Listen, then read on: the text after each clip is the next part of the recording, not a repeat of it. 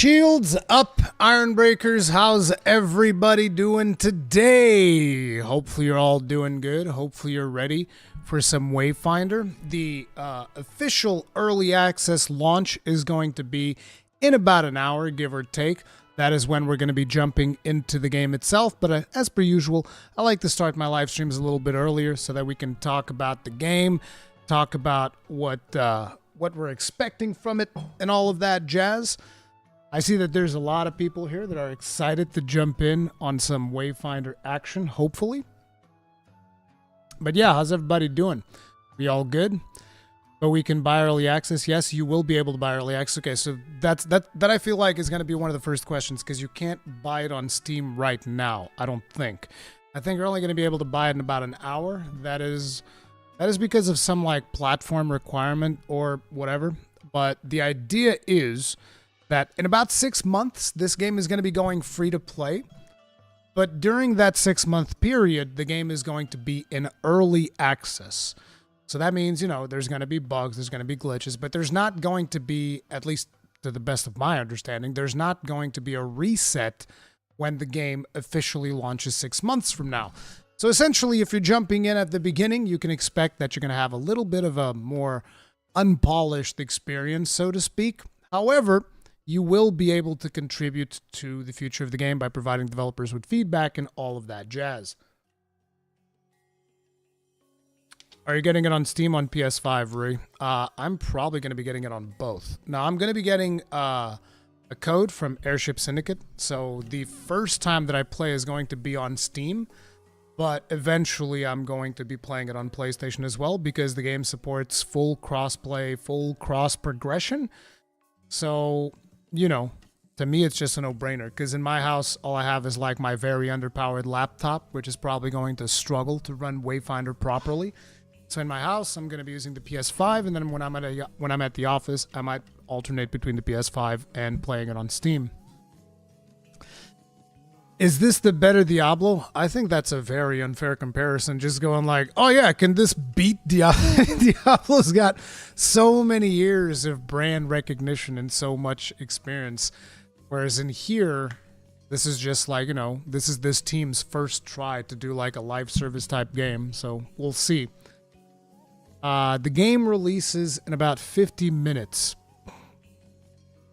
I hope it's not a heavy MMO game. If you watched the podcast that I did with Sir Snarf, he is not really calling it a full-out MMO. It is a live service. You are going to be required to be always online to play it.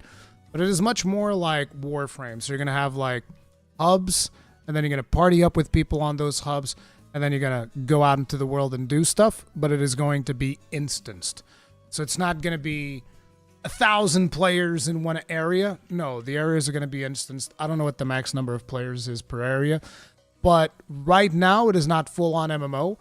But Sir Snarf also said that that is the intent, for them to eventually try and see if they can move in that direction to actually become full-out MMO, but we'll see how that pans out. Rurikhan, will you be reviewing, commenting as you go? Yes, and I will also have a video that is going to be released at the same time as the game goes live. So in that video, I will be talking about how I feel about the game. Let's put it like that. Giving you guys all the details that I could squeeze out for, you know, from what I've played of the game so far. Wait.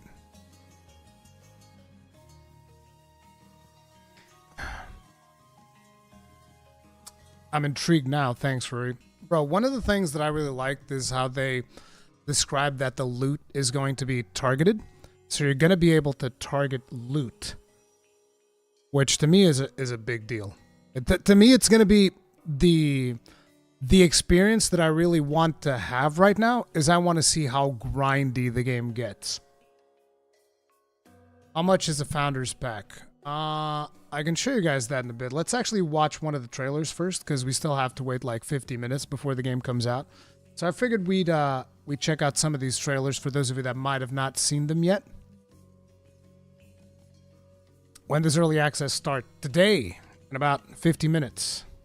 Is it early access for everyone or just if you buy a certain edition? The base edition gives you access to early access. I think I have it. Where's it? Here. The base edition, which costs 17 euro or 20 bones, that is going to be enough for you to jump in on the early access. Like I said, we'll talk about the Founders Packs in a bit. Let's go ahead and jump into this trailer. For those of you that never watched anything about the game.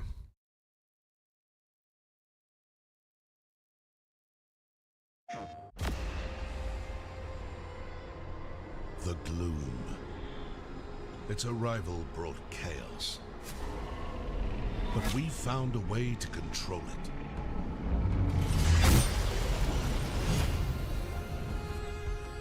We choose the path.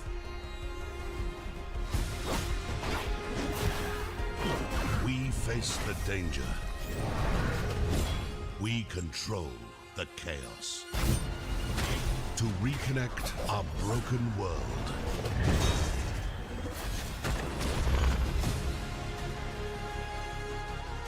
We've all walked many paths. Sharpened many blades. Played a few tricks. Crushed a few skulls. But now, we fight as one. We are Wayfinders.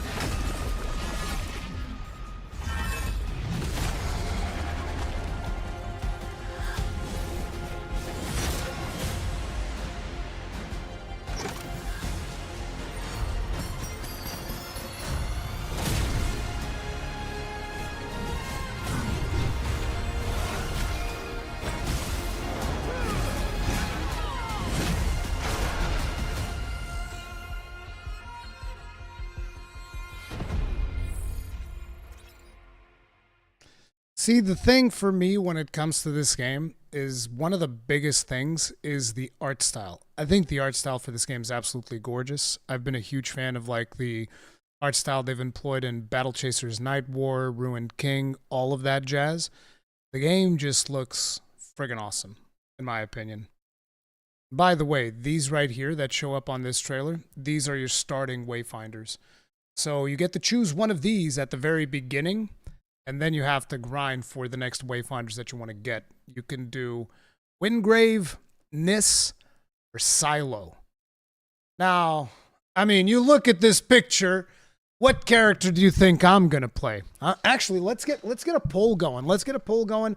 If you are playing, or even if you're not playing, like if you've seen anything about the Wayfinders, you can see that it's these three right here. And without knowing anything else, let's see. Pick your starting Wayfinder. From left to right, it would be Nis. And in the middle, there's Wingrave. And then at the far right, there is Silo. Boom. Right there. Let me know. Wingrave, of course. Of course, Wingrave. Even has win on the name. He's winning just from his name alone. You're going to go easy mode. Wingrave is the easiest one. You're going to cry, Kegrin? You're going to cry? Is that what you're going to do? Oh, no. Oh, no.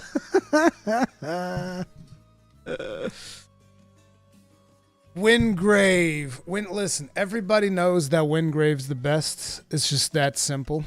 It's just that simple. Look, it is what it is. I choose the mage if you were a starter character. There are no mages. You're probably talking about Kairos. Kairos is not a mage. Trust me, Kairos is not a mage. So what kind of game is this? This is a character action RPG. So basically you pick one of these and then you go out in the world and you adventure and you grind to unlock more characters and you grind to unlock more weapons, you grind to unlock more things. Here's something that I feel like is not really explained very well in the marketing material maybe. And it's something that before I actually started talking with Sir Snarf and started looking up more and more stuff about the game, I wasn't even aware, but you really can equip any weapon in any character. So, for instance, you want to play Shotgun Wingrave? You can do that. I wouldn't recommend it, but you can do it. You want to play Sword and Shield Silo? You can do that. You want to play, Big Axe Nis? You can do that too. Hell, you can play Nis with a scythe, which I think is probably going to be very appealing for Kegrin over there. But yeah. I would like to main the scythe-wielding dude. Yeah, that's Kairos. But like I said, anybody can wield a scythe. That's the thing. You guys look at these characters and it seems like each of them has an assigned weapon. And they do have like a base weapon, right, that you get with them when you first unlock them. But they can equip anything. So my objective is going to be to play all of the Wayfinders with Sword and Shield. Like, that's what I'm going to do. I'm going to play all the Wayfinders, which eventually you'll see me play this with Sword and Shield. What platform is this on? This is going to be Steam and PlayStation 5 for starters.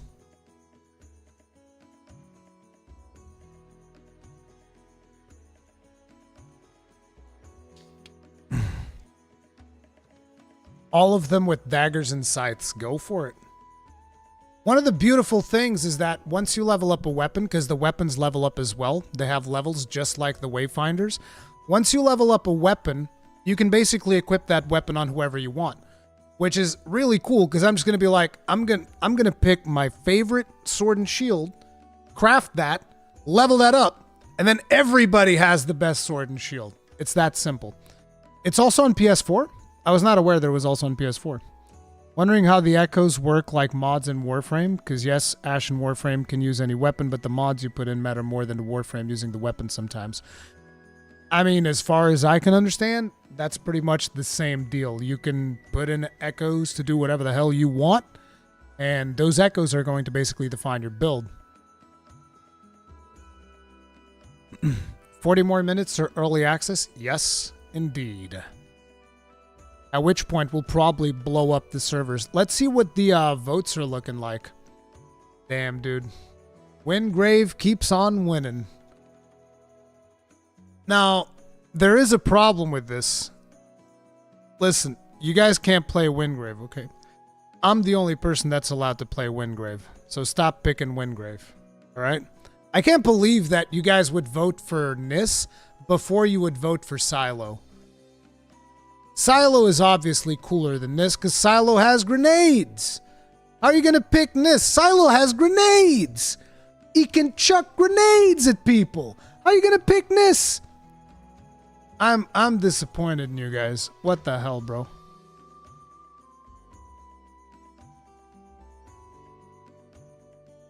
How much? What do you mean how much? For the early access? This is going to be 20 bones. We can look at some of these Founders Packs if you guys are curious. I do have the Founders Packs up here. So you get the base pack. That will give you access on both PSN or Steam. Here's something, though. You have to choose. So if you buy it on Steam, you're only going to have early access on Steam. If you buy it on PlayStation, you're only going to have early access on PlayStation, unless you buy it on both platforms. Until the game goes free to play. That's just the way it works because of how platforms work, PSN, Steam, all that stuff. Until the game goes free to play, you need to pay up for one of the Founders Packs on each platform that you want to play it in. So keep that in mind. Now, the base version just comes with the Founders Season 1 Reward Tower. So this is kind of like your Battle Pass. You get the... And it looks like you get the free... Get access to one of the crafting components required to craft the season's new Wayfinder along with many reward... Free Season 2 Reward Tower. Okay. So you only get access to the free part of Season 2. Basically, but you get access to the paid version of Tower 1. As a matter of fact, I feel like with the base pack, the thing you're really buying is the first season reward tower. You also get 500 rune silver, which is their premium currency, a flag profile, glyphs, and a Wayfinder title. This is what you get with the base pack.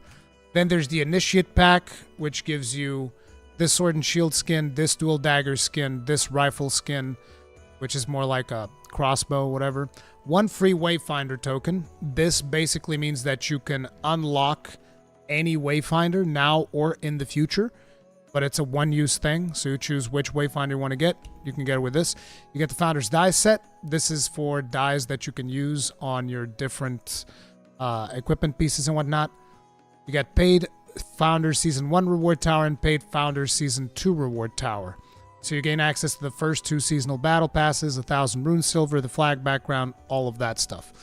And this one is 45 bones, which I'm assuming in US this would be like $49.99, but they're doing regional adjustments, which is good because most people are just like, $50, that's about the same as 50 euros, right? And it's like, no, it's not. Fuck do you mean? $50 ain't no 50 euros. Get the hell out of here. A lot of developers don't care. They're like, I mean, not developers. A lot of like the teams that do marketing like, yeah, $50, 50 euros. It's about, no, it's not. It's not the same. Anyway, then you have the Awaken pack. I'm not sure how much this one's going to cost in dollars, but it's 80 euros. This one comes with a housing pet, a mount, which is not going to be available on launch. This is only going to be available in late 2023. A bunch of decoration items for housing and all of the same stuff that you get from the other things, and also 2 free Wayfinder tokens, as well as Premium Founders Season 1 and Premium Founders Season 2. So this basically is, you skip all, at least I think, you just skip most of the grind of the Season Pass. You just get all of the stuff that's in the Season Pass for 1 and 2. That is my understanding of how that works. You guys know me, I'm not a huge fan of Season Passes, so I don't know very well how they work. I'm more interested in jumping into the game and grinding stuff than interacting with the Season Pass for now. However, I will say, they at least have an interesting take on the Season Pass, because it's not some basic bitch bullshit. There's actually like this tower where you go and you collect rewards and you choose a pass. It's almost like a board game, the way that you're doing this Season Pass, which at least is a little bit more interesting than just like, oh, you just keep playing and you just keep feeding you dopamine, right?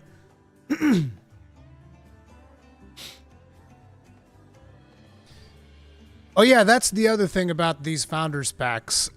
You don't have to commit to a specific Founder pack. Like, you can get the base pack, and then you're like, you know what, I really like this. I want to upgrade it, and then you can upgrade to this. So it's not like you have to buy this separately. You just can upgrade to this. And if you're like, oh, I really like it, I want to upgrade this, you can do that for the next 6 months. Because I know that the big thing that everybody's going to want to talk about is this big fucking beefy Exalted pack at 129 euro. I believe this is 150 bones when it comes to dollars. Dollar bills, yo. And then you got Heroic Kairos. Which, by the way, Heroic Kairos is only ever going to be available in this Exalted pack for the next 6 months. Once the 6 months are up, they're apparently, according to what I've been told, they're never bringing Heroic Kairos back again. So that is a practice that I'm not a big fan of, but it is what it is. And yeah, you know, this is going to be something that's going to be unique. I think it was the same thing that they did with Excalibur Prime, which, if I'm not mistaken, I think I actually have Excalibur Prime. I'm not 100% sure. I might have Excalibur Prime. I don't remember. It's been a long time. But yeah, it's basically just Excalibur Prime from Warframe. It's the same thing. Now, this part is really... like, this website really doesn't do justice to this particular thing. Because, like, when I first saw this thing, the Enchanted Tower Compass, which, by the way, only available in the Exalted pack, I looked at it and I was like, this is some shady shit. Like, what the hell is this? A permanent XP boost? What do you mean? Now, it's important to mention, number one, this XP boost only counts in the tower. And number two, this XP boost is the overwhelming amount of 5%. It's 5% XP boost on the Season Pass. Okay? And also you're not going to be able to buy this separately. It is a permanent boost to the experience of season passes, but it is 5%.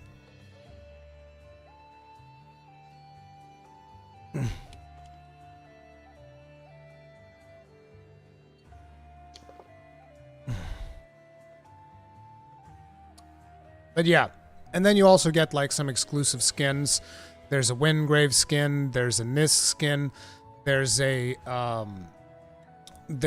skin for Silo, and you get all the other stuff that you get from the other packs as well. Now, it is important, like, I would definitely say, maybe you're super excited about this. Maybe you're like, oh man, I want to jump in. I really like what they're doing with Kairos. Kairos looks fucking amazing. I need to have heroic Kairos. My recommendation is like, look, just get the base pack for now. If you really want to jump into early access, get the base pack, play the game, and see how you feel about it a month from now. I would definitely not recommend people to just go out and be like, right? Just like, they do this in a fair way where you have a whole of 6 months to decide whether or not this is something that you're interested in. So make use of that. Use those 6 months to make your decision as to whether or not you want to shell out for heroic Kairos. Okay? Make use of that time. Ben, thank you very much for the souls. Tip of the hat. Appreciate support. Thank you.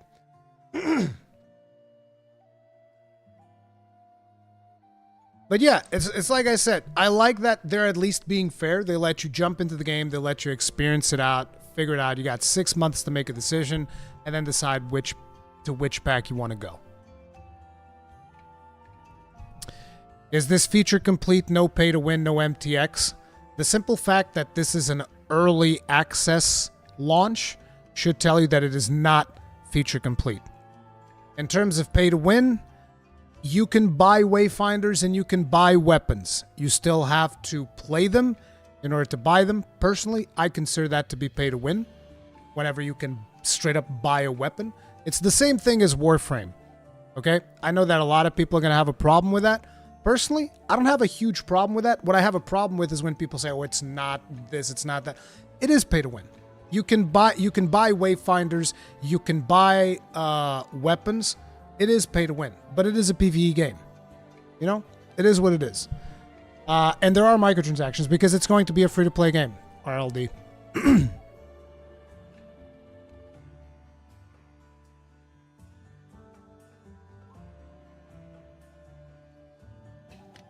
What I'm interested in seeing, and this is the thing that I think is going to be very important for me, is I want to see how long it takes me to grind a weapon. That is what I really need to see. I need to jump into the game and get started and start playing and see how long it takes me from when I begin to play the game. I start, just playing, having fun, start targeting. I want to get this weapon. How long does it take me to grind for this weapon? Because again, that is the thing that you will eventually be able to buy in the store. So to me, I need to see how long does this take? And if it doesn't take that long, that's fine. If I feel like it takes too long, then I'll make a video talking about it. That's the biggest thing that I want to take a look at.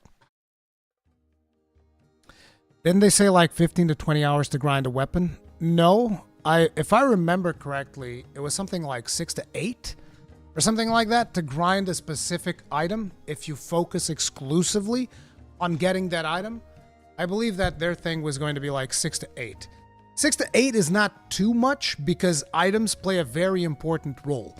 Like a weapon in this game is not like, say, a weapon in Monster Hunter, right? You're not going to be replacing it within 2 hours. If you target a weapon, you're going to be using that weapon for a considerable amount of time. So 6 to 8 hours, I don't think it's that bad. So we'll see.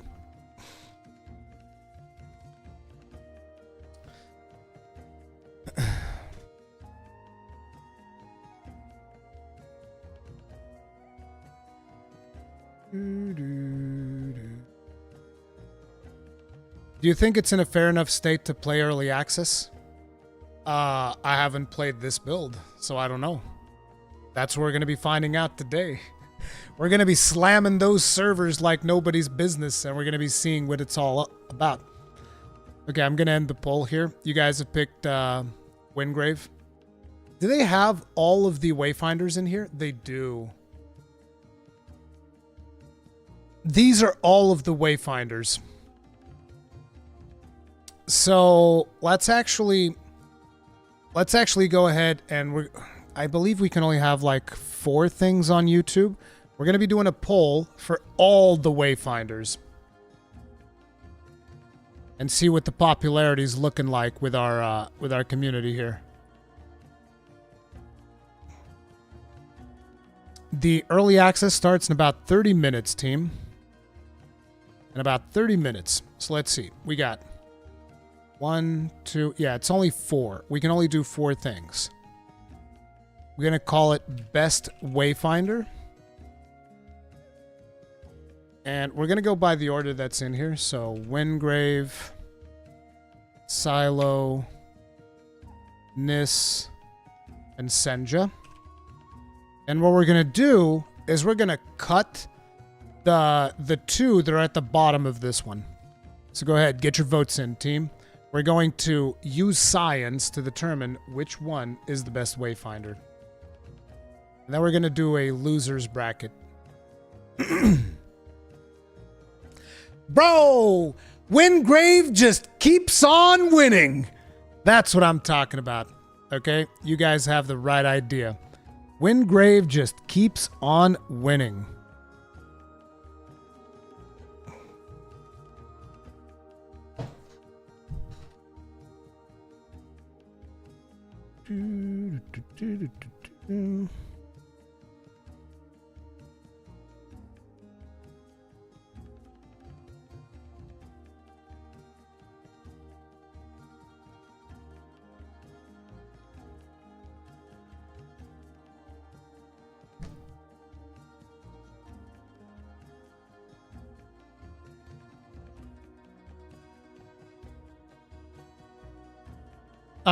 Iron Aids, the Founders Packs only go live in about 30 minutes. So it's basically when the game launches is when you can start buying Founders Packs.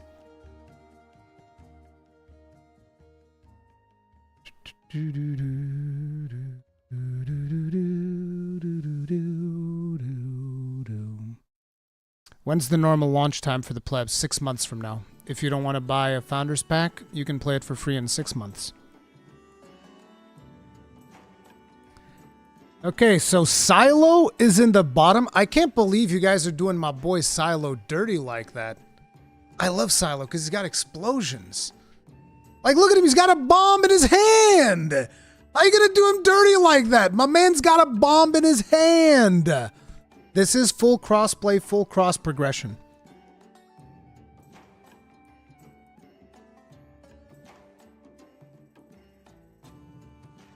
You cannot pre-download. You're going to have to download when the game releases.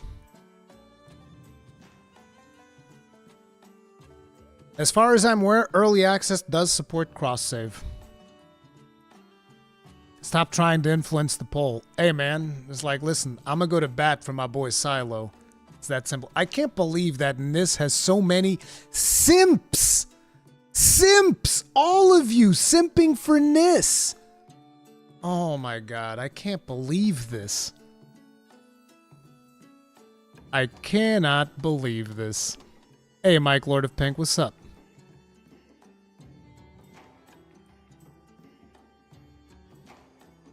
Yes, Terrence Dixon, you can upgrade your Founders Pack over the next 6 months. You can decide to get something better if you want to.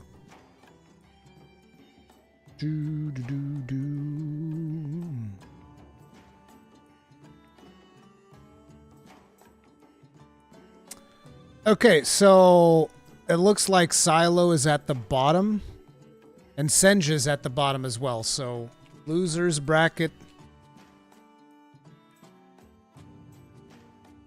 Silo and Senja. And for the winners, it is Wingrave and Nis. And it is by a long shot.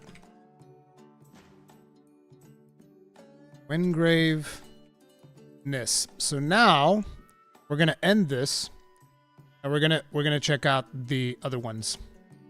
So we're gonna go again by order. Wingrave, Nis, Wingrave, Nis, Kairos, and Venomous. I want to see if you guys are really going to simp for Nis over Venomous. Best Wayfinder. We are using science to determine which one is the best Wayfinder. There you go. What's this game about? This is a character action RPG. So basically you pick one of these characters, you level it up, you pick a weapon, you level it up, you grind for new weapons, new characters, as well as just gaining more and more power. There's a bunch of dungeons to do. There's procedurally generated dungeons. There are things that would be comparable to raid encounters with raid-like mechanics. And there's open world events. There's tons of stuff to do. However, in the early access, I believe we're only going to have like, for the first season, I think it's like 2 zones. 2 zones, but a bunch of dungeons and instanced content. And then they're going to be adding more within the next seasons until we get to free-to-play launch.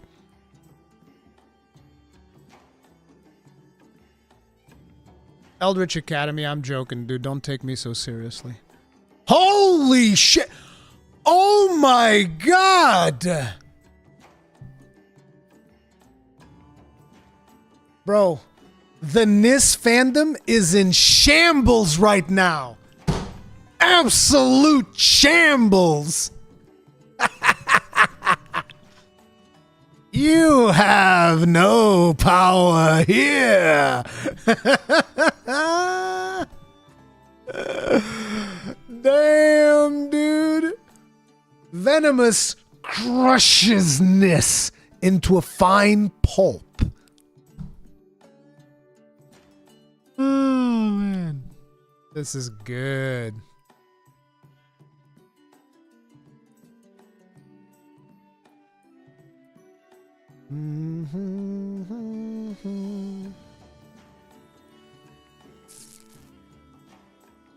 Bum, bum, bum, bum. Team Wingrave. Yep. I can't believe that Wingrave just caught a stray there. Pew! Damn, dude. Holy Tacos, thank you very much for being grossly incandescent for 11 months. As a longbeard, you Giga Chad. Tip of the hat. Appreciate the support.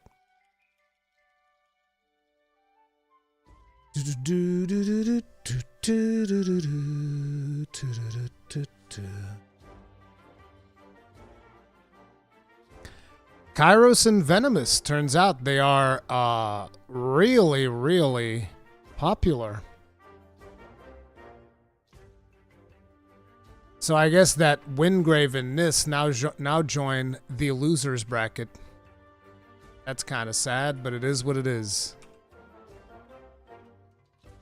So now we put Kairos and Venomous against Silo and Sendra. Just to see, we're gonna give the losers a chance at redemption.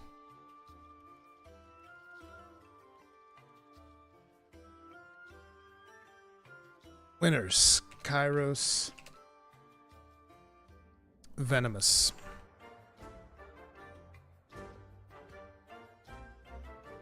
Okay, Kairos, Venomous,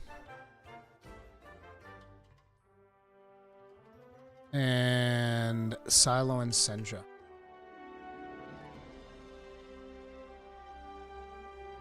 Okay, let's give the losers a chance at redemption. I highly doubt that's going to work out, but, you know. AB2DII, the early access, if you buy one of the Founders Packs, is going to be available in about 20 minutes. If you do not want to get a Founders Pack, it'll be in 6 months. It'll be free to play. Silo and Senja don't stand a chance. So that means if everything stays the way that it is, best Wayfinder. Damn, Kairos and Venomous are really tied together. So it's either going to be Kairos or Venomous. Looks like Venomous is winning. And I like Venomous more, so Venomous wins. Venomous, Kairos, number 1. Number 2, Venomous, Kairos. Number 3, Windgrave. And then I'll just do... I mean, Silo and Senja are kind of like tied. So I'll probably do one more with like the ones that you guys like the least, just to see where they rank. So it'd be one with Nis, Senja, and Silo. It looks like Senja's coming out on top though, but we still have to pitch her up against Nis. Wish the game had character creation, sad face. Yeah, I know.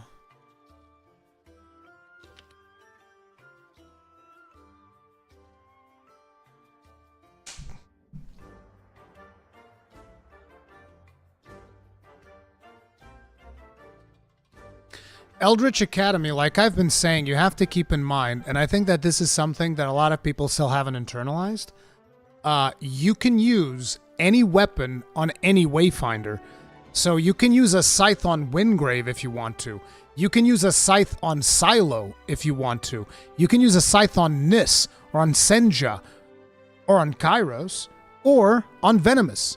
You can use the scythe on any character that you want. Looks like Kairos is actually winning. You guys did that just to troll me. I bet you guys did that just to troll me. God damn, I'm disappointed. You guys would go as far as to push Venomous to second place just to disappoint me? I can't believe this. None of these characters interest me. No customization, no armor on model. There is customization. For instance, I've already seen in the case of Windgrave, like at least 4 or 5 different pauldrons. I don't remember exactly how many. 4 or 5 different gloves, 4 or 5 different legs, 4 or 5 different chest pieces, and 4 or 5 different helmets. There is customization. Not to mention the dyeing system, which you can completely change the look of your Windgrave just by dyeing the different pieces of his armor. So there is customization. Ah, that's more like it. That's more like it. Venomous is winning. That's what I like to see. Damn, it's a tight race between Venomous and Kairos, which is interesting to me because I was not a huge fan of the way that Kairos plays. But, you know, to each their own. Nis voters be trolling for justice. Yeah, that's what it looks like. Look at Venomous climb! The Venomous supremacy! Venomous is definitely one of the Wayfinders I'm interested in. No, this is not the game's music. This is Monster Hunter music.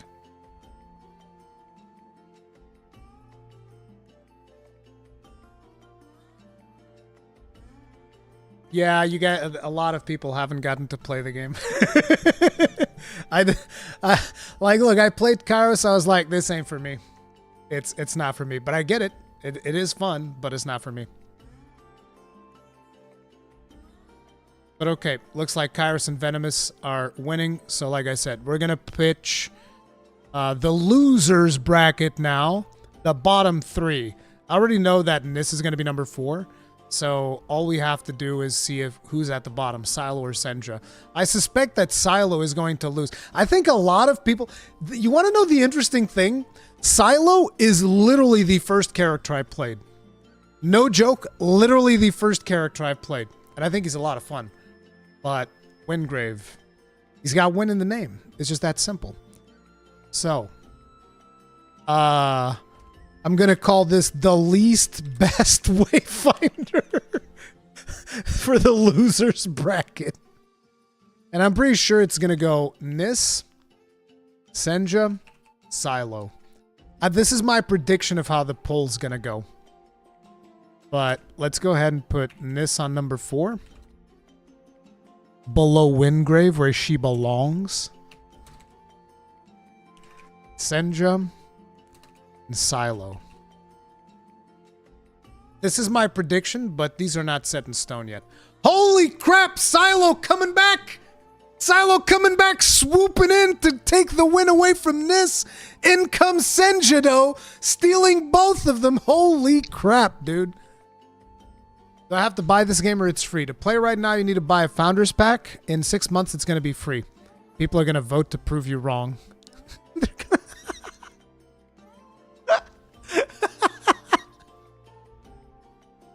See, but that's the thing. I'm manipulating you guys to get the exact results that I want. I want Silo to be higher up. My personal interest would probably be Wingrave, Silo, Venomous, I think, for top 3. And the bottom 3, if I had to choose, because I'm not super interested in the bottom 3, but it would go like, let's say the whole list, for me,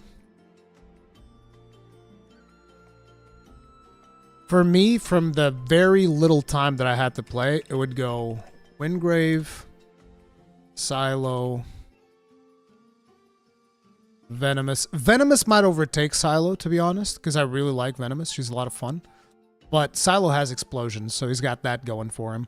And then for the last 3, it would probably go Senja, Kairos, Nis. I like Nis the least. So, looks like Senja's making the climb.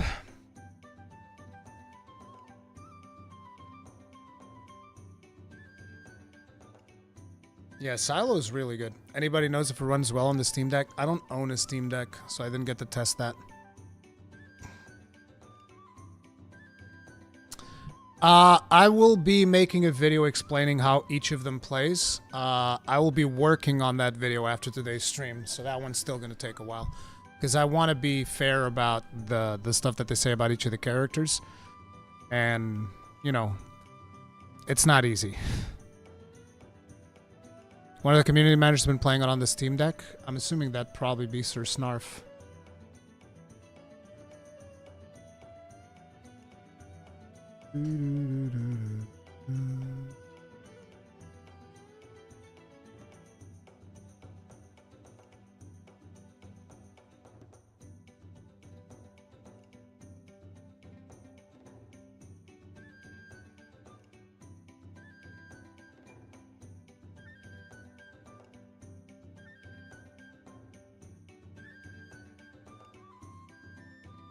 Sorry, I was getting messaged. Ruri, is there clans? Will you make one? I don't know if there will be clans on launch. So it looks like for the best Wayfinders, your choices. We're looking at Senja being on top, Nis being on the bottom. Okay, so what we should do is just change the numbers. It'll be easier. So this is the Ironbreaker. This is the Ironbreaker rankings. Let's call this the Rurikhan ranking. Now we can get rid of all this.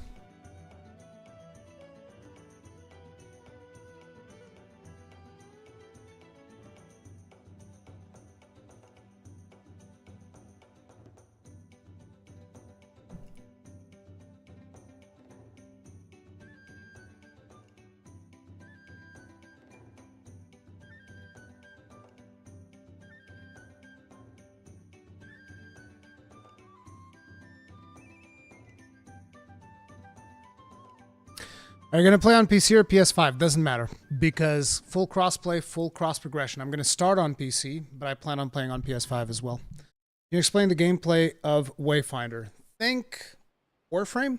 So you team up with people. It's up to 3-player parties, and you go into the open world, do quests, go into dungeons, do dungeons, collect materials. Those materials will then be used to craft weapons. It takes you a long time to build a weapon, though. It's not like Monster Hunter where you do like 2-3 hunts, you got a weapon. It'll take you a long time to actually collect the materials that you need in order to build the weapons. Then those weapons level up alongside your character. And then you put echoes into both your character and your weapons, which are almost like... They're mods in Warframe, but the closest thing to Monster Hunter would be like decorations. but these are more complex decorations that you can put. And you put those decorations and they kind of like define your build. So the Wayfinder that you choose, the weapon that you choose to use, and the decorations that you slot in there are going to kind of like define your build. There's also accessories that you're going to be able to put on your character. So yeah. Thoughts of FOMO in the game? There is FOMO in terms of this heroic Kairos situation. There's a 6-month period of FOMO where for 6 months from now, you will not be able to get heroic Kairos, and he's very expensive. That's the big FOMO. But the cool thing about the way that they're doing their season pass, the reward tower, is that once you buy a season pass, there's no FOMO. So you have to buy it within the season, which is like 3 months. I believe that's the duration of a season. So you need to buy the season pass during that season. But after you buy the season pass, there's no FOMO. You can grind it whenever you want. Like, oh, I'll buy it. Didn't have time to do it during the season. That's fine. Do it 2 years from now. Doesn't matter. You know what I'm saying?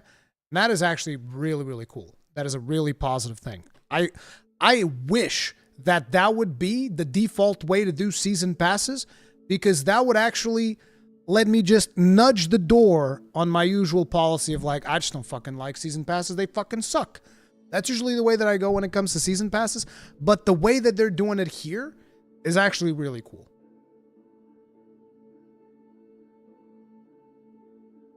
Didn't Snarf also say they'd bring seasons back? Yes, he said that at some point they might rotate seasons in the store. So you might still get them later. But, you know, then you're kind of like, it's a roll of the dice whether you're going to be getting it or not. Cough, cough, Destiny. Bro, Destiny just removes its content. They just remove... They're like, oh yeah, this dungeon's gone now. As a matter of fact, I own parts of Destiny that I bought. I think that all of those things that I bought for Destiny are fucking gone. I think they just removed them from the game. They're gone. Can I get Kairos with the $20 founders? You can get Kairos. You can't get heroic Kairos. You can buy the founder pack from Steam. It shouldn't be available yet, but it will be available in like 5 minutes. Speaking of which, I need to take a quick bio break, but I will leave you guys, since you guys agree with me that Venomous is the best, we have to watch her anime. Because Venomous is the best. That's simple. I'll be right back, Tim. Give me a second.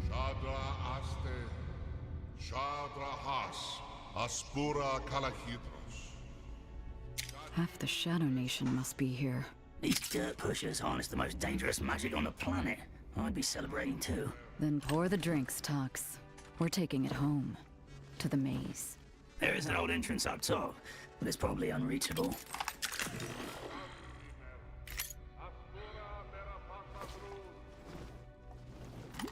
You're joking, right?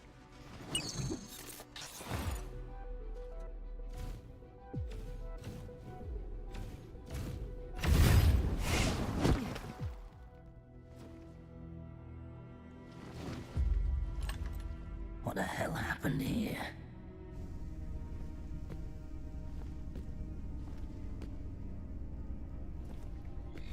Look at the burn marks. Eldrin Blades. Oh no, she's here. Let's say hello. Ven, wait!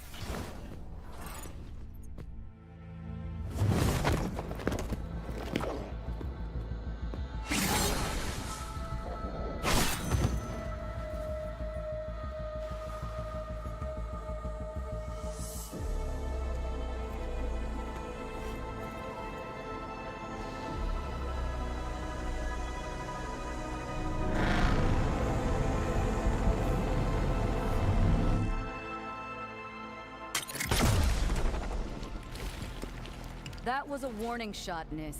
You only get one.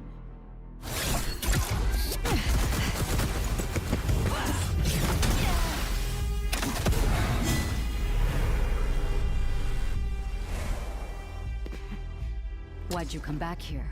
Feeling homesick?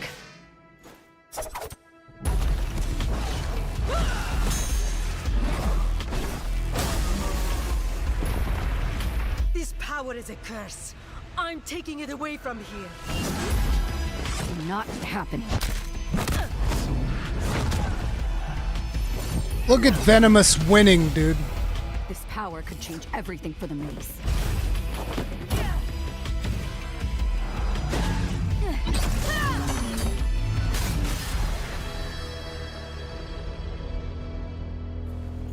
No.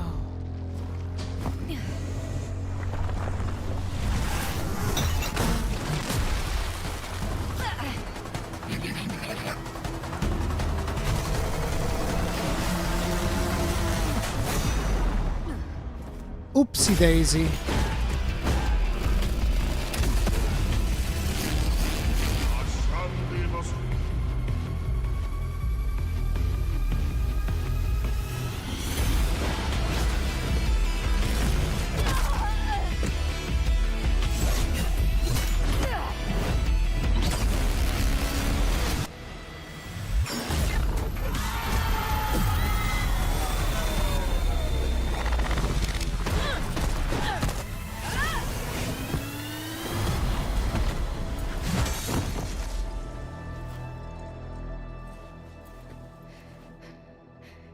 You saved me.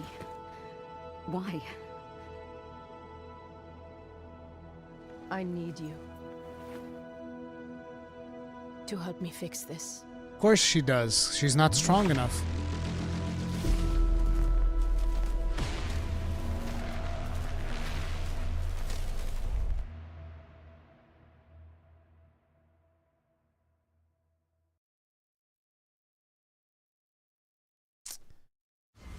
I really like what they did with that.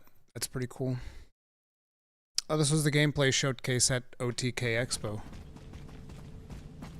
Sir Snarf playing Silo. Silo with a great sword. Grenades and great sword.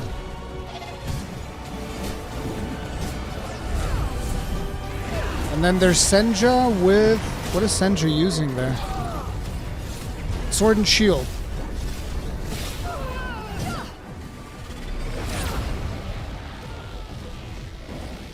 I've already fought this boss. This boss is actually a pain in the ass.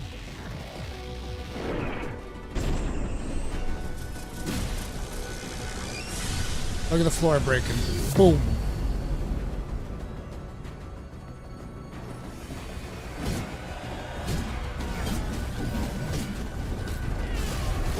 But okay, ladies and gentlemen, I do believe it is time. It's time for us to drop these shenanigans. There should be a video popping up on the channel right about now, if I'm not mistaken. Hopefully, I'm not mistaken, because I believe I scheduled it. If people want to know what is Wayfinder, and you don't want to wait through the live stream to actually see, because I predict that the servers are probably going to explode, I'm going to link you guys this. Because basically the embargo is lifted. I've already played 15 hours of the game at this point. In case you guys were curious. I've played 15 hours. Had an absolute blast. Game's a ton of fun. However, it is also important to say that it is really early access. So don't jump in expecting the most polished experience ever. There were definitely bugs that I experienced. And yeah, in some parts the game is rough.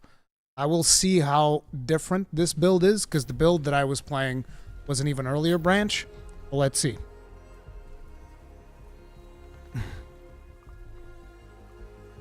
For a second, I was like, Q? People haven't even started downloading. So here's our choices at the start. See, I haven't done the tutorial. I don't know what is in here, because when I logged in, it's like, here's all characters leveled up to max. Figure it out, you know? So we got Wingrave, Silo, and Nis. And imagine picking anything other than Wingrave. I am Come ready on now. to serve. You'll be able to try out another character at the end of the tutorial if you want to change your mind. Boink.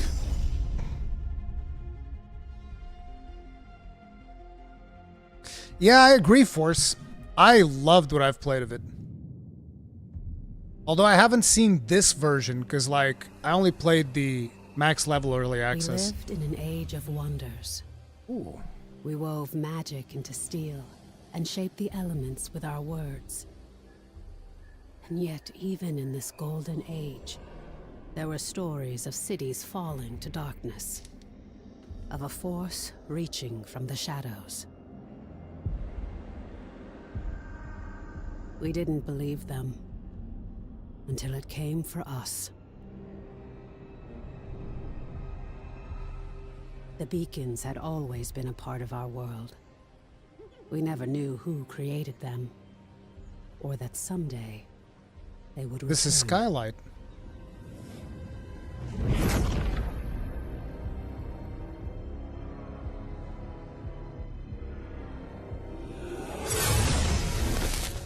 Holy crap, look at the size of that sword.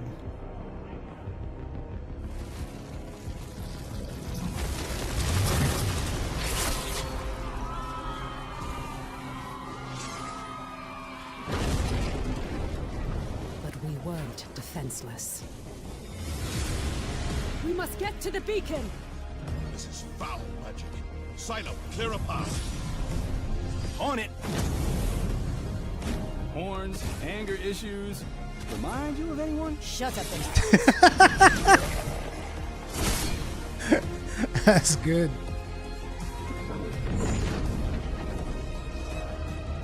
There are too many. Make for the gate. That's probably going to be another Wayfinder, the one holding the shield there. We're through. What now? Now, Wingrave, we light the beacon. Somehow. I can do this. But I'll need some time. Precursor. We have to buy her some time. False one! This is vengeance for my people. Miss! I am sorry. No! Just a little longer. Damn. We are so close. They're dying. Done it. The light. Your gods are dead. Your world is ours.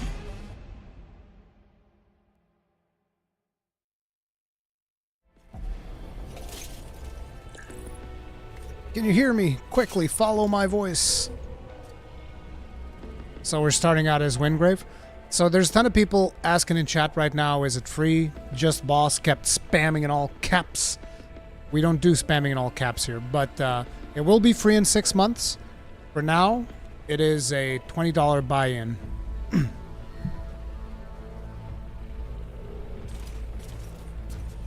Recover HP by using your healing flask. I mean, we're doing fine right now. I've never seen this zone. I'm playing with a controller, by the way. Interesting. I feel like the animations are even more polished than the build that I played. Skylight needs you. Take the shard. I remember. I am Harless Wingrave. I was a warrior, an Imperial Archon, charged to carry the light of the Architects into the darkest places, and to vanquish the forces of evil. How much time has passed? It's all vague. I remember countless enemies, cultists, monsters. Now, it seems that the Empire has been swallowed up by this darkness, that the Architects themselves may have fallen. But their light lives on in me, and I will fight to protect those who survived. Bro, I hope we get a cutscene like this for every Wayfinder we unlock. I thought we'd lost you. We need to get you back to Skylight. Okay.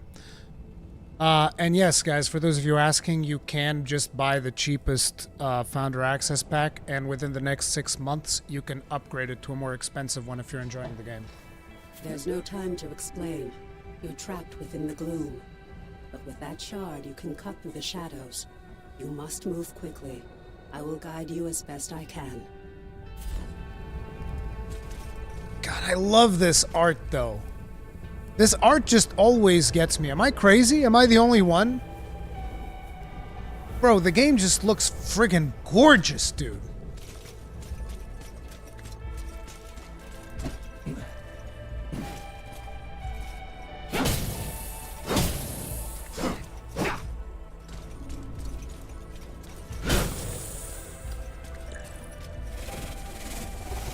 Is this a multiplayer game? Yes.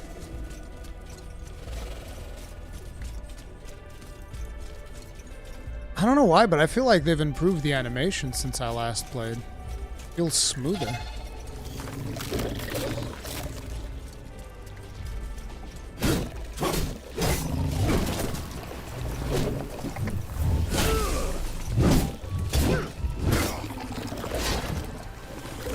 Oh, they want me to actually do the tutorial actions, okay.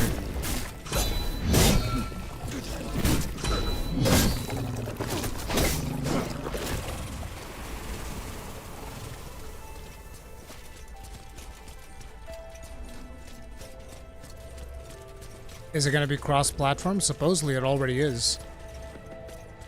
Bound to this layer of gloom, you must find the anchor and destroy it.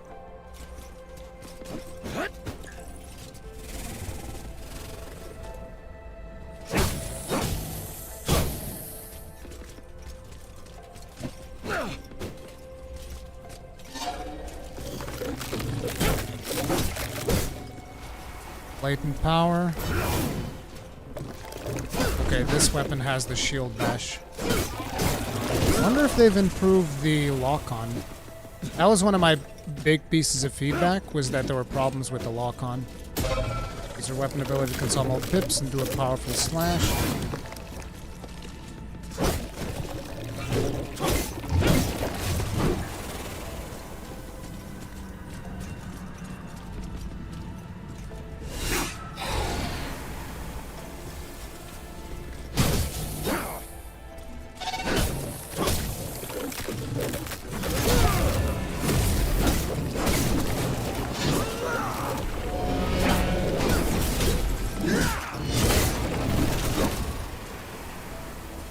Close to the anchor, the heart of this shadow. You must move quickly before it senses your presence. It's gonna probably be a boss fight. What is going on here, though? Wait, this is where we came from, idiot.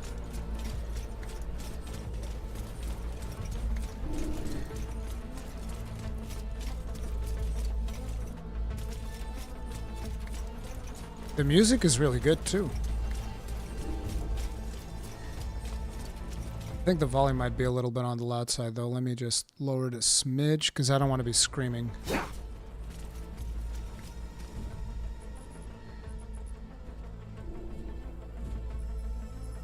Character menu? These are just emotes. Something tells me the character menu is someplace else. Oh, here we go. It's the start button.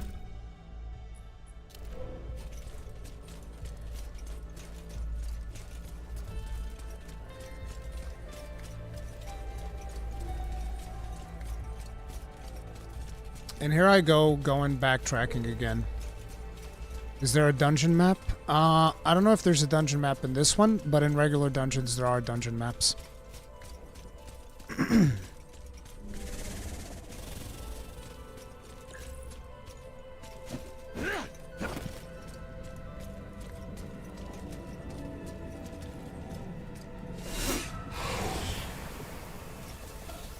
The Anchor of the Gloom Shadow.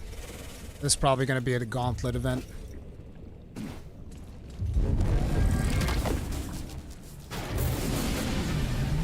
Oh, this guy.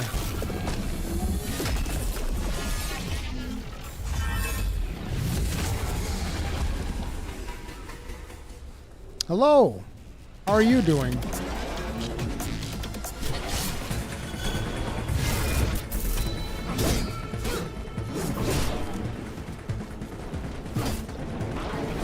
Oh, they're trying to teach me the ultimate ability, okay. Oh, would you look at that? I'm invincible.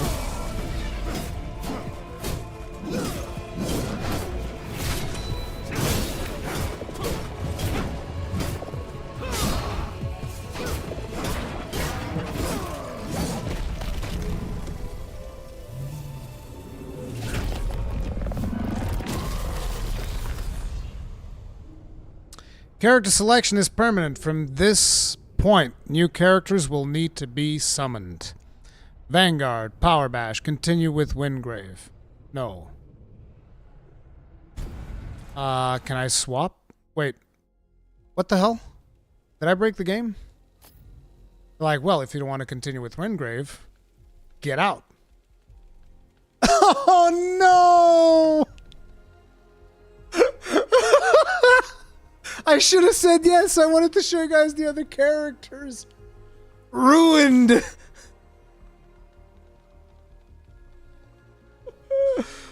Oh my god. Welcome to the queue with the rest of us. Yep. Yep. Justice prevails. Well, it seems to be going pretty fast. I wonder if they'll make me replay the tutorial because I didn't commit to a character. Well, I need PlayStation Plus. You need it for the first 6 months. Once it goes free to play, you don't need it anymore. So I'm guessing the characters are all pre-made? Yes. What bundle should I get, Rurikhan? If you really want to jump in right now, get the cheapest bundle and decide later. You have 6 months to upgrade your bundle. Quadrad, the game will be free to play in 6 months. Interesting. I feel like that wasn't properly communicated.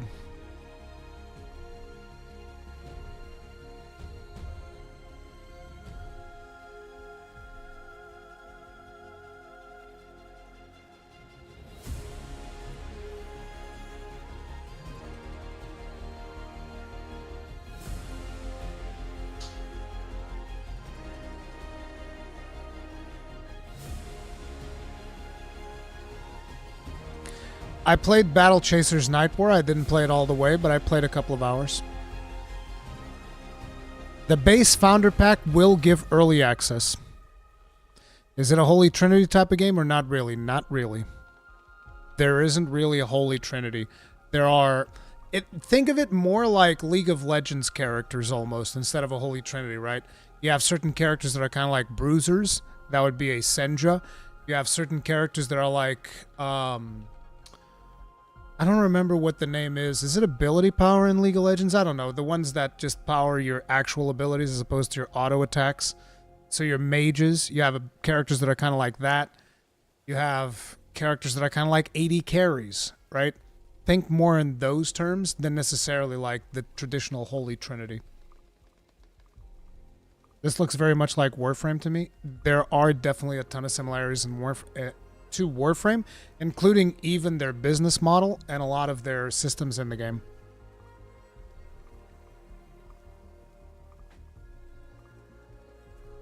Is it similar to World of Warcraft? No. This is not going to be something... I mean, in a way, right? It depends on what activities you're talking about in World of Warcraft. It's like if you're someone who just does dungeons all the time, I guess this could be somewhat similar to World of Warcraft. Oh, okay. So I was going to show you guys the other Wayfinders. I'm not going to do that this time. We're going to straight up go in there, Windgrave. I'm going to just rush through everything, get to the end, and just accept Windgrave. Because I'm going to play Windgrave no matter what. I wanted to show you guys the other Wayfinders, but we're not going to be doing that. We're going to be skipping cutscenes. Go, go, go. Get me up. Let's go. Go, go, go, go, go.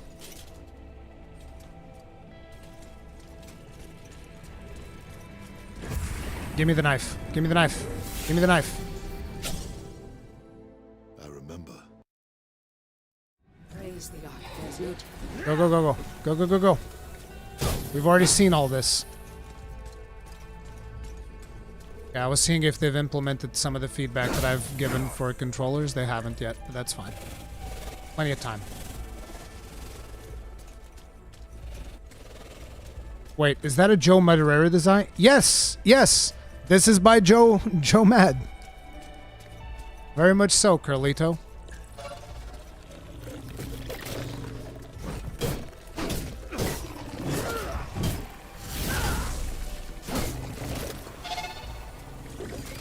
Whoa, whoa, whoa, whoa, what? Really?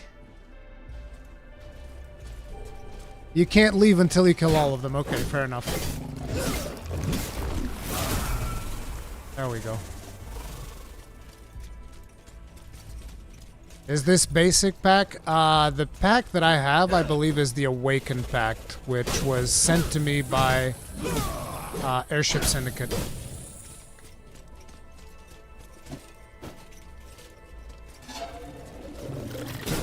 When does it come to Xbox? There's no official word on when the game will come to Xbox, but from what I've seen so far, I would imagine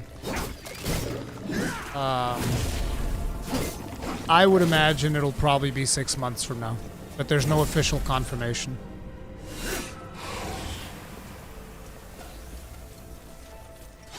So you have Kairos?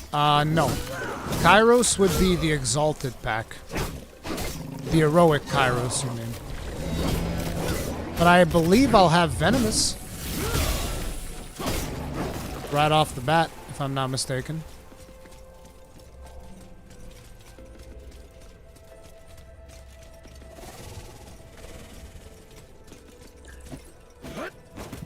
How many players can we be at dungeon? 3. The co-op right now is 3 players.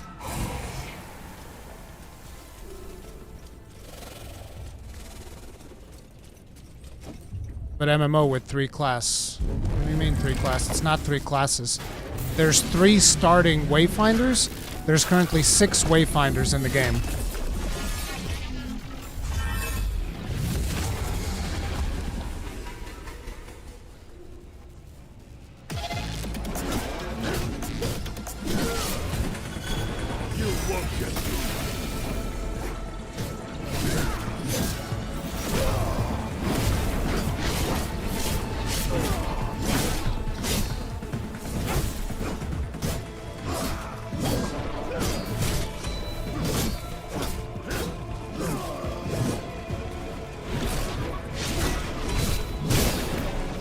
Ah, the lock-on's still busted.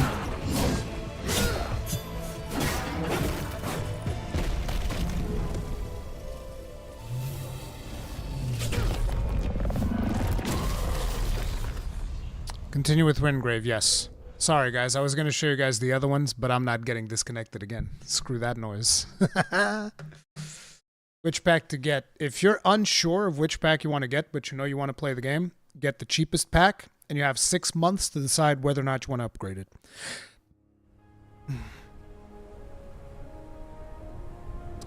Items acquired. Okay.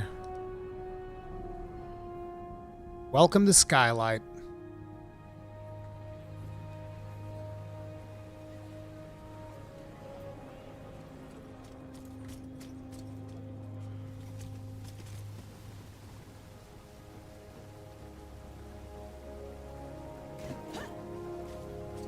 At last, come. We have much to discuss.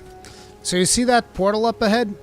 Every time that you unlock a dungeon out in the open world, that portal will essentially allow you to access that dungeon.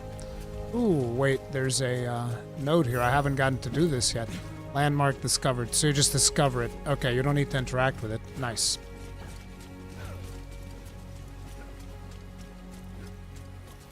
There's Necromatrix. Wait, Lord Halar? Now I was thinking that our character's called Hollis Wingrave. Now, let me see something. Style. Persona. Helmet. No helmet. Thank you. See, this is how you customize your character, right? You'll eventually get a bunch of different shoulder pads, waists, arms, and you'll be able to swap different versions of the armor. And you can then paint it too. Oh, wow! So the pack that I got is these 3. So that means that these are available for everybody on launch. That's a ton of colors. That's actually way more colors than I expected. And with a decent chunk of variety too. I mean, you get a black? For real? Okay, it's not a particularly good black, but it is a black. Then you get Commander Silver. Oh no! No!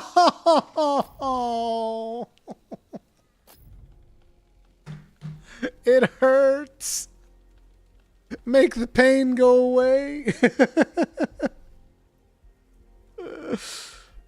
Oh God. Let me just, I gotta tell somebody something. Give me a second.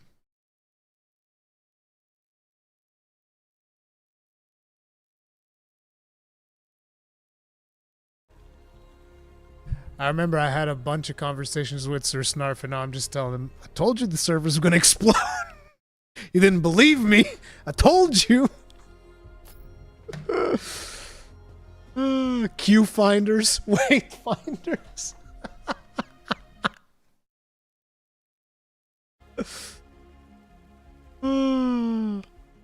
They were not prepared for the amount of people that want in. That definitely appears to be the case. But here's the thing. I actually have a lot of things that I can show. Whoa, what the hell? Can I not even log in? Maybe I'll have to restart the game. But here's the thing. I actually have a ton of footage that I can show you.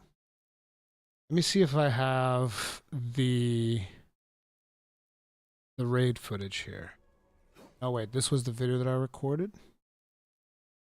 The raid footage would be before. Oh, come on.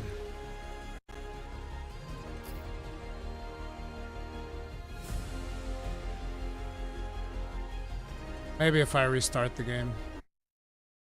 That's like the ultimate cope. Maybe if I restart the game. Maybe I'll restart the game and everything will work. Let's try it.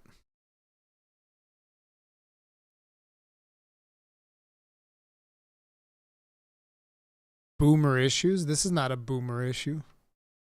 Servers are exploding.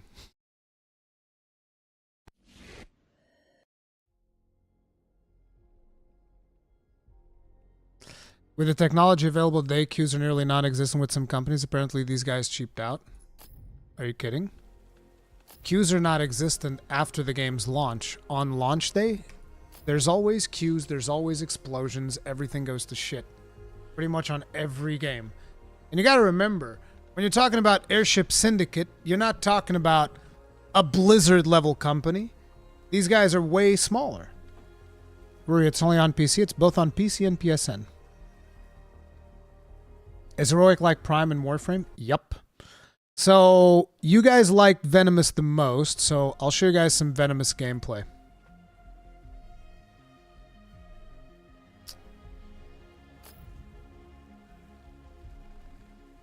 Let me just see if we can get in on this queue.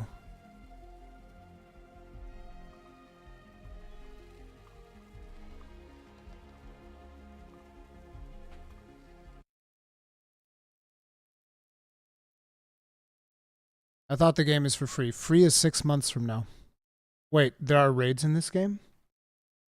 Come on. I think the servers are actually straight up down. Okay, so let me see if I got... where did I put it? No, this is Nis and Senja. Is this the one?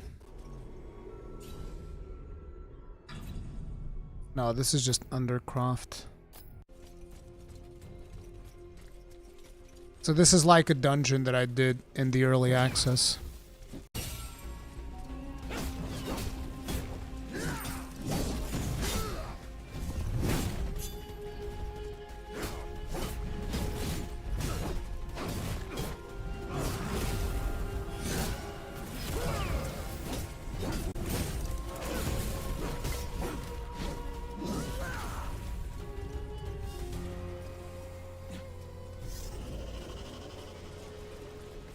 But I was looking for something else. I think it's this one.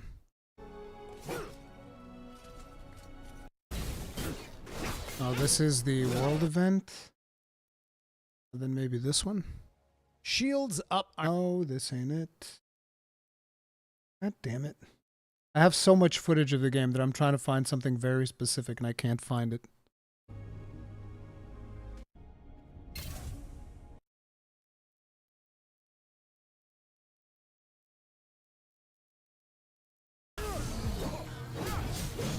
Like, here's a boss example with me playing Silo as a... Give me just a second. Let me... Can I maybe put this in window mode? Okay. That way I can just bring the window here, and I can keep tabs on it.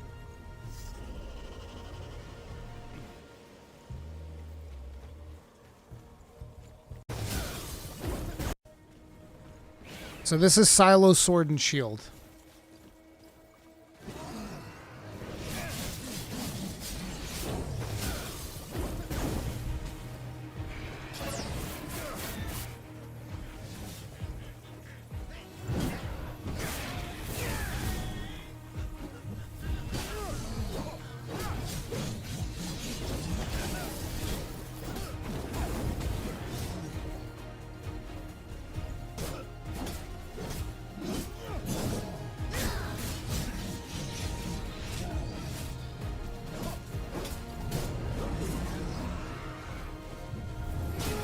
Now, do keep in mind that this character is like max level and stuff. Salo's a grenadier. Yep, I told you guys.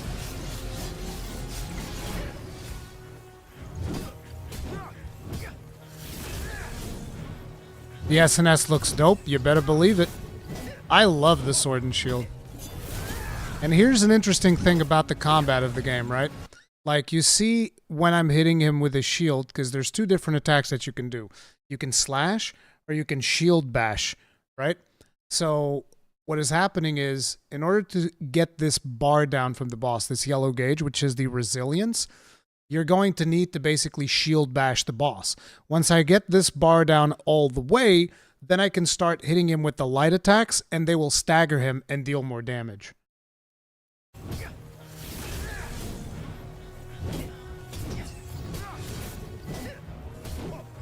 That's why I'm shield smashing him nonstop.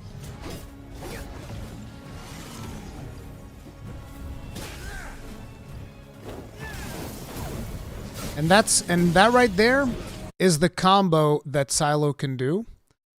Like this right here. Watch. Wait. First, I use this grenade. This is the oil grenade. And so the oil grenade is going to put oil on the boss and on the floor beneath him. And then after the oil grenade, I throw the other grenade. Look at that. Boom!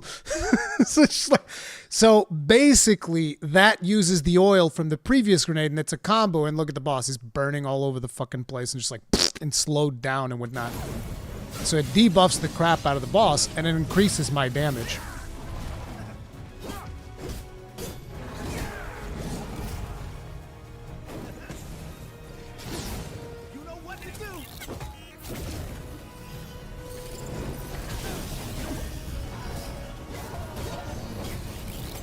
Why did you not play ranged? I like sword and shield. There's no particular reason. I just like sword and shield. But that's the beauty of it. You can use whatever weapon you want.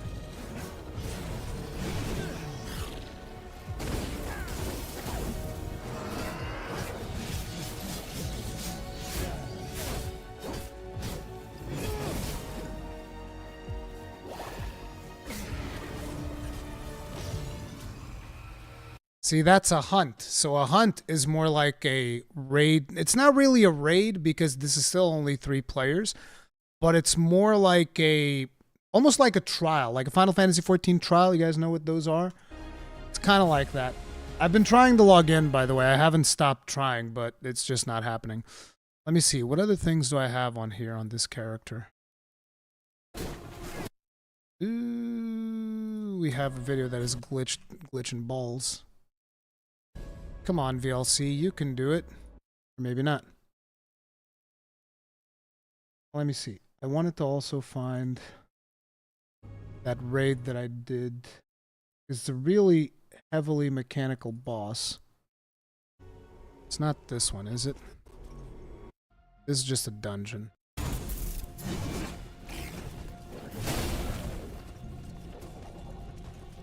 I'm actually about to die in this boss. Level 11 boss kicking my ass. Let me see. Wasn't this one? One could it have been?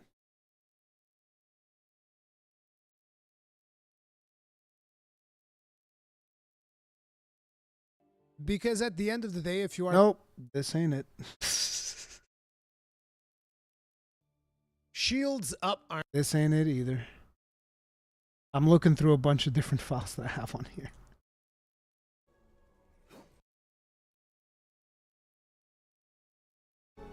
It should be this one.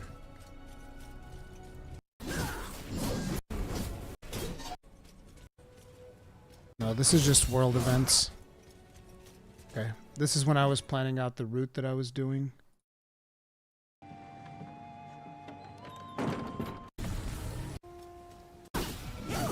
There we go. This is the one.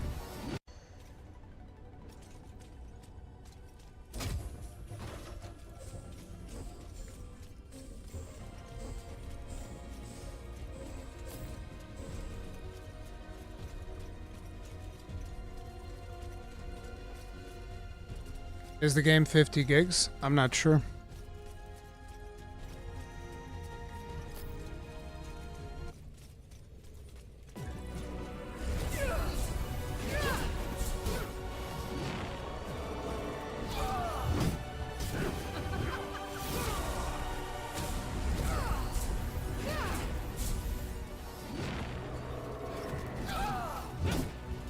There's invincibility frames in the roll, by the way.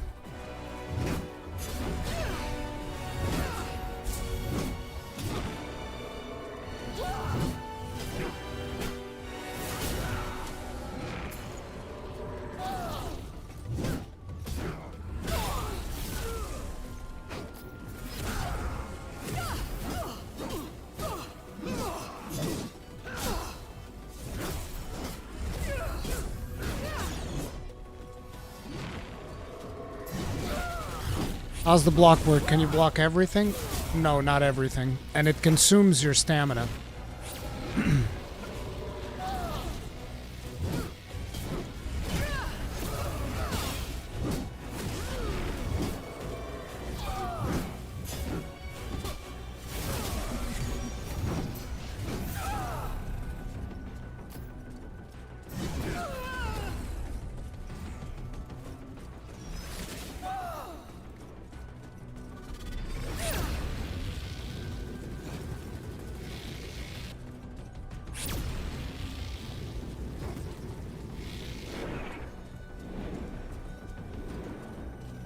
What's the best character to start with? Whichever one looks more appealing to you. Is that the last boss, Ruri? No. This is a boss.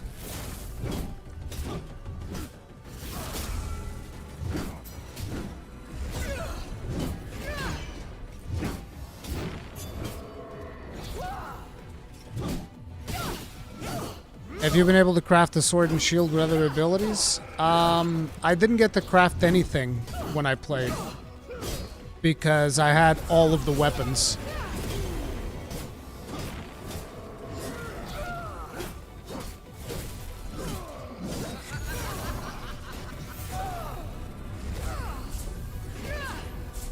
This is just to show you guys the types of mechanics that you can expect. The boss does scale with the amount of players.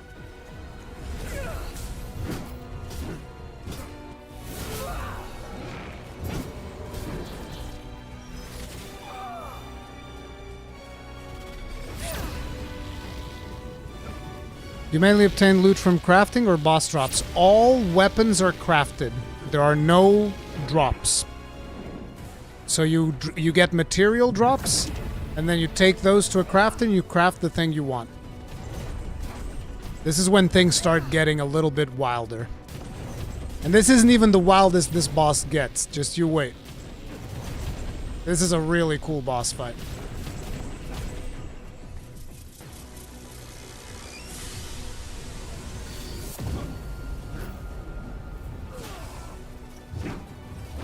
Did Windgraven feel like it needed support, just a burden on DPS?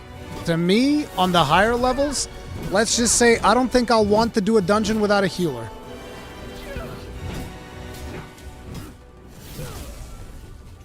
And the thing that Windgrave has is because he has an invincibility shield, whenever you have a boss that has a really annoying mechanic, the Windgrave can cheese it. At least from what I can tell, it seems like Windgrave Shield will be able to cheese like some of the really harder mechanics. So I think that a Windgrave is going to be a fantastic character. By the way, this thing that happened here I don't think is intended. I think if you fall down, you die. But in this beta that I was playing, it didn't happen for whatever reason. But I should have died there.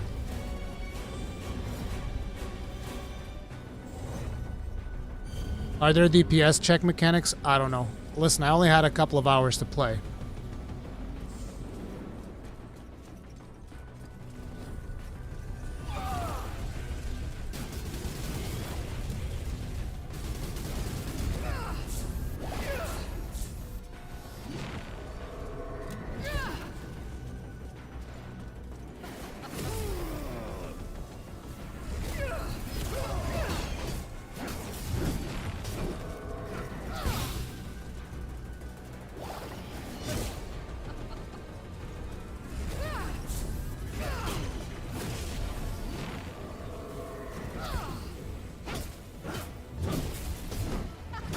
And by the way, keep in mind that my Windgrave in here, like, see, this is me cheesing some of the harder mechanics. It's like, yep, invincibility shield, nothing you can do.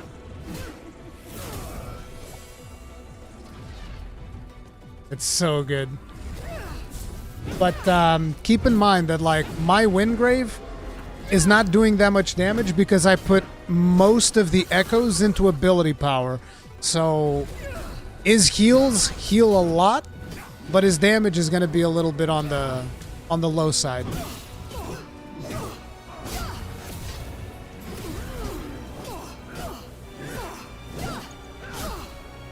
Yeah, of course it's bad. My character's a tanky healer. He's not supposed to deal damage.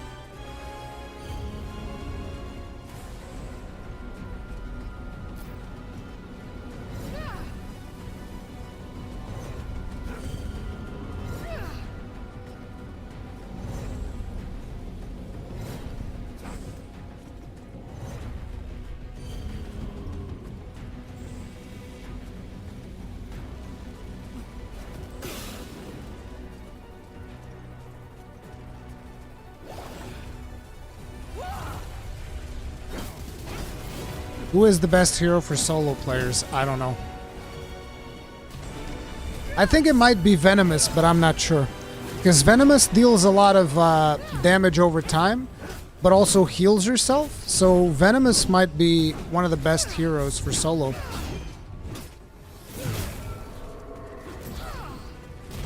See, now is when the boss starts going really wild.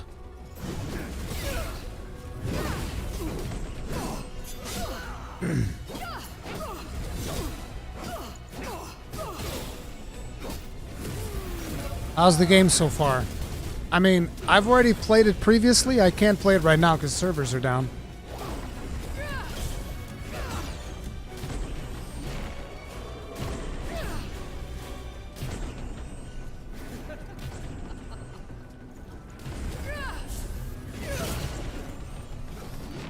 Is there any PvP mode?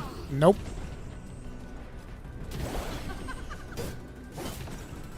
Like, look how close I was to killing it.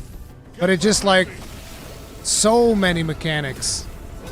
See, in here I'm trying to make a push for that final health pool, but the boss just goes invincible and says, nope. Can't do that. I'm gonna spam you to death. Like, look at this. There's, like, meteors on top of meteors on top of meteors. You're gonna be begging me for these heals. All of you guys saying like, oh, is it a burden on DPS? You're gonna be begging me for these heals in this phase, okay? You're gonna be like, hey, Rurikhan, can I get some heals, bro? Like, it's not looking good. Yeah, tell me about it.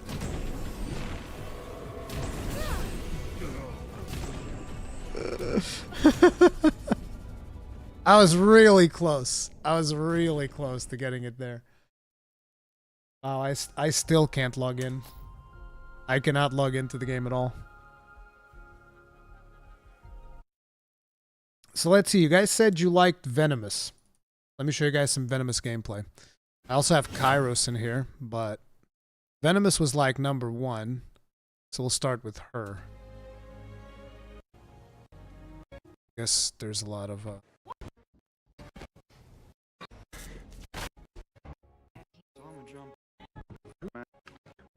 Oh crap, this is wrong. This is not where I did my gameplay. Is it this one?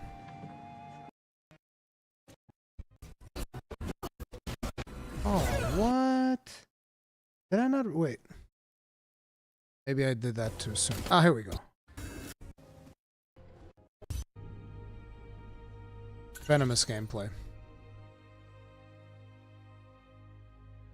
Number 1 is in your favorite? No, number 1 is in the most voted Wayfinder in this stream. It's Venomous.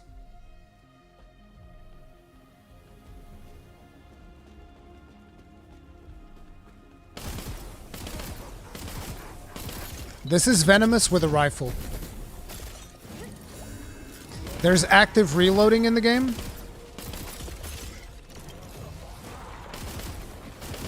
I chose this dungeon as something that would be challenging for this character to do. Not like super hard, but it wouldn't be like one-shot everything.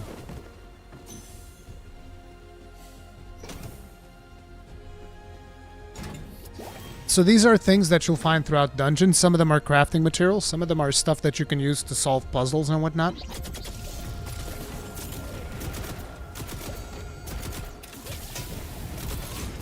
Are all the guns burst fire? No. This is, as a matter of fact, this is the only gun that was burst fire. This is the signature Venomous weapon. It's called Night something. And this is the only gun with burst fire. God, I'm paying more attention to the soundtrack now. I really like it. Oh no, wait, that was from the login queue.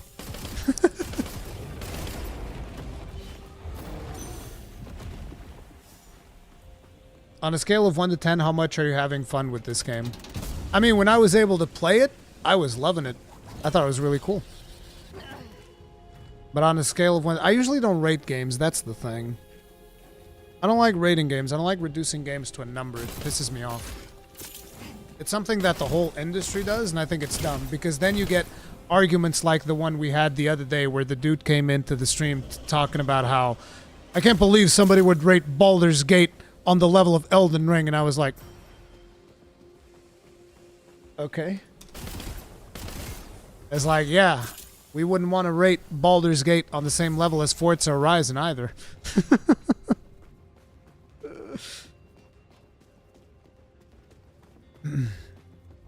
Yeah, right now nobody can play.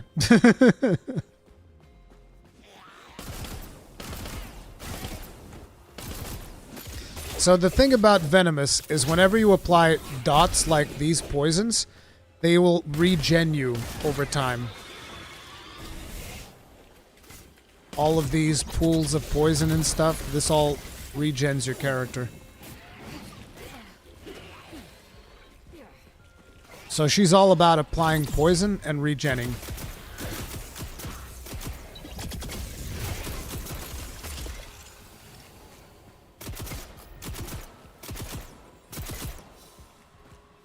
So how do you guys like Venomous so far? I actually played Venomous with Sword and Shield. Wait, do I have that footage here?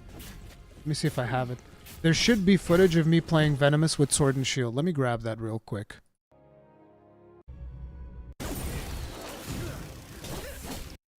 Yeah, here it is. Venomous with Sword and Shield and with a custom skin that I made. Like you see how this looks? I mean, the silhouette of the character looks similar, but the color thing is completely different.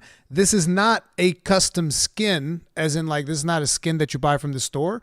This is me picking up different pieces of armor and then painting them in a way to make Venomous look completely different. So this was my take on Sword and Shield Venomous.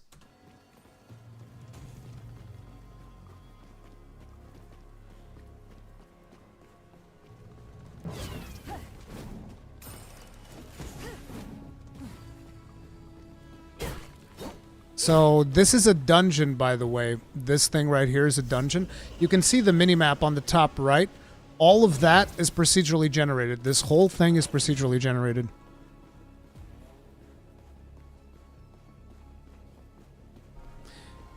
You can customize the colors? Yes. there are 4 different color customizations. There's your primary, secondary, and then the trim and the emissives. So there's 4 different colors that you can customize.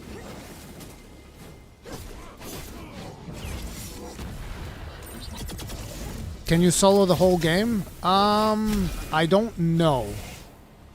You can solo quite a bit. I don't know if you'll be able to solo the whole thing, because I think there will be things that will be very challenging. But it depends on your level of dedication, I guess.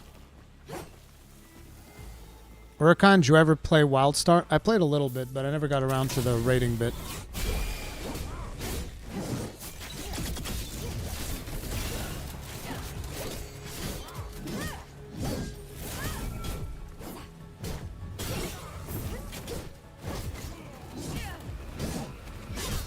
I had a couple of frame rate problems in this video, but do keep in mind this is a much earlier build than the one that we're playing right now. How many players in the party, Ruri? 3.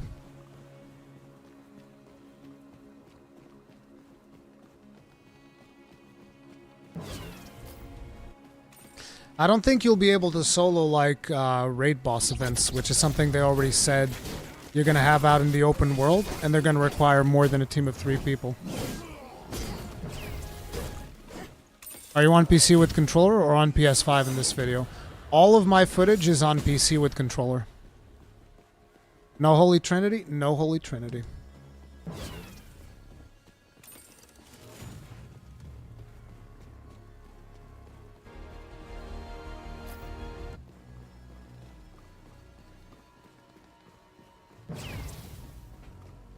I'm not playing the game right now, guys. This is gameplay footage that I got. I'm just showcasing some Sword and Shield Venomous, which is definitely a build that I'm going to be playing at some point. I didn't like this sword, by the way. This Sword and Shield is the signature weapon of Wingrave. I don't like it very much.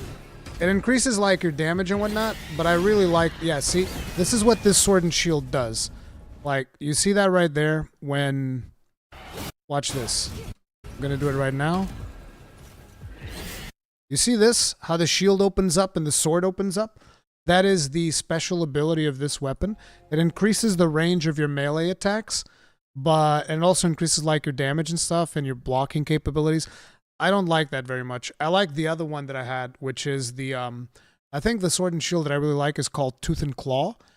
And Tooth and Claw lets you yeet your shield Captain America style, and it bounces off of enemies, like Avengers Shield in World of Warcraft. And that is much better, in my opinion. Can you change the hairstyle in the game? I don't know. I wasn't able to do it in the version of the game that I played.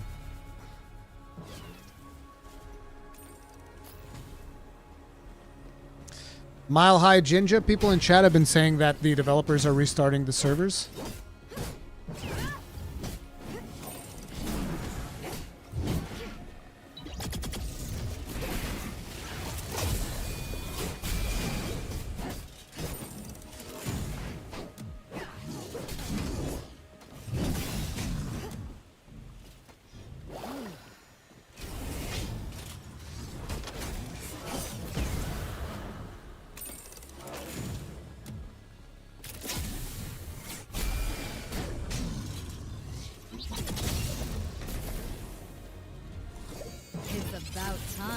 Yo, I want that shield throw. You better believe it.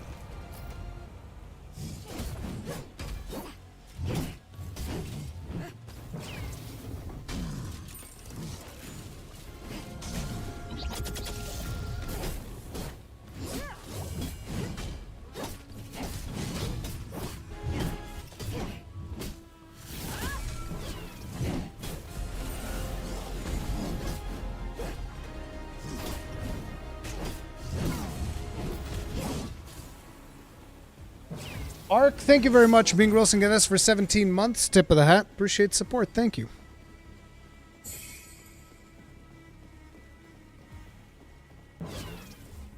But yeah, guys, Sword and Shield Venomous, definitely going to be something I'm going to be dipping my toes into. From a Silos mains. Why don't you play Venomous' signature weapon? Because I didn't want to. I want to play all the Wayfinders with Sword and Shield. Until they release another weapon that I like more than Sword and Shield.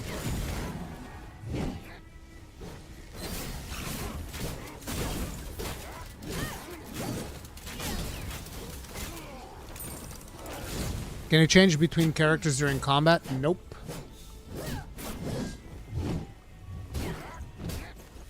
This? No. Listen, we did a poll, Sir Snarf. Nis was like one of the least voted characters, alright? I think it was actually the least voted character. We used science to determine the best characters, and Venomous was deemed the best character, followed by Kairos, followed by Wingrave, followed by Senja, followed by Silo, and Nis was at the bottom. At the very bottom. I've been waiting for this. And here I was thinking I like this community. Look at the color scheme that I put on Venomous, Sir Snarf. Look at that. Doesn't that look good? She's like a paladin. She's a sword and shield paladin that poisons everybody with a gaseous tank on her back. You want to know what would be cool? If we could also change like the color of the poison to be the same color as the emissives. But that's probably a ton of work.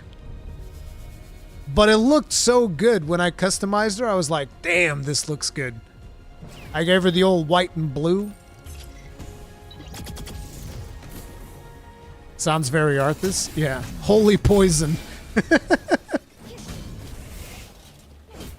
So what does weapons add if abilities come from the characters themselves? Well, weapons have a moveset, and if you're talking about ranged weapons, they might have different firing styles. Like you guys saw earlier, a burst rifle. There's also like, you know, more semi-automatic rifles. There's shotguns.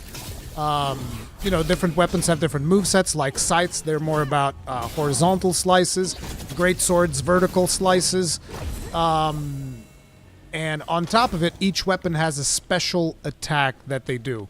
So like this one, special attack increases damage, extends the weapon, does a bunch of other stuff. But my favorite one is the one where you can throw the shield. That one's badass. A paladin with bad breath. Sight-ness incoming. Hey, that's a potential.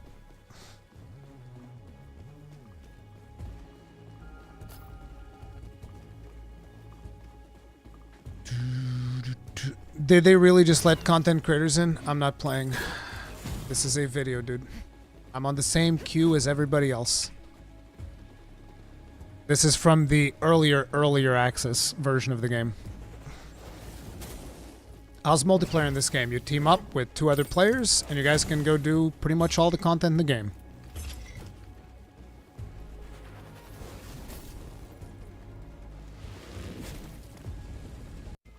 Let me see, do I actually fight a boss with this build? I don't think so. I think I actually failed this dungeon. We're close to the end. Do we still have potions? We do. Oh yeah, look at that. That was the ultimate, by the way. Watch her ultimate is so cool.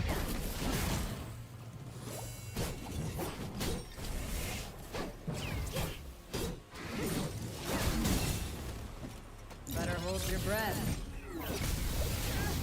Boom. I love her ultimate. It's pretty badass. Let me see. I want to pull up another one. I wanted to show you guys. Some of you were asking me about her signature weapon. I do have footage with her signature weapon. That's the stuff that we were watching before. This is Venomous with the... What's it called? The Knight something? Her burst rifle. I love the fact that it's got active reload.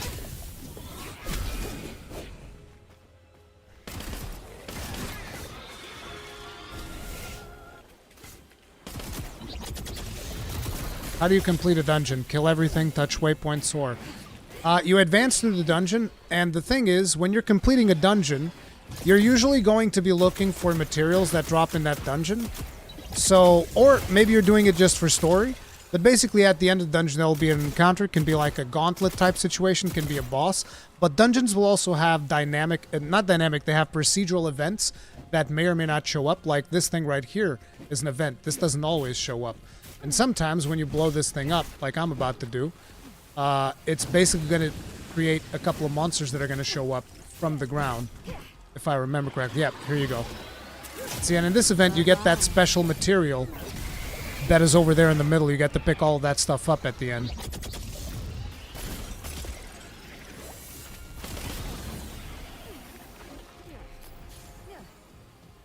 This game's not free to play. It's going to be free to play in 6 months. Until then, you have to pay for the early access.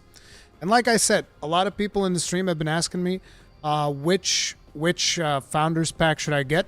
If you are not sure, this is the biggest thing. Because, like, most people that have been following the game, they may already have an idea and they're like, oh, I want to play this game. I know I'm going to play this game. I'm going to buy this Founders Pack. There's a lot of people in here that are seeing the game for the first time and are like, oh, what pack should I get? Get the cheapest one just to get access.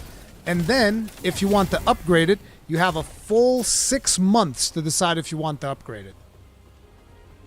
Although right now, servers aren't even live, so you might want to wait until the servers go back up.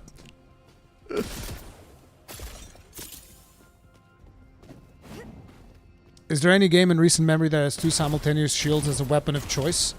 Dark Souls 3 had it. I don't remember if Dark Souls 2 had it. I mean, you can do that on all of the Souls games, having 2 shields, that is. But Dark Souls 3 actually had, like, mechanics with some of them. Like, it had the door shield that you could lock in and push people. I think I've seen another game, but I can't remember which one it was. Elden Ring as well, yep. Yep. When are the servers going online? I don't know. The developers said that they were restarting them, so...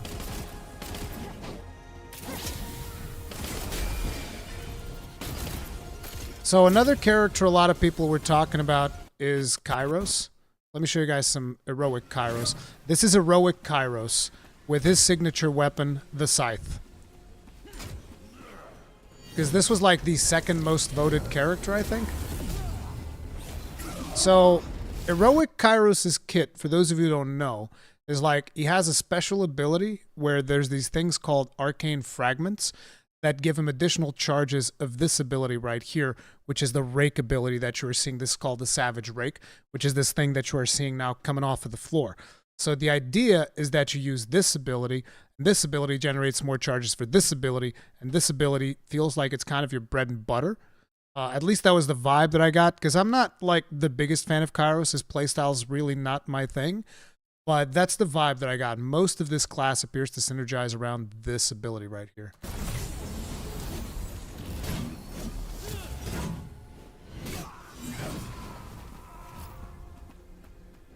Does the lore include false gods or something like that? I believe they said something about a false god in the opening cinematic, yes.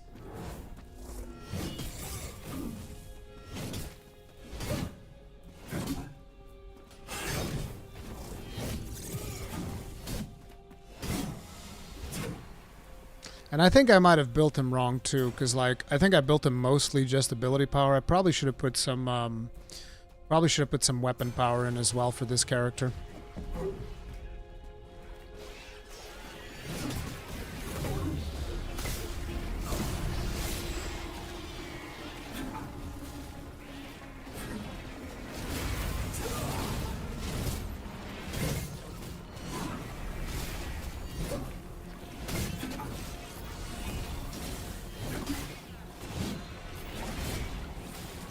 Is this a co-op game? Yes. Up to 3-player co-op. Loadout slots? As far as I'm aware, there's... Are there loadouts? I don't remember. I don't think so, but I'm not sure. How's the performance on PS5? I didn't get to play on PS5 yet.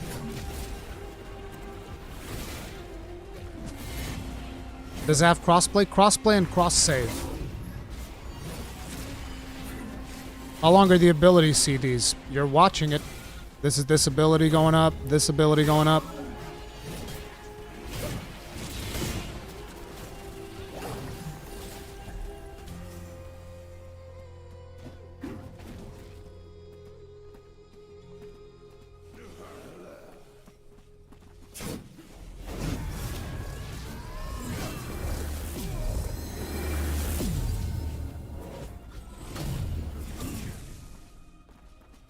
I do have the ultimate. I don't remember if I used the ultimate in this.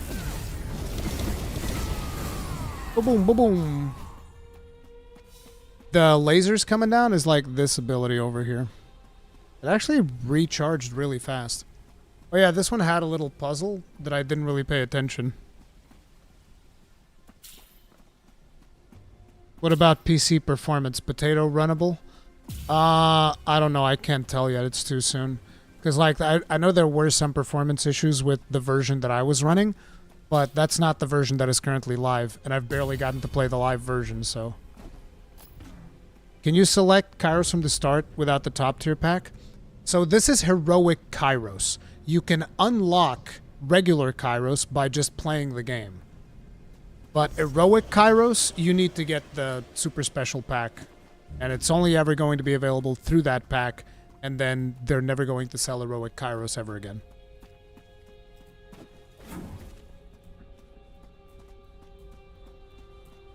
Five more minutes, they say? Okay. I'm gonna keep trying to log in. Heroic Kairos is like Excalibur Prime, yes. So this is one of the events that can spawn. This one's apparently like a game of chance.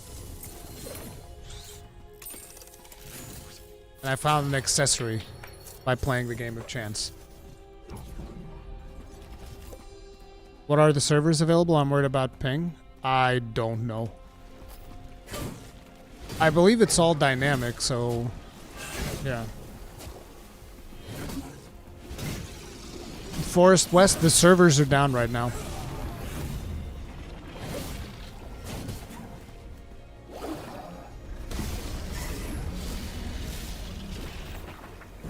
There's the ultimate. That one's the ultimate right there. You're invincible during the animation of the ultimate, by the way.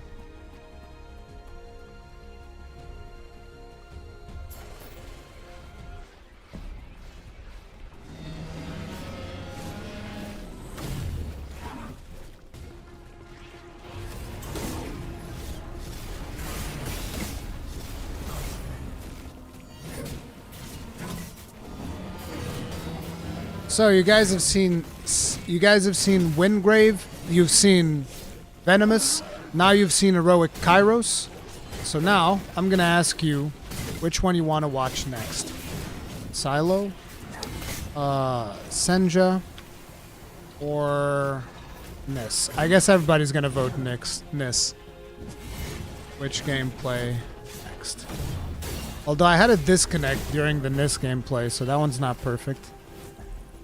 I'm putting a poll up, guys. You guys can vote. You guys can vote, and you'll get to choose which gameplay I show next.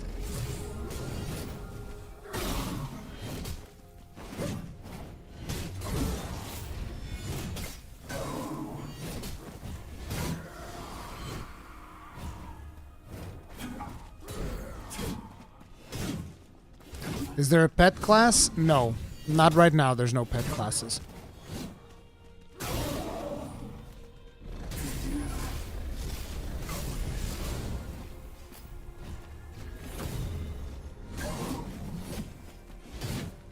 What is your favorite weapon you used? Sword and shield. But that's a pretty basic thing for me. If it has shields, I like it. So let's just finish washing Kairos, and then I think next up we're going to do Nis.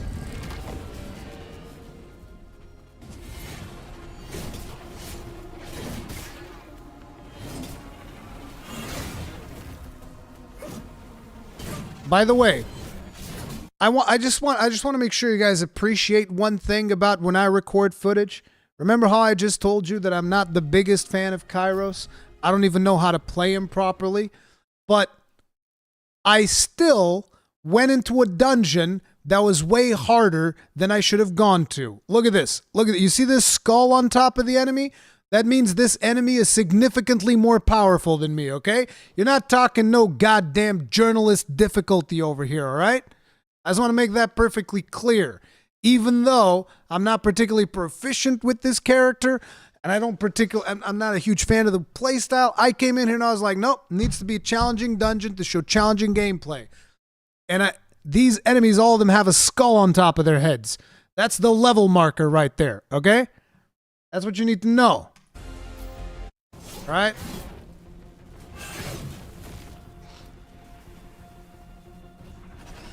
But you didn't use shield necro. Oh, dude, don't talk to me about necro.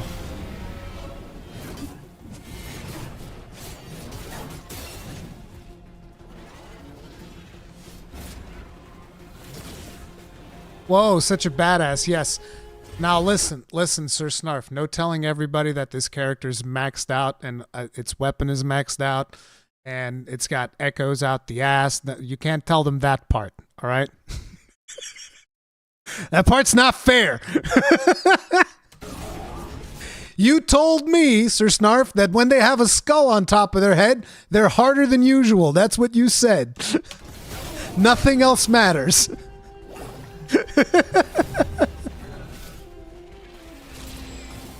I mean, I am getting my ass kicked until I popped that ultimate and killed everything.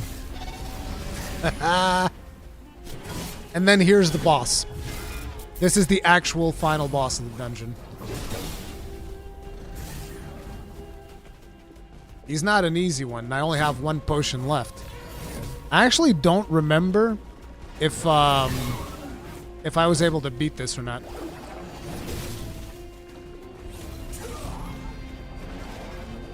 Does this game have a spear class? Right now, I don't think so. Just wondering, is this crossplay? Crossplay and cross-save. No, I lost. I lost. It is what it is. But then I respawned and I came back. I think I came back here and beat the crap out of them, no? Or did I leave the dungeon? Oh no, looks like I left the dungeon. It's because I was just capturing footage to use in another video. Yeah, I left the dungeon. Look, guys, I had a limited amount of time. I could have gone back and killed them, but I also had to go get Venomous footage. So that's what happened. So let's see. Nis is winning for next gameplay. So that's not Nis. No, that's Silo. Pay no attention to this thing. There's your precious Nis. And here's the thing. When I played Nis, I'm actually curious if I was the only one who did this, Sir Snarf. But when I played Nis, I couldn't even upgrade her affinity anymore because I'd spent the 500,000 gold you had on my account. I spent all of it. I literally spent all the money you put on the account upgrading characters. There was nothing left. This is me deciding on the build that I'm going to do on her.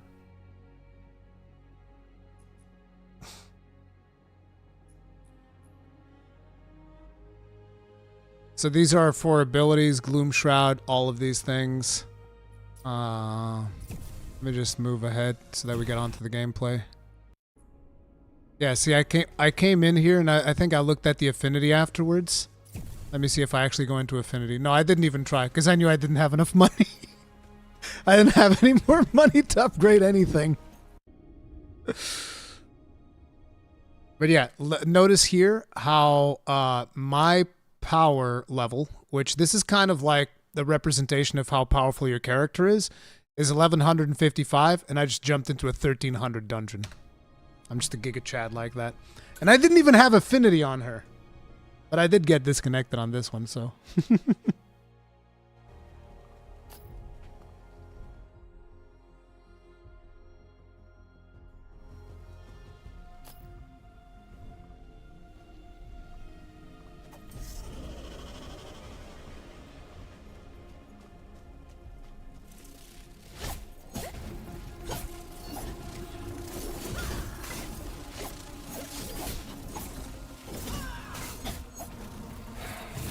So, her kit is all about dodging. So, like, she has a bunch of passive stuff that procs when she dodges. So, you want to dodge often, I guess. That's kind of like the thing about her kit. And she also gains additional ability power whenever she dodges.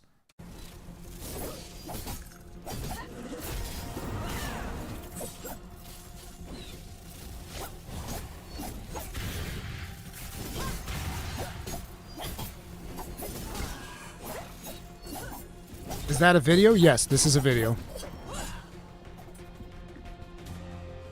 Oh, I didn't do the little slime event? Bro, I didn't see it. Like, watch this. There's a slime there. Let me see if it shows again near when we're done with this event. I probably missed it because I was too focused on recording. You see this? This is an event that can spawn on a dungeon, and you can kill this thing, and it can either be a chest or it can spawn like a slime boss, which can then also drop additional rewards.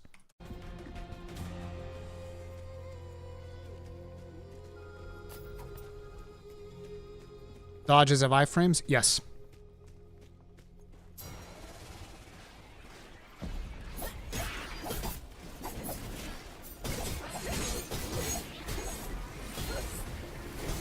The thing about her and why you see the repeating animation there is because I got confused about I never played dual daggers, but the dual daggers have a very special thing where you have to like charge them up with regular attacks, and then the heavy attacks are just finishers. Whereas with sword and shield, you're supposed to do the heavy attacks to break the gauges, and then you do the light attacks. And that's why sometimes you'll see me repeat the heavy attack animation.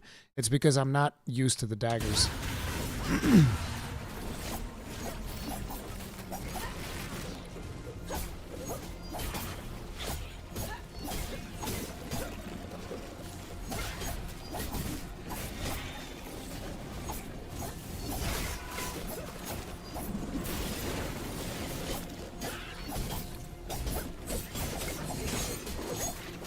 Can this game change the character's face or hair? I don't know yet. In the version that I played, you could change bits of her clothes and whatnot. I don't know about hair.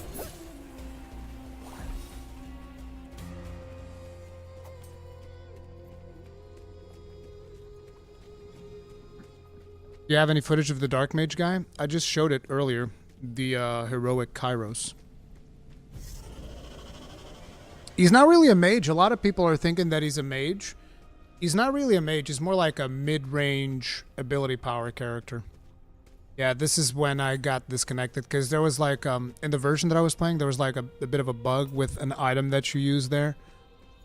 But I believe, yeah, see, I got disconnected there. Even in the videos, you get disconnected. Yeah, then I jumped back in.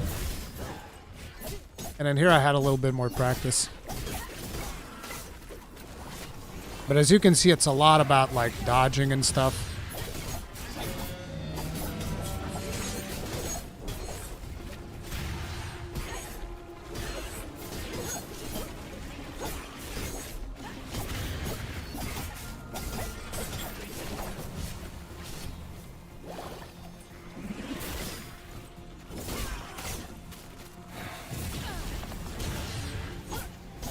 I believe that once you get practice with this character, the gameplay is going to be a lot smoother than what you guys are seeing here. Because, like, I feel like my gameplay with this character was not very smooth. Controller recommender? Doesn't matter. I don't know. I've just played with controller. And controller works fine, so I like that.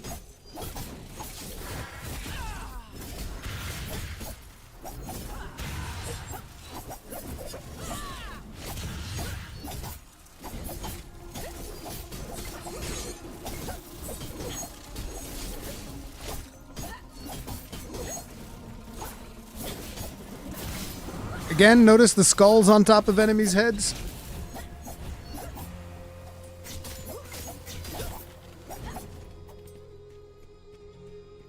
I love the art, though. Like, you guys see this beautiful art on these dungeons? It looks really cool. There's also... Oh, yeah, there's a puzzle here. I don't know if I solved that. No, I guess I didn't. But there's a puzzle there that you can, like, get an additional chest and whatnot.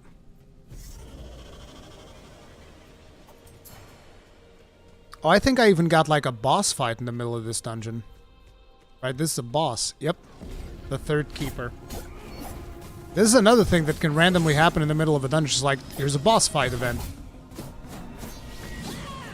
This is the ultimate. Her ultimate basically means you can spam the square ability.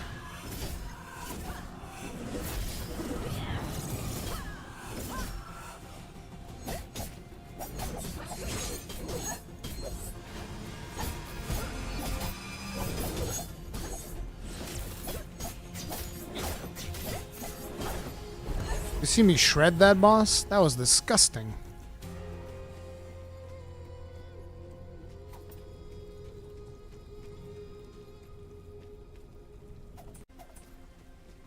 So I'm going to make the executive decision that we show Silo next. And then we'll show Senja.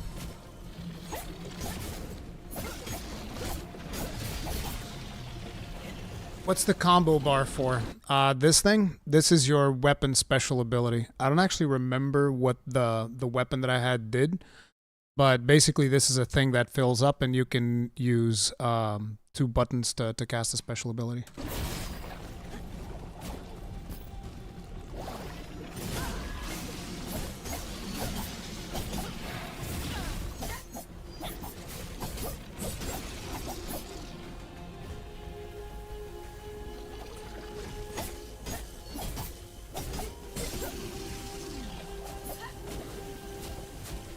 Whee!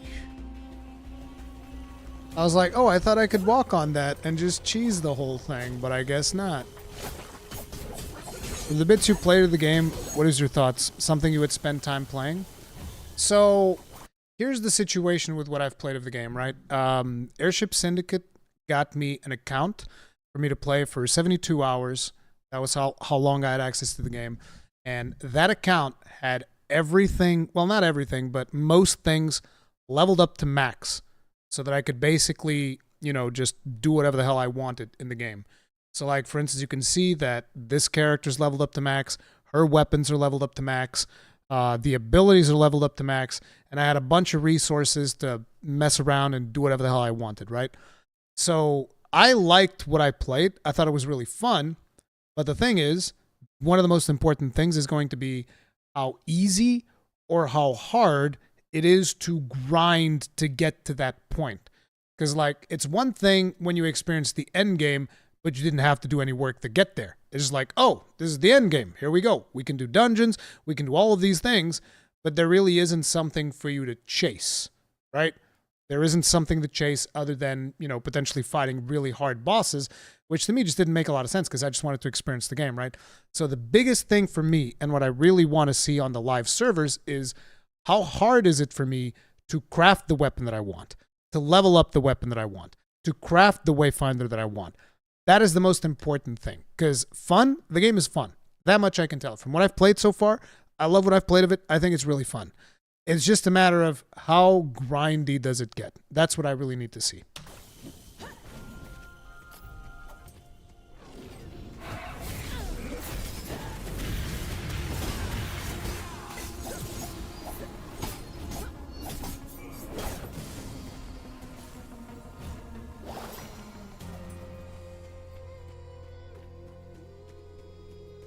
Oh, I guess I lied earlier. There are drops.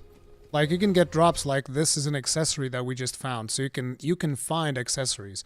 What you can't find is weapons. Weapons need to be crafted, but you can find accessories. Accessories basically give you stats. And accessories will also have slots that you can put echoes into, which also give you more stats.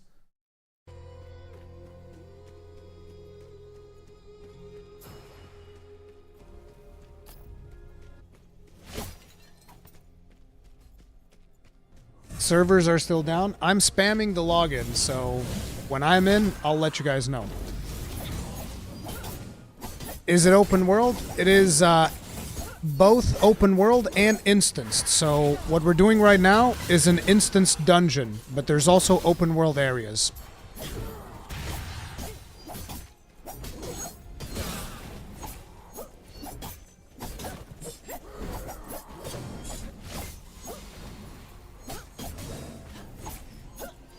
Is there some kind of PvP? Not currently.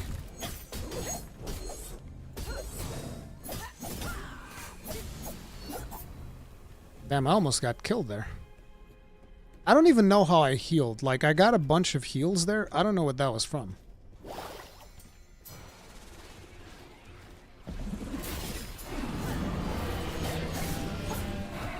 Is it more preferable to use controller or keyboard? So, here's an interesting thing, right?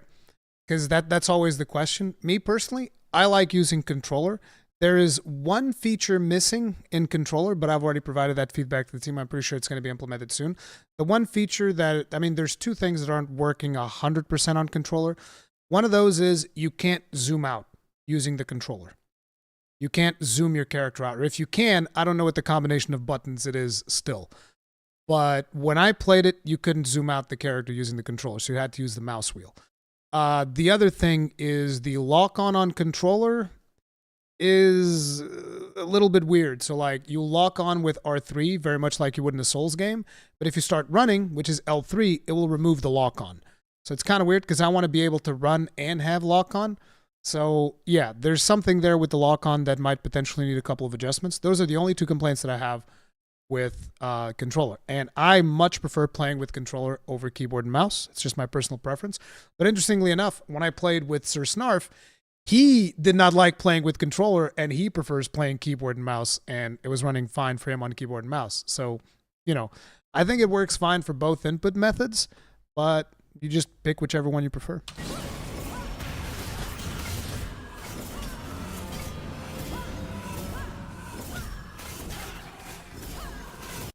Tretzy, first time here. Can I ask you if I can run the game on my GTX 1060 before I purchase a founder pack? I do not know. Ask Sir Snarf. Sir Snarf, is a 1060 going to be able to run this? Sir Snarf is the only person who will have the answer to that. I don't know, but good luck.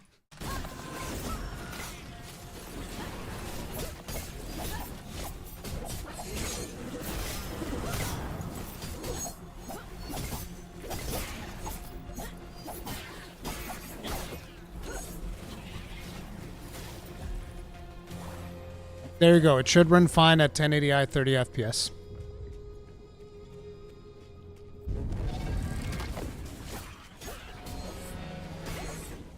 I wonder what boss we got here with her. And did I kill it? That is the important part.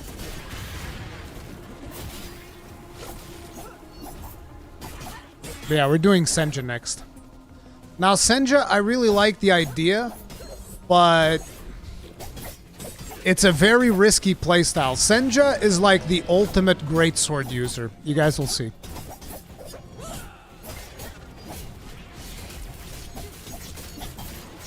Question, what about inventory? Did you ever run out of it?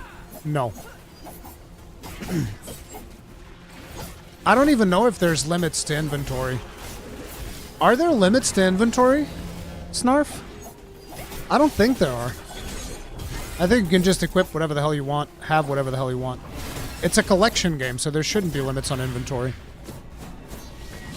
Any favorite characters? My favorite character is Wingrave.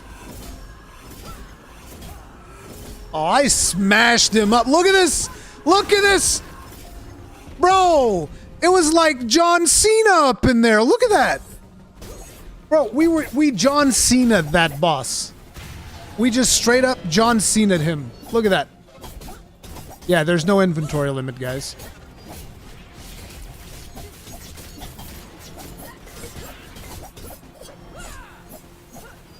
Like we're gonna watch that John Cena moment again. That was beautiful.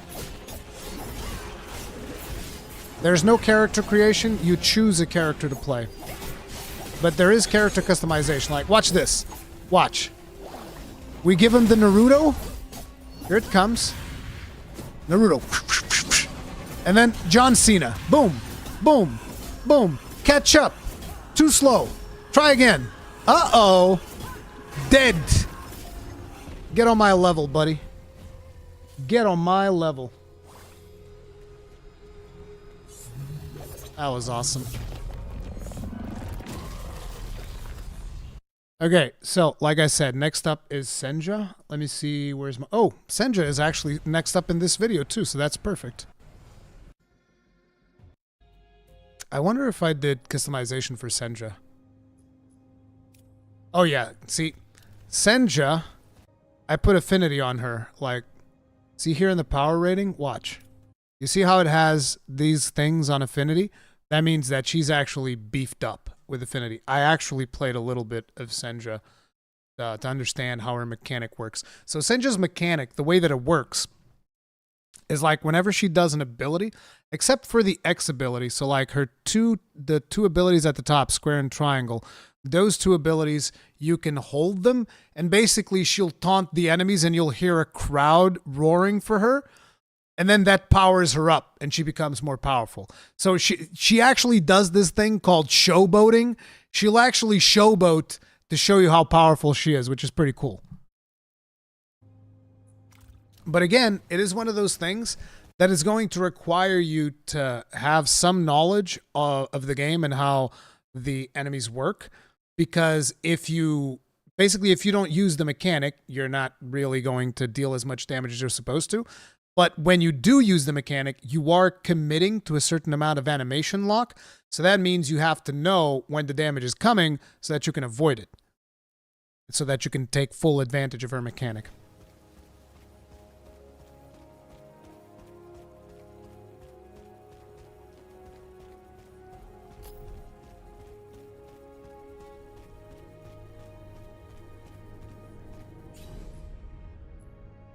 Guys, the servers are still down.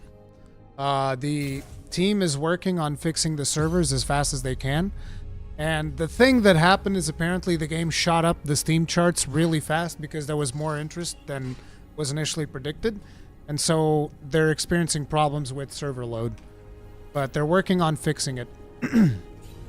And of course, that's also going to lead, like, I've seen a lot of people jump into the stream saying, oh, it's mostly negative on Steam. Yes, it's because people bought the game and they can't log in. So they're mad and they're leaving negative reviews.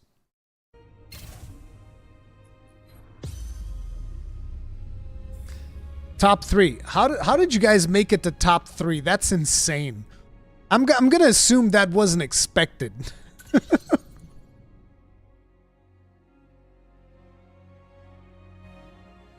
How do you earn characters outside of a shop? Yes, you collect items and then you unlock them. Yes.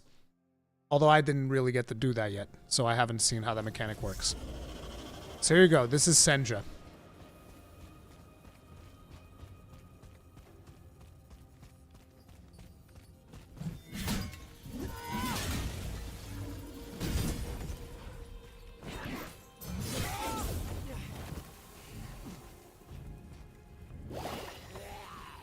I feel like I might have built her wrong because she feels so squishy here at the start.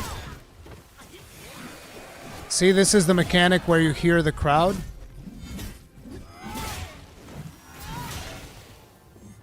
And also, by the way, like, her heavy attacks just are straight up a true charge slash. It just straight up looks like a true charge slash. You guys will see when I do more heavy attacks, you'll actually see the true charge slash animation. Rurikhan, have you played Atlas Fallen or plan on playing it? I haven't played it, and I don't know if I'll have the time to play it. There's too many games coming out. I had already decided that I was going to play Wayfinder, and I'm already playing Baldur's Gate, and I'm also playing... What was the other one? There's one that I'm missing. It's Wayfinder... Baldur's Gate. What's the game that I'm... Exoprimal and eventually Armored Core.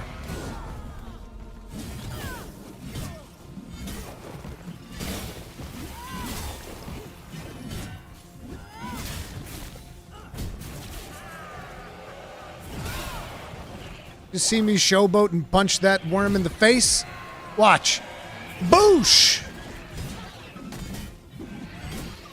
And that powers up this gauge at the bottom that increases her ability power and weapon damage. So weapons deal more damage, punches deal more damage. It's all about maintaining that showboat thing.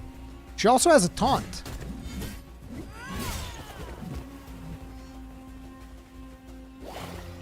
Have you finished Remnant 2? Yes. I'm currently going through Apocalyptic.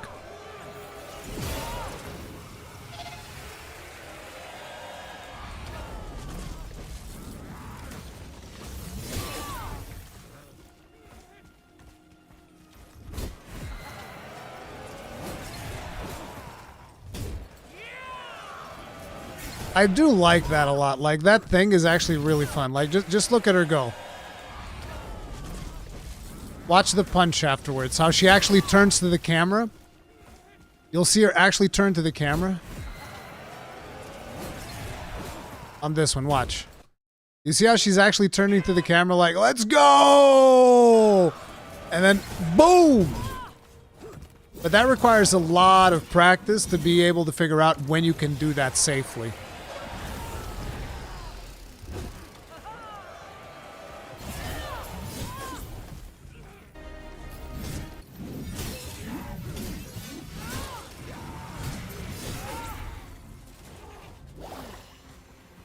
But yeah, the thing about her is that I felt that she was a little bit squishy for her playstyle, but it could be because I just built her wrong. I probably built her wrong. I should have put more defense on her or something, so that she could tank stuff while she's doing her showboating stuff. Is there a PvP in Wayfinder? Nope, not right now anyway. How are the iframes when dodging? They're pretty good. Is it good? Worth the 20 or not? I mean, personally, I think for $20, it's a no-brainer, but it's going to be up to each person, really. Of course, first we need to get the servers back up.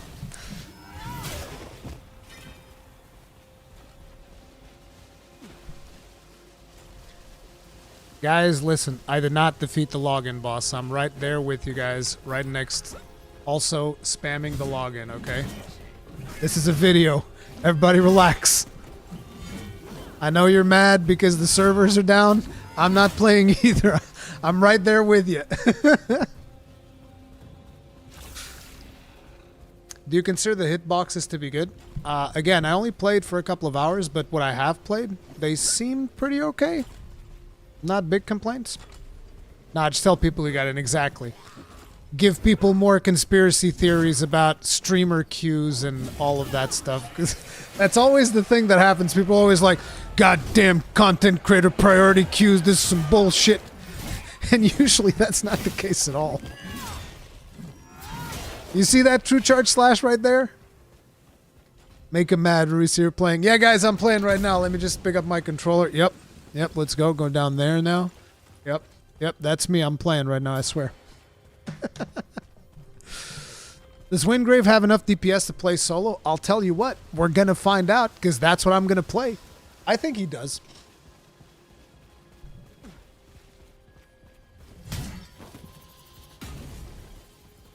You can use the Greatsword on Wingrave if you want to, for sure. Bluntman, the servers are down. The team is working on fixing it.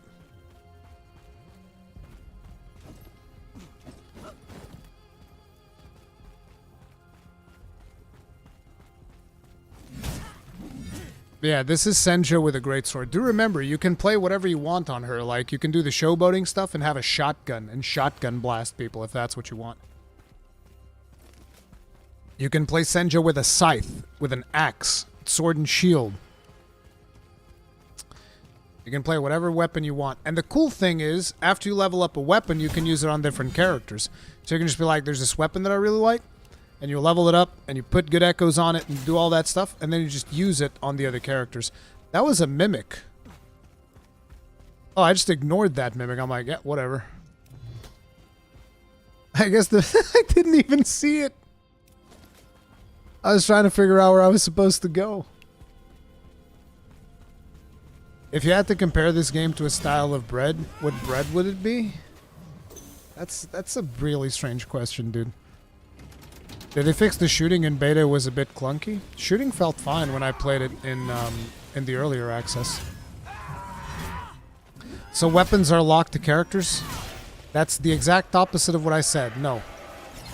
You can do whatever weapon you want on whatever character you want. And if you level up a weapon, you can use it on any character.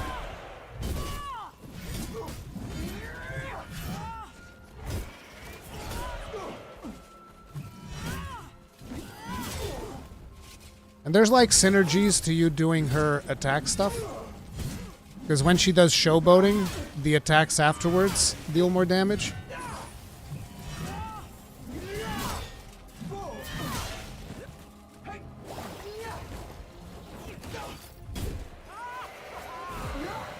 Boom!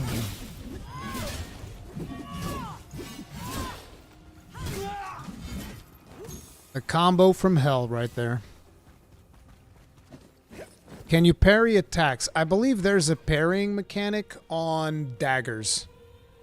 And there is a follow-up attack on sword and shield. So like, you know how on Elden Ring you had those follow-up attacks after you block, so you'd block and then you could almost like do a counter? There's that mechanic as well for sword and shield.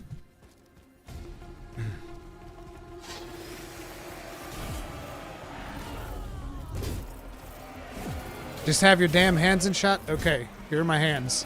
I'm playing with my mind. I'm playing with my mind right now, guys. You'll never see it coming. Blanco Des, thank you very much for the souls. Tip of the hat, appreciate the support. Thank you. This is pre-recorded, yes. This is from an earlier access that I'm allowed to show you guys a little bit of gameplay while everybody's waiting for the servers to come back up. Okay, so let's see. Did I make it up to the boss in this one? This looks like a long dungeon. Oh yeah, this is the boss encounter.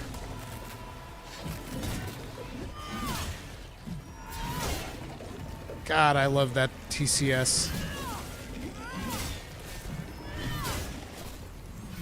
But see, right here, I'm playing the character very poorly because we have no showboat engage at all. Like, this is me playing very, very bad. You need to showboat to get the bonuses. There it is. Boom! And now I'm just gonna max it out in one go. What a Chad!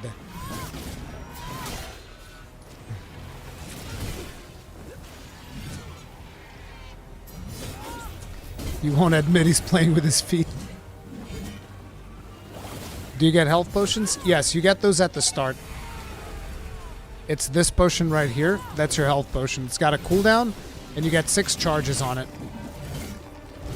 You can play with a controller. As a matter of fact, this footage is with controller.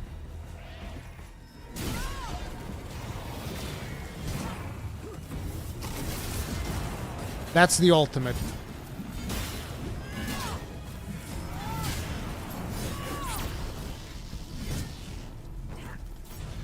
Almost died to that.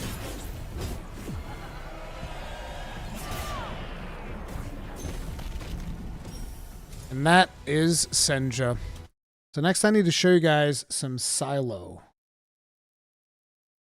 You've already seen Windgrave. So here's Silo with a gun for some ranged gameplay as well.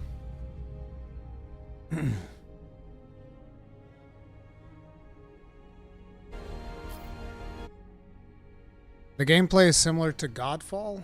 No, I wouldn't say Godfall. I don't know that there's a whole, like a super easy comparison. I guess the easiest comparison would almost be like, imagine League of Legends, but in third person. Almost. The servers were up for a bit. We did play a little bit. We did the tutorial. I'll let you guys know when the servers are up, okay? Listen, I'm smashing the login servers just like you.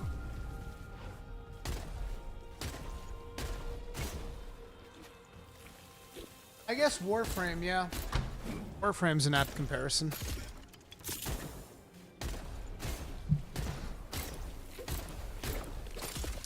As a shield fetishist, do you have some special recommendations aside with Windgrave and Senja?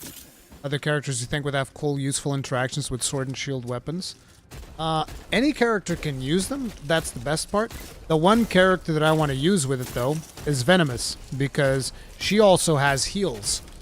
So she's going to be regenning, and at the same time, you can block and do all that stuff that you do with sword and shield, so that's good.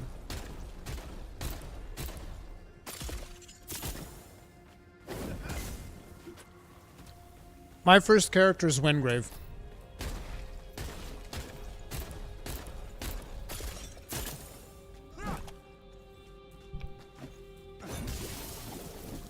I don't know if loadouts are a thing. I don't think there's loadouts, but you can pretty much customize your character any way you want.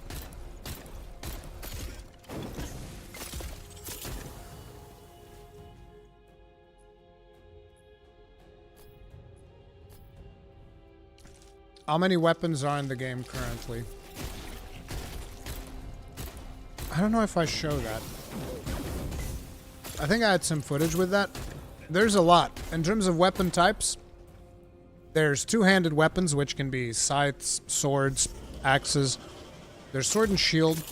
There's guns, which can be shotguns, semi-automatic guns like the one we're using right now, burst rifles, a bunch of them. And then there's dual daggers.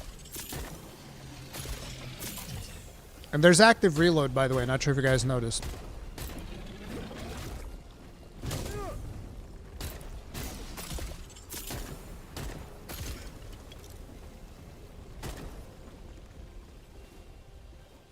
You have to separately max out each character's levels, yes. And you also need to max out weapon levels.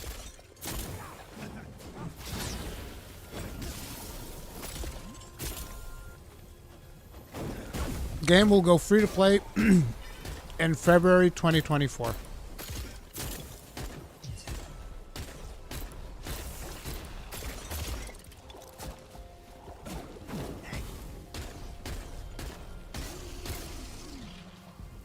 The genre is character action RPG.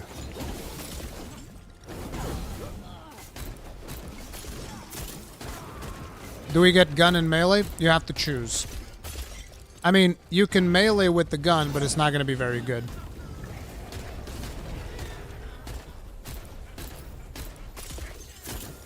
I don't know if you can use keyboard and mouse on console. That's a very good question.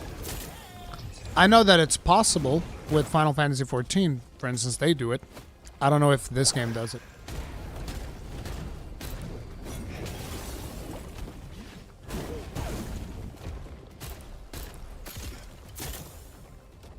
You know what to do.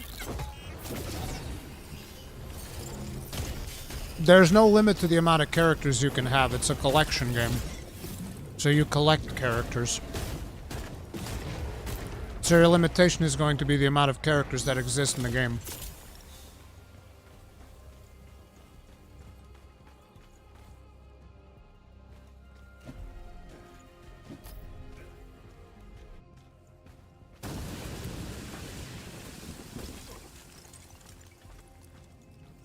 Doing my man Silo dirty. I love Silo. Silo's awesome.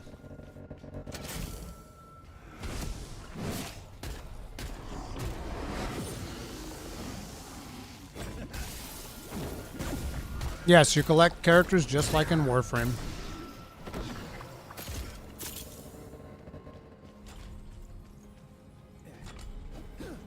Man, how many alts you can have? You don't really do alts in this game. Why would you do an alt? You have to make a new account. Make an alt. There's no such thing as alts.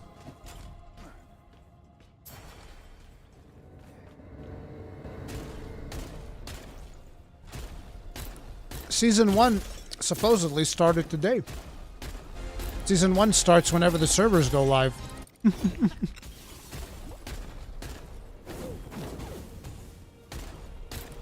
For now, it's only on PC and PlayStation, but there are plans to expand it to other consoles.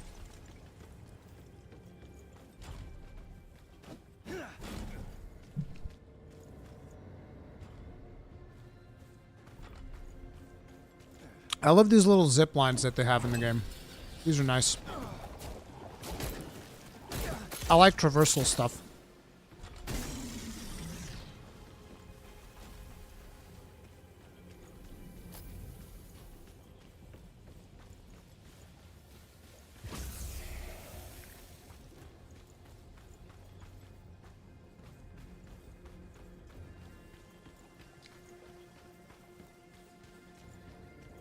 Servers are down right now, guys. I'm actually not playing. I mean, look, I'm eating.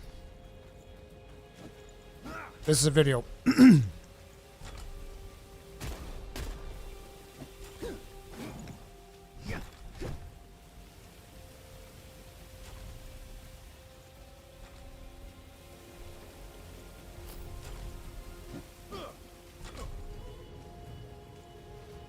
I love the procedural generation on dungeons. From what I've seen so far, it's actually done really well.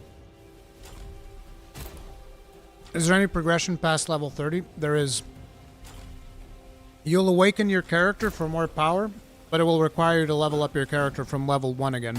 So there's that. And then there's just like leveling up more weapons, leveling up more wayfinders, fighting tougher bosses. Like, I think that there's going to be a ton of content.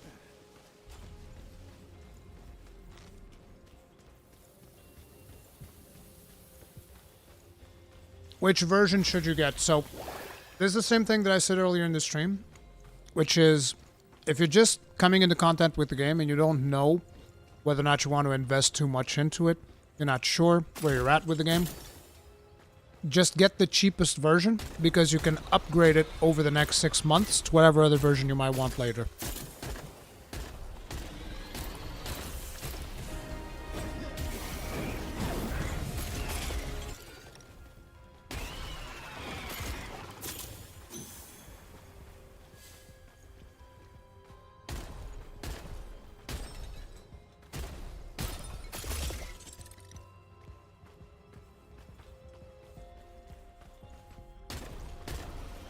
The endgame is similar to the endgame of something like Warframe.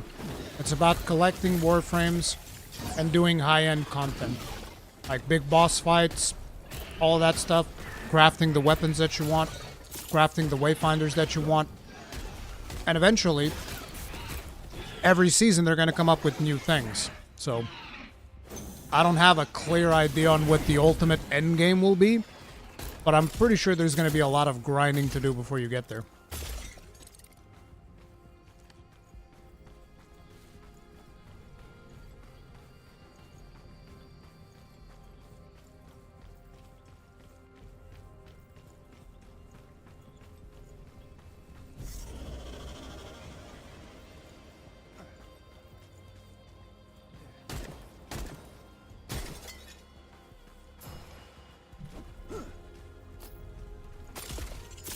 I don't know if they're going to be adding PvP or not.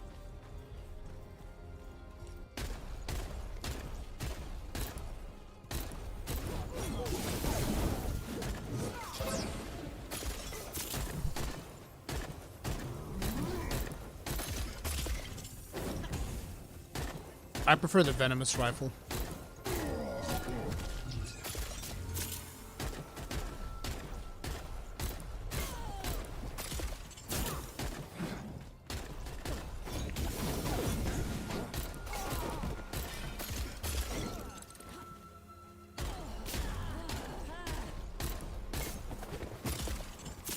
I think that Silo and Venomous is going to be one of the best possible combos early on.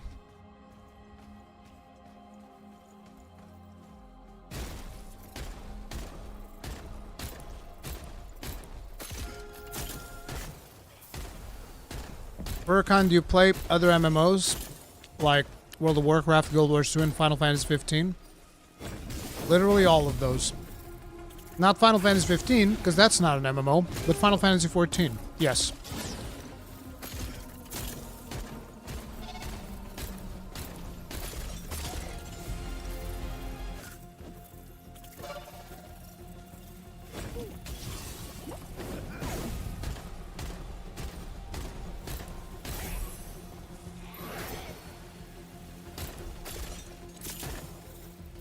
Let's see some fireworks.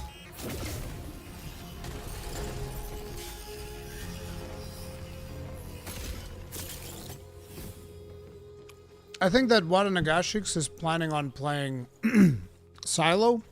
So for the beginning, when I'm playing with him, I might actually play Venomous.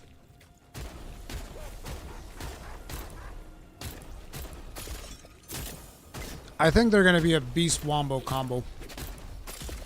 Because like Silo's going to deal tons of damage, and Venomous is going to deal tons of damage over time, while also healing. And then Silo is going to deal more damage because of Venomous poison. I think it's going to be sick.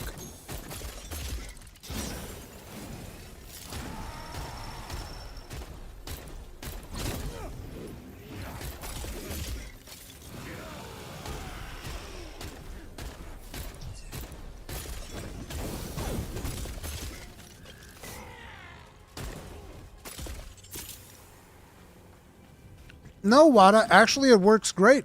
Because you'll get Silo to to work to unlock Venomous, I'll play Venomous, and then when you unlock Venomous, I play Silo. So while you're working to unlock Venomous, I'll work to unlock Silo, and then we swap. Like, this seems reasonable to me. Is this not a good deal?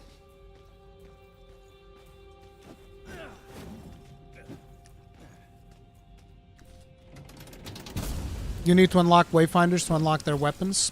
I don't think so. I think you can just craft the weapons. I'm not 100% sure, though.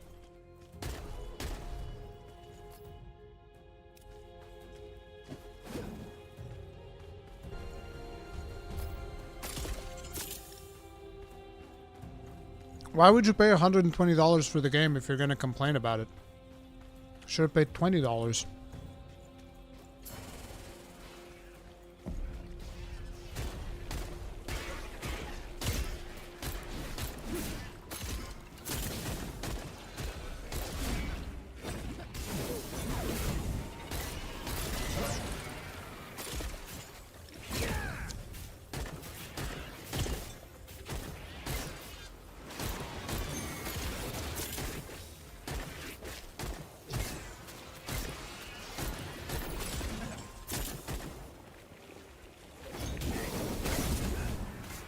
I love that combo.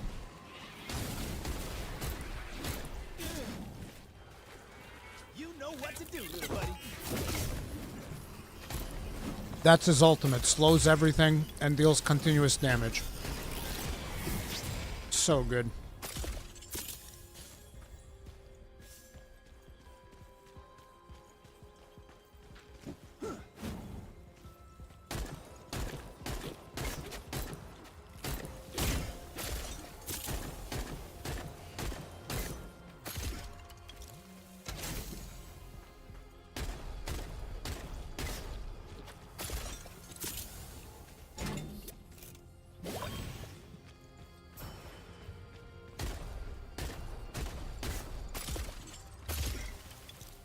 The developers are currently not even calling this an MMO. They're saying character action online RPG.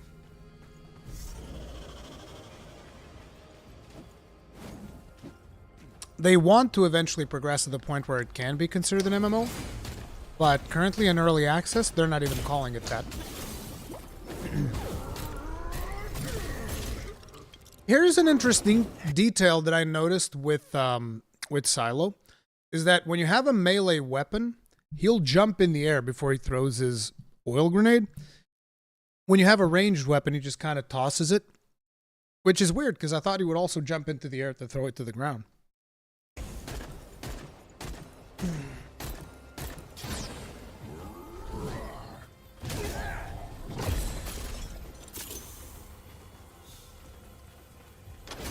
On Steam, it has the MMO tag.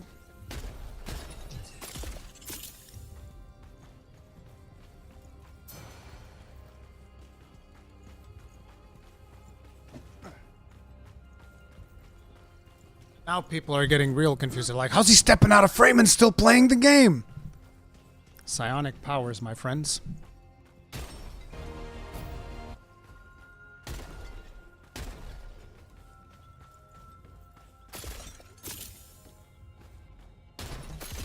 Fruit is good for you. You guys know that? Fruit's good. It'll stand up and still play. Yeah, dude. I'm a wizard.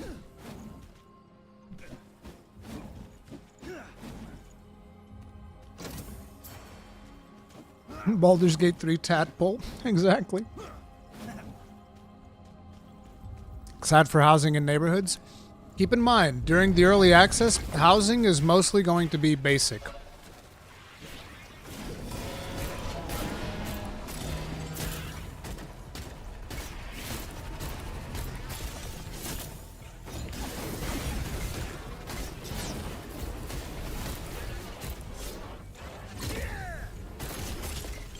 From the time you played, did you feel like the dungeons ever got repetitive? Well, let me ask you this. I've showed you guys dungeons from like 6 different characters. Did you feel that those dungeons were repetitive? This is actually a good question. Did you guys feel like all of the gameplay footage that I've shown you so far has been repetitive?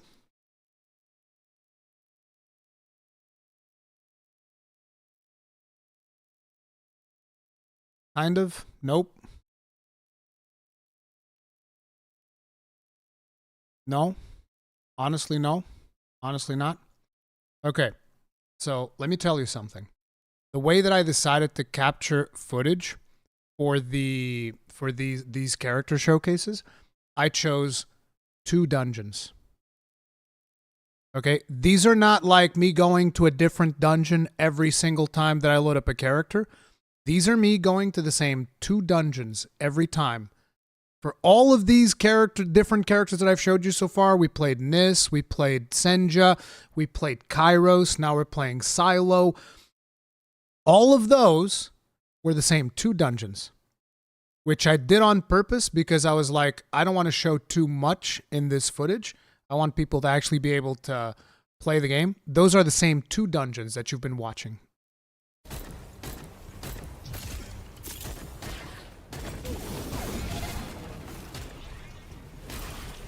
How do you rank Silo to the other Wayfinders? Silo is probably my second favorite.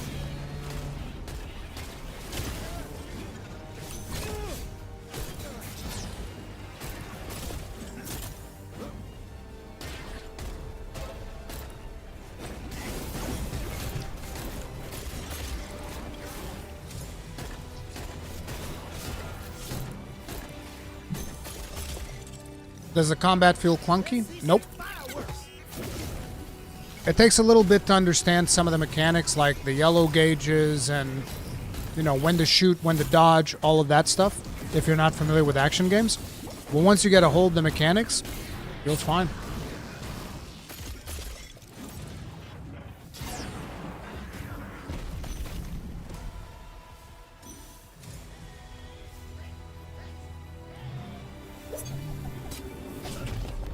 Have you shown Kairos yet? I have. Okay, so I've shown you all of the Wayfinders. Let's see what else we can pull out here. Which one's this one? Is this a dungeon with Wingrave? Oh, this one's too easy though. Oh yeah, I was messing around with the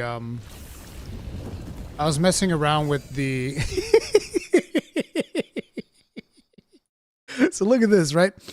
So when you get to a dungeon, this is like, you guys were asking specifically about Endgame and stuff like that. So look at this. So you have this dungeon, and this is me messing around with mutators. So dungeon right now has no mutators. So this is your standard dungeon, whatever. There's a resource that you get while you play through the game, which are these things. Now, in this account, I had tons of it. I had 1,000 of each. So select an imbuement. You're going to be mutating this dungeon to this specific imbuement. So there's Shadow, Solar, Chaos. No, this is not Solar. This is Light, Radiant, Light. I don't know. Shadow, Light, Chaos, Solar, and Nature. And so you choose one of these, and it's going to change the dungeon. So I'm going to choose Solar. Now look, when you put Solar in, you get a mutator called Heatwave. Under sweltering heat, enemy attacks cause you to burn. Beware the heat wave that comes and goes, it'll strengthen your foes.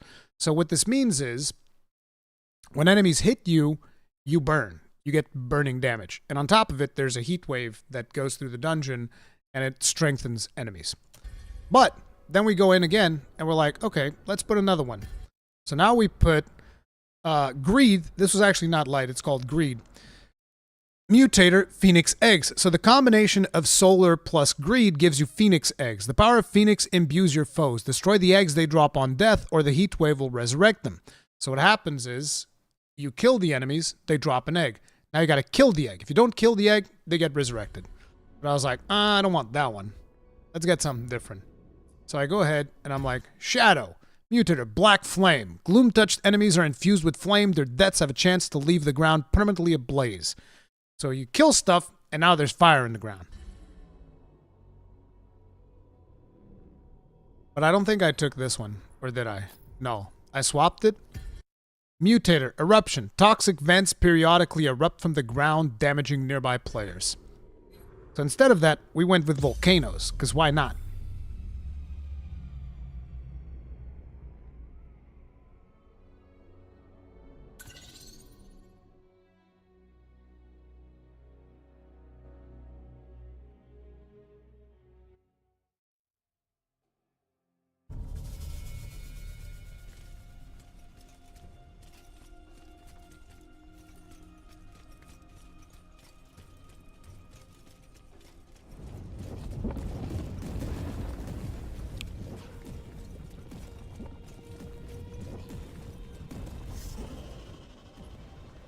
And then you can also imbue stuff here to get a bonus.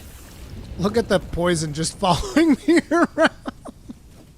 Oh, this is great. Poison everywhere. I love this. This is fantastic. Having a good time.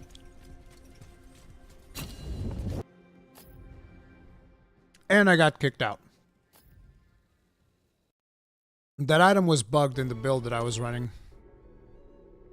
So here we went with golden bombs. But you guys saw how the poison eruption works. Now here's a different one with poison bombs. Servers are currently still down, guys.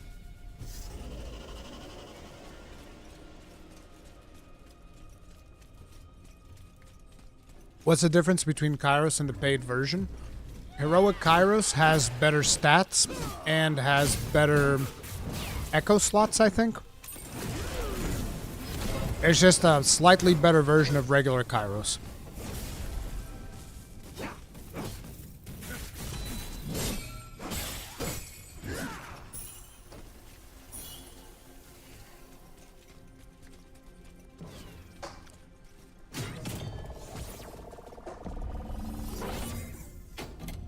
Why would you pick the poison one? Because the thing about mutators is that, let me pause and make sure people understand. The thing about mutators is that they also influence the loot of the dungeon. So if you're hunting for a specific piece of loot, you can run the dungeon normally and hope for a small chance to get that piece of loot, or you can use mutators and get an increased chance at getting that piece of loot that you want. So mutators allow you to basically target loot when you're in these dungeons so that you can get the items that you want faster. But they also make the dungeon harder. So it's a risk-reward situation.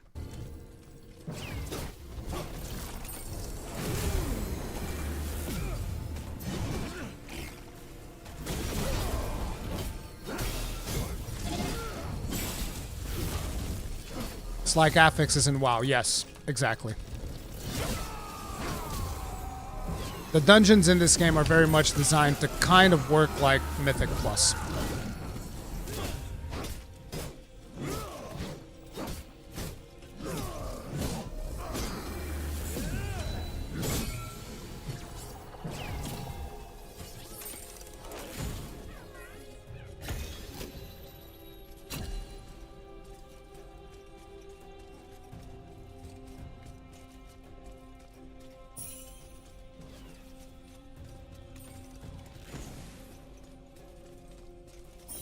The layout looks like a mobile game. I agree. I'm not a huge fan of the way that the layout does kind of look a little bit like a mobile game. I believe I mentioned as much in the when we first reacted to their first stream that they did recently.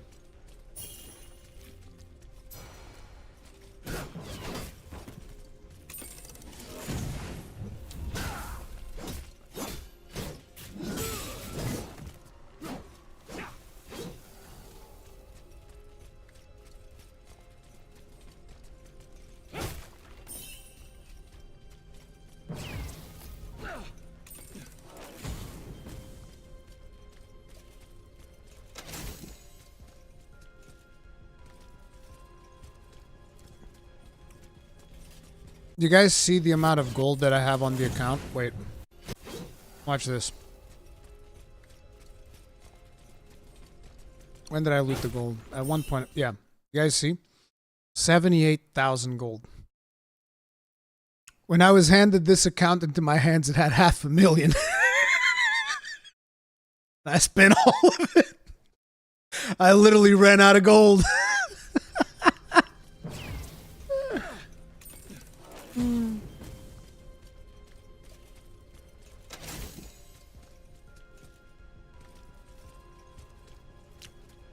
Imagine running out of gold, dude.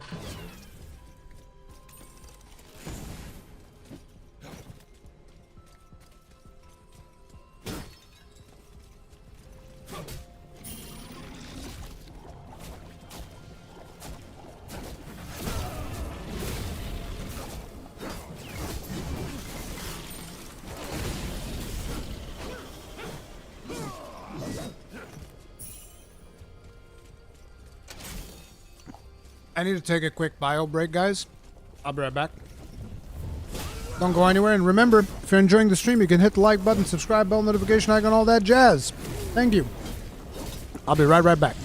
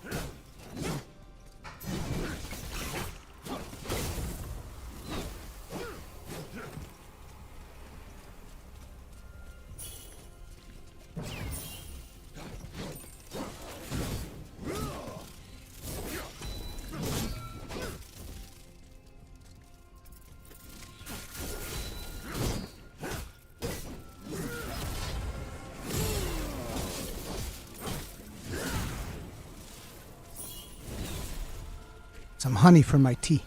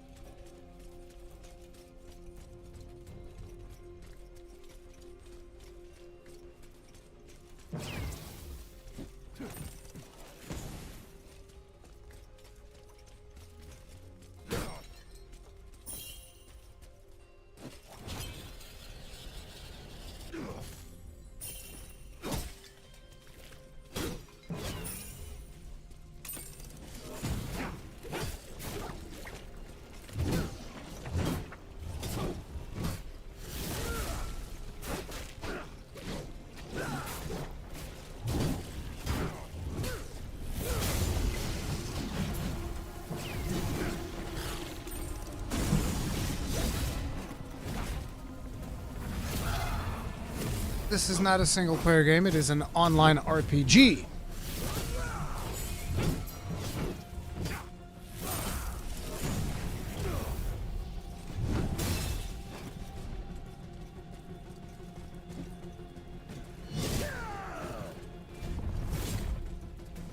Get behind me!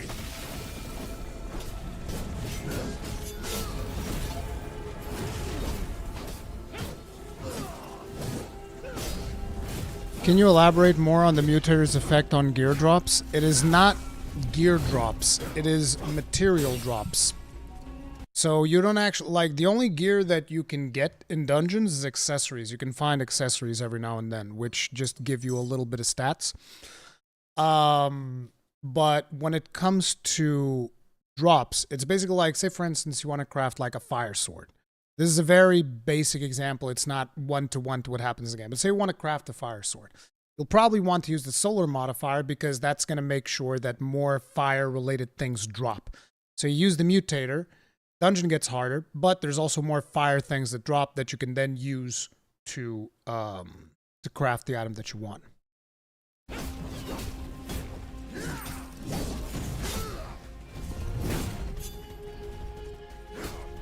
How long do I need to play to get access to Senja? See, that's what I don't know. I don't know how long it takes to craft the Wayfinder. But I'm going to find out because I'm going to want to unlock Silo. That's probably the first Wayfinder that I'll unlock. Because I believe the version of the game... Yeah, see, we found an accessory there. I believe the version of the game that Airship Syndicate got me includes Venomous. So I will probably grind for Silo. See, this is a puzzle. Like, you see how in here you can see that, oh, we want this one lit up and this one and this one and this one. And in here, I didn't really look at it. So I think I just tried lighting them all up. I was like, yep, I'll light them all up.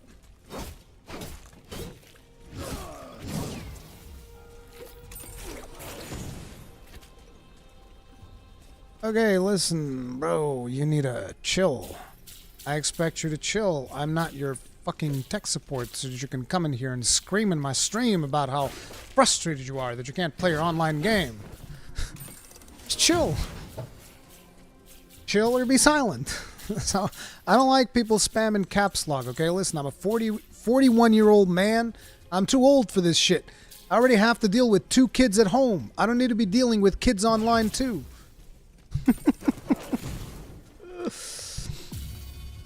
It's got negative reviews on Steam because the servers are down and people are upset. I'm not even saying that's unreasonable. I mean, if somebody paid 20 bones, they wanted to play the game, they can't. Hey, it is what it is.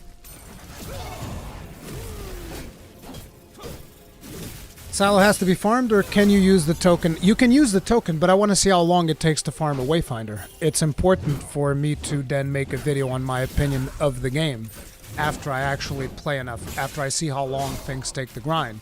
This is very important for me. So I want to experience, I want to see how long it takes. Like, for instance, this is actually funny, but Warframe was the same thing. So in Warframe, I bought...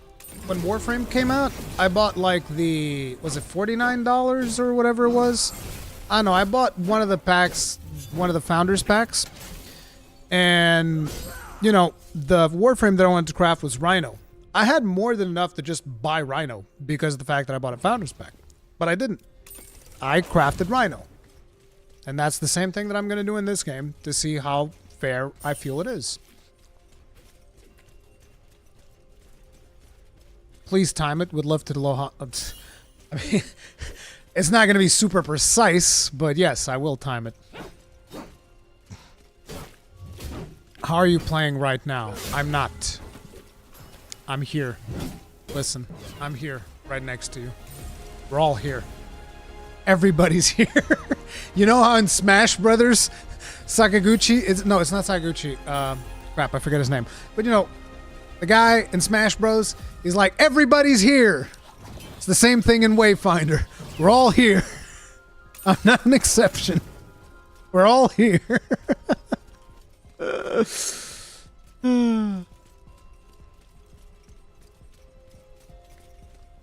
Sakurai, yes, that's who it is. Sorry, my bad. Terrible with names. Like, I already told Sir Snarf, I'm using my tokens when they start making Dwarven characters. Because I know they're gonna make Dwarven characters.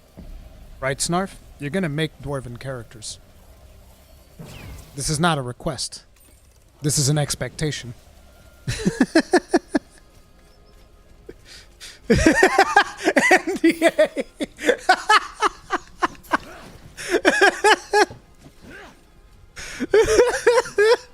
NDA, exactly. Listen, let me tell you guys. Valdrath, thank you very much for being grossing with us for 6 months. Tip of the hat. Appreciate support. Thank you. Thank you very much, dude. Let me tell you guys. Where is it?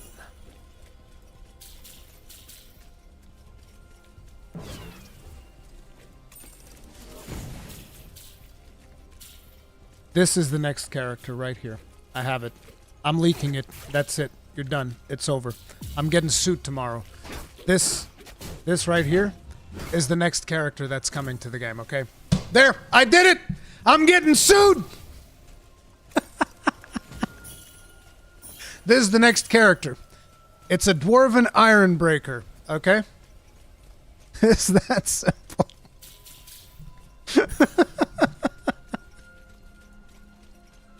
NDA. Oh my god! Lucas said NDA, no dwarfs allowed. No!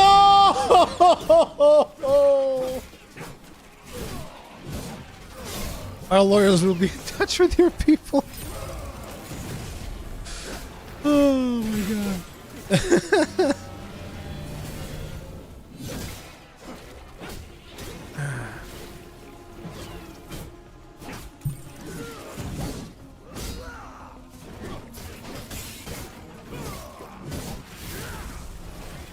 Okay, so a lot of people have been asking, and I'm gonna see if I can find. I have a video where I show all of the upgrades. Let me see if I can find that. Here we go. A lot of you guys have been asking. You want to know, what am I gonna be doing? What am I gonna be working towards? By the way, Snarf, let me just check in with you. This is okay, right? I can show people the weapons and shit, and all of the upgrade systems and all of that stuff. This is cool. Did you capture any of our footage? I did, but it doesn't have my voice. Okay. I just wanted to check because there's a lot. There's a lot in here. We're going to go over all of the upgrades. Okay, team? These are all of the things that you can upgrade. So a lot of people were asking me, how many weapons are there? These are all of the weapons that were in my account. I don't know if I show all of them. Wait. Oh. I thought I was going to go over... Oh, right. Yeah. We do go over it. So, like, in here you can see all these weapons. There's more. This thing scrolls down. But just in here you have this thing, which is a rifle that shoots lightning. You have a two-handed sword. You have... Actually, let me... Oh, no. If I click away from it, it won't work. It doesn't matter. But we can do this to have some music in the background while we're doing it. So, this is a rifle that shoots lightning. This is a two-handed sword you guys saw me use on Senja. This is a two-handed axe. This is the two-handed scythe. This is a sword and shield. And the special attack of this is you like plunge the sword into the ground. Bones come out. This is dual daggers. Harvest Moon. I haven't played with these. This is some weird-ass fire shotgun type of thing. This is the long shot. This is a... I think... Is this one like the shotgun? I don't remember if this one's the shotgun or not. I know that one of them's a shotty. I don't think it's this one. This one I think is just like semi-auto.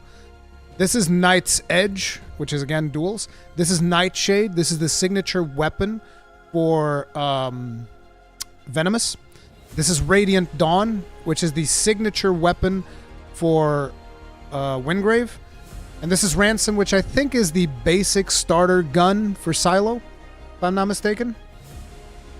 Why no bows? Did you guys know that that is the biggest request, apparently? According to Snarf, that's like the biggest request from the community is bows. All I have to say is all of you Legolas wannabe, god damn, I'm so... It's bows, guys. Come on now. Look at this. We have a sword and shield. We have guns. We have big swords, axes, scythes. You guys want bows? Oof. I'm besides myself. I can't even. I can't even. We should have a gun lance. See, a gun lance would be a cool thing. You guys want bows? Come on now. Be reasonable. Anyway, and here I believe I go through and I show pretty much everything that you can upgrade. Right? I was just like seeing. I think when I started recording this, I was like, "What the hell is mastery? I don't even know what this part is." I was like, what the fuck is this? Do I upgrade this? And no, you don't upgrade this, by the way. This is just when I was capturing the footage, I was like, what the hell does this do? I don't even know what this is. But anyways, I should go back. Let me see here. Oh, no, this was me showing all of the masteries. Okay, never mind. So this was actually intentional. So what is mastery? Let me go ahead and explain that for starters. So mastery depends on the weapon that you have. So as you can see, you have Executioner melee, Guardian melee, Marksman range, and Twin Striker melee.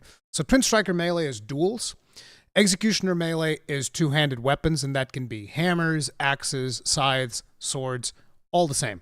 Guardian melee is sword and shield, and then Marksman ranged is rifles and shotguns.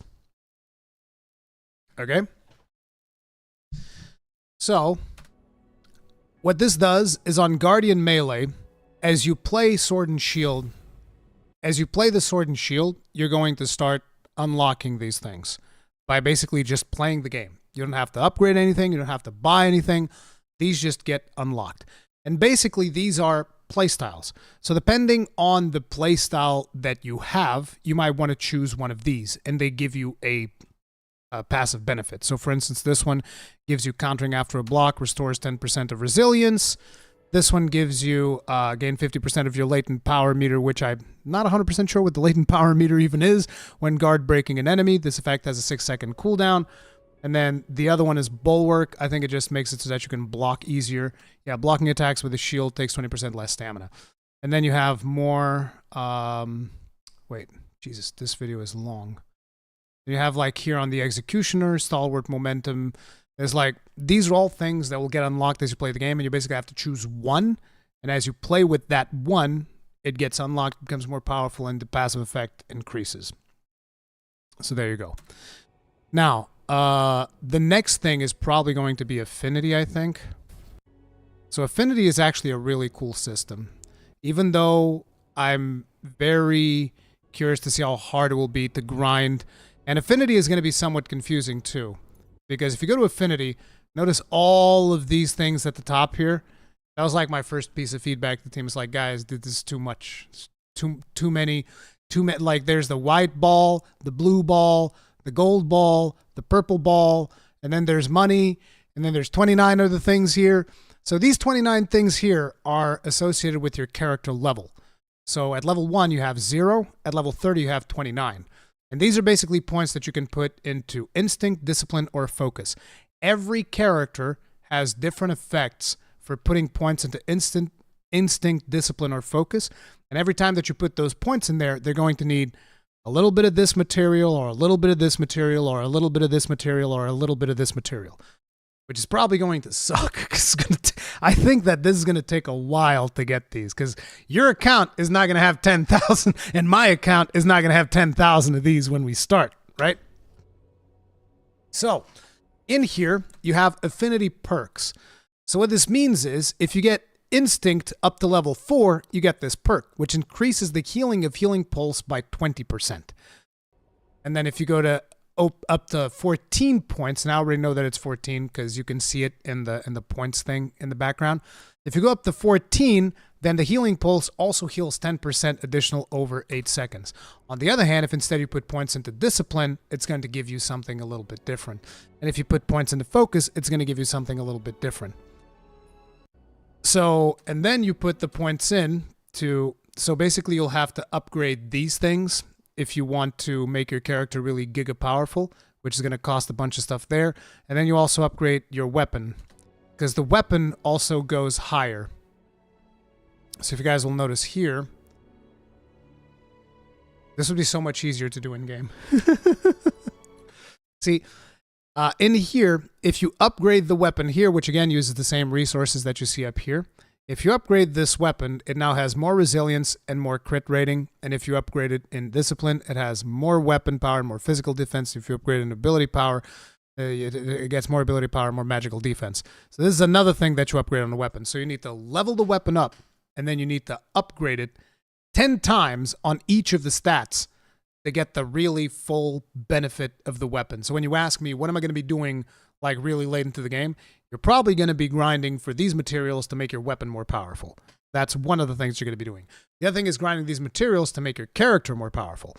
And also grinding materials to craft new wayfinders, craft new things. But this is another one of the upgrade systems. So there's your mastery, which gets done by just playing the game.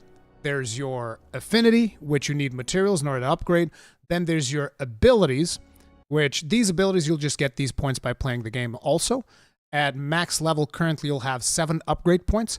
So each of these can be upgraded 3 times. And the cool thing about the upgrades in these abilities is that it's not like, oh, your Radiant Pulse now deals 5% more damage.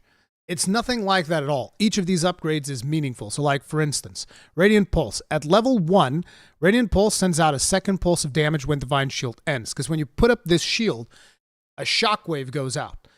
Now, if you put 1 point into this, a shockwave goes out when the ability starts, and a shockwave goes out when the ability ends. If you put 2 points in there, then it's also going to send out multiple smaller pulses of damage throughout its duration. And if you put a 3rd point in there, any ally that stands behind the shield also gets slowly healed. You are not muted, XTD. I don't know why you said that. Things are starting to look promising. Mash his login button.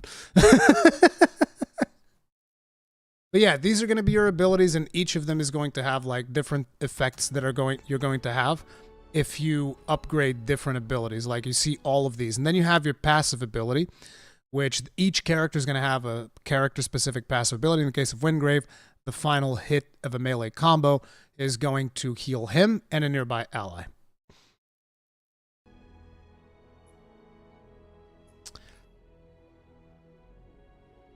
And then, let me see, where else do we go from here? Do I go to Echoes? I think we go to Echoes.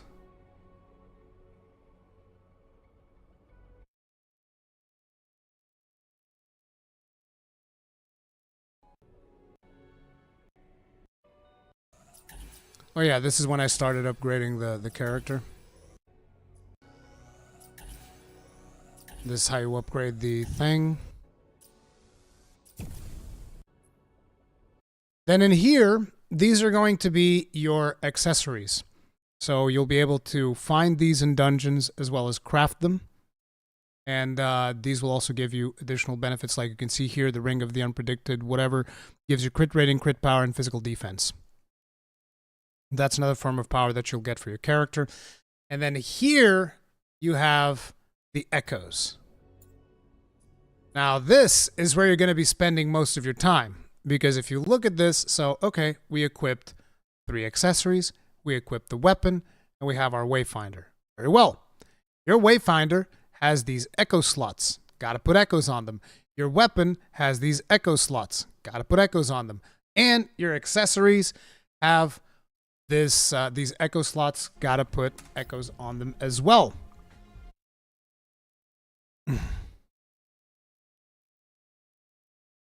But yeah, these echoes, you will find them, and then you can kind of like merge them. So say there's echoes that you don't like, you can merge them, you can level them up, make them more powerful, and then each of these also has like a symbol next to it. So this is a defensive echo, this is a balanced echo.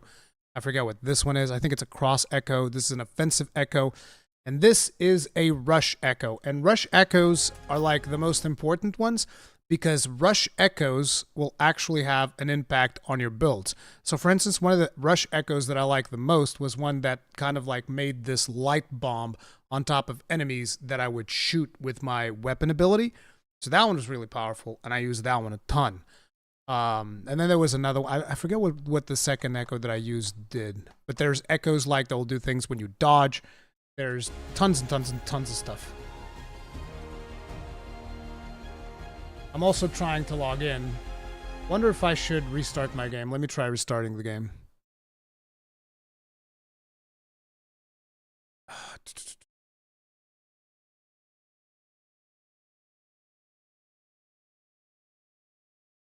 Come on. Come on. Boom.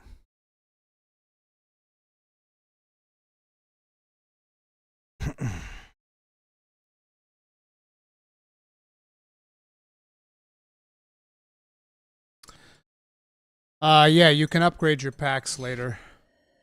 That's a possibility. Oh!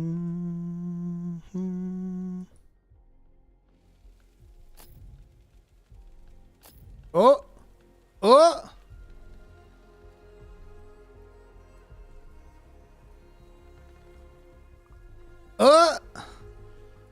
I'll even put it in full screen for luck.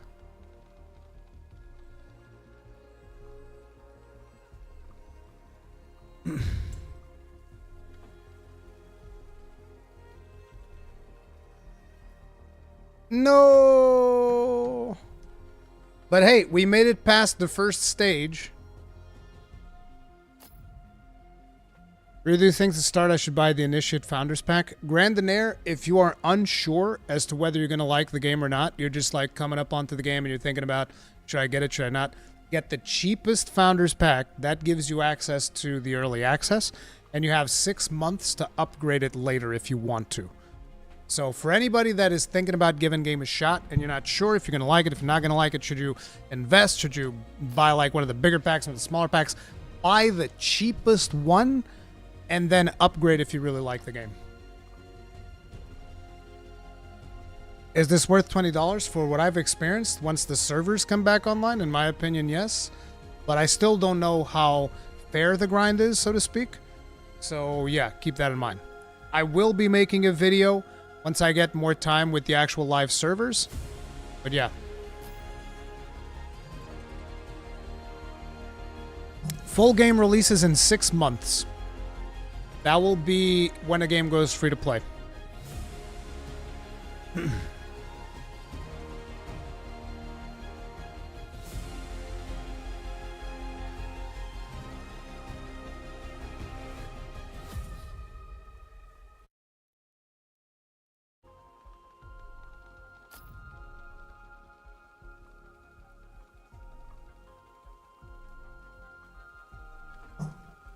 Will the accounts reset once it releases? The current plans, as far as I'm aware, there are no plans to reset accounts at this point.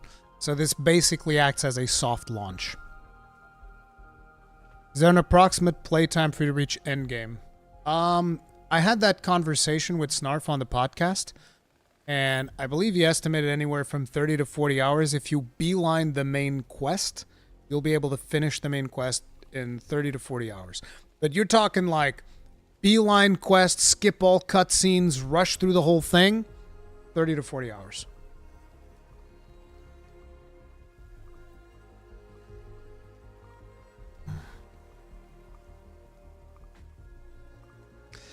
I don't think we're there yet, Snarf. I'm sorry. No, wait. He's online. Damn it. Might be regional servers. Might be the my regional servers are not working yet. No.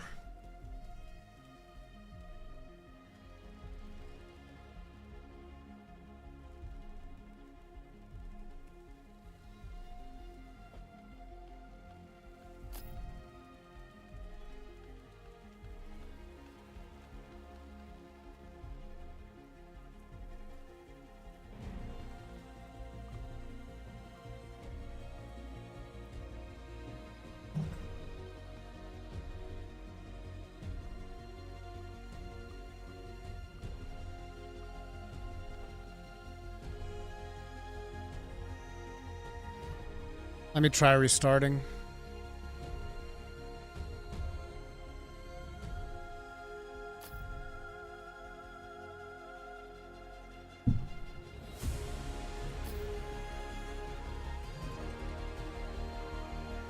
There's a lot of people reporting that they're in now.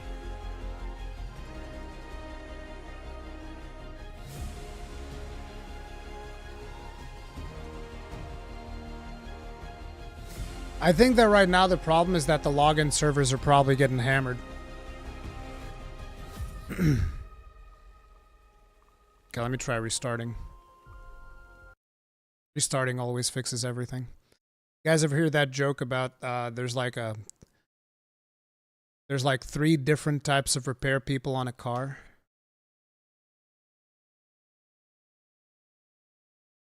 And everybody's like trying to give a different solution, and the IT guy says, I have no idea what's going on, but I think I'd like to try us all just leaving the car and coming back in and see if that fixes it.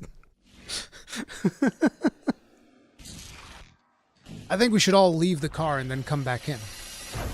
I think everybody should close their games and then just let me log in, and then you guys can log in afterwards. Does that seem fair? I think that's fair. You try turning it off and on again. Exactly. That's the most IT thing to say to somebody. Listen, just turn it off and turn it back on again. Fix it.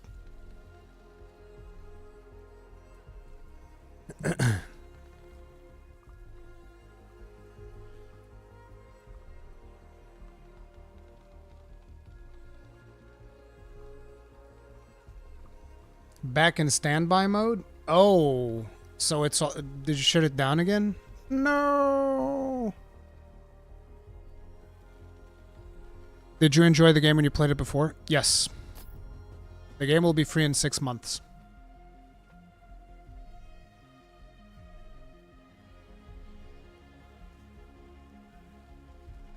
Pool's closed. Yep, that's it.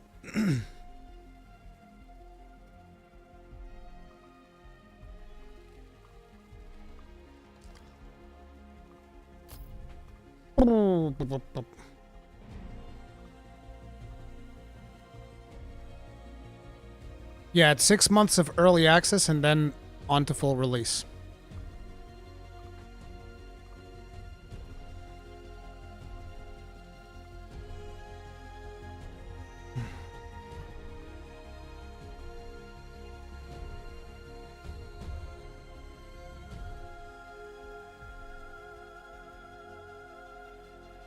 This happened a lot in these 3 hours. Well, I started the stream 1 hour ahead of launch. When the game launched, we played for like, I don't know, 20 minutes. And then the servers went down, and they've been down since. You can swap characters, Grandonair. As a matter of fact, that's the point of the game. They want you to play multiple characters.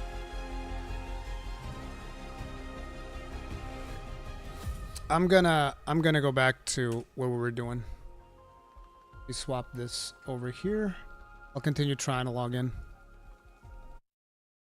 Like we were saying, we were talking about echoes, so there's all of these echoes that you'll place in here, and you can see all the different echoes. Like you can see the stats that they give you. Crit rating, crit power here, for instance. Ability power, crit power, max health, crit rating. And a lot of these will actually drop from specific monsters. Like the echoes, you'll get them from specific monsters. Then you can equip them onto different weapons, different wayfinders, all of that stuff.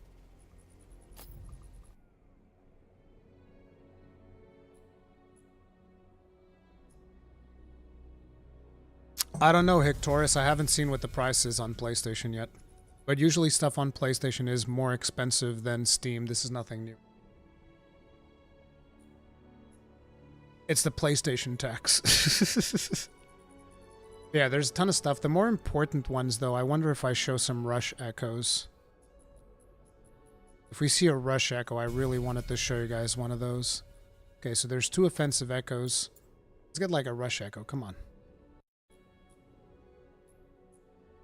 As a matter of fact, once I learned how to do this properly, I always started with rush echoes. There we go. See, this is a rush echo. So the rush echoes give you more unique effects. Like in here, shooting enemies after a successful hotspot reload. Hotspot reloads is the active reload system that you have. Fire a barrage of 3 arrows in front of you up to 3 times within 7 seconds, 30-second cooldown if used. So basically, whenever you do a proper reload, every 30 seconds you also get this effect. And then here's this one, triggered by melee combo finishers and eagle eye shots. Creates a large blast of physical damage equal to 125% of your weapon power on a 20-second cooldown.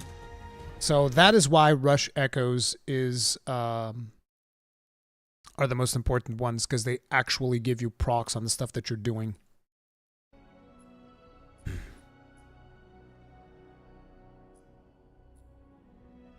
Do you think there's any chance of a Switch port for this game? I think it'll be rough. I think it could be done, though. I mean, Warframe runs on Switch. Friggin' Witcher 3 runs on Switch. Could be done. The reason I say it's going to be rough, it's because this is not like a super huge team, right? They're a smaller team, so I don't know if they have the resources to port this to the Switch. But yeah, those are all the things that you will eventually get when you are min-maxing. Like, just look at all. I must have spent like a good 5 minutes just placing friggin' echoes onto everything.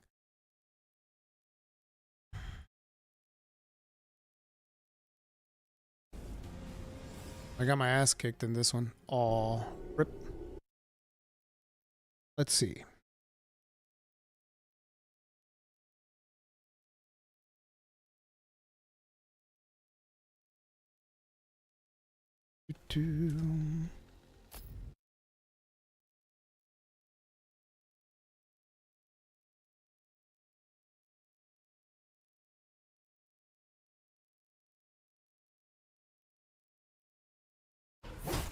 Alright, I already showed you guys that one.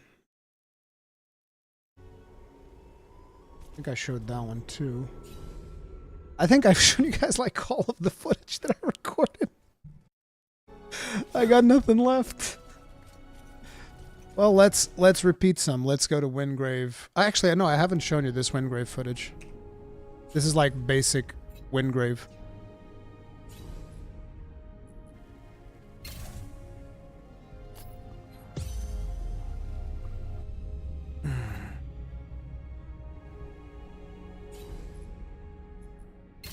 The servers are still currently down.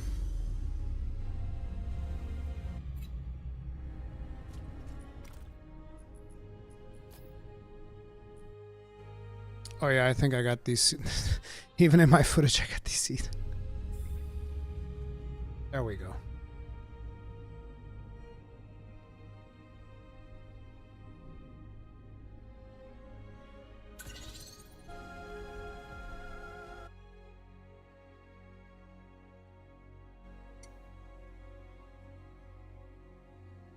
Can you refund Kairos on Steam if you played for less than 2 hours? I don't know. I would assume so. I've never really used the refund option on Steam, so I wouldn't know.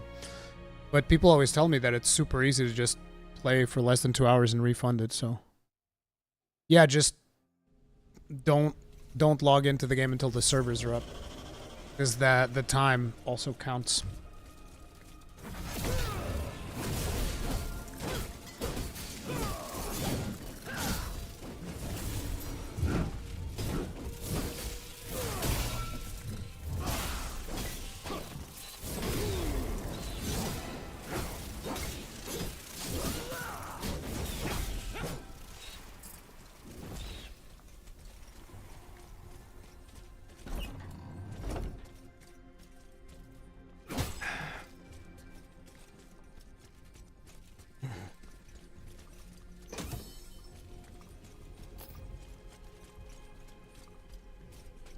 I'm literally in game. The server is up for me. Interesting. That's strange.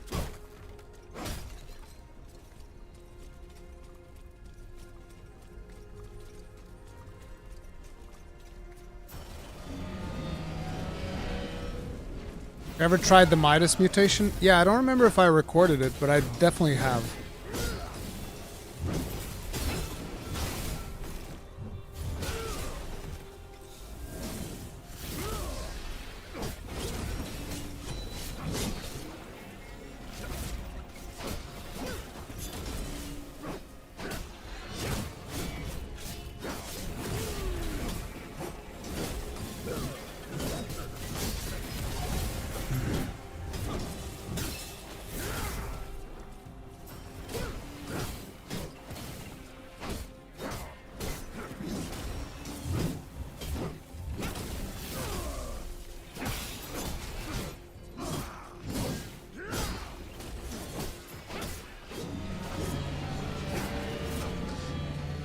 If you get it on PlayStation 5, you will have to buy it again to play on PC, but only during the early access period. Once it goes into free-to-play on 6 months from now, you won't have to buy it twice. This is still a video, guys.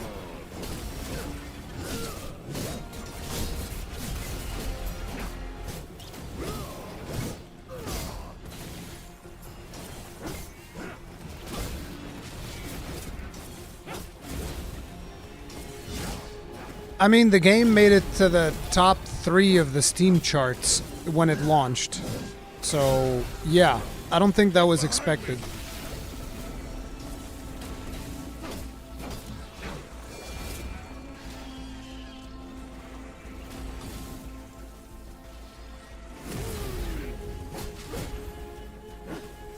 Is there paid currency?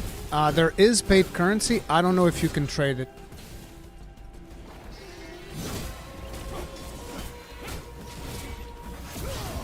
You do not have to start from the beginning once it's free to play next year.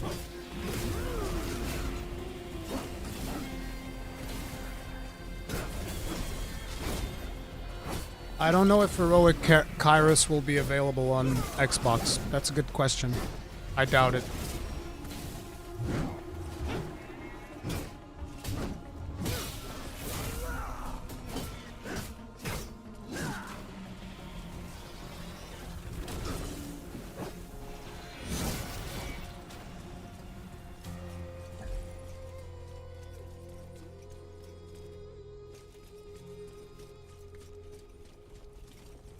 Night Ninja. Imagine the game is free, but it comes out in 6 months. Really? Why not release it now? Why 6 months bullshit? See? You see how such a good point that you've made. Why not release it now? The servers are literally down. Nobody can play the game. That's probably why they're not confident enough to release the game now. That could be the reason. That could be the reason why they called it an early access instead of releasing it now. You know, just like, think about it. You just really use your brain.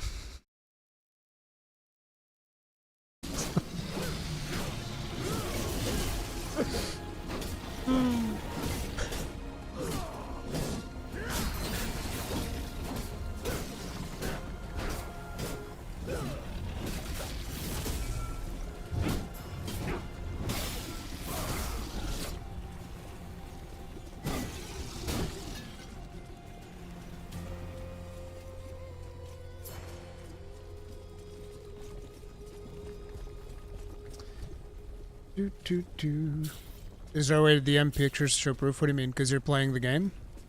No, it's fine. Don't worry about it.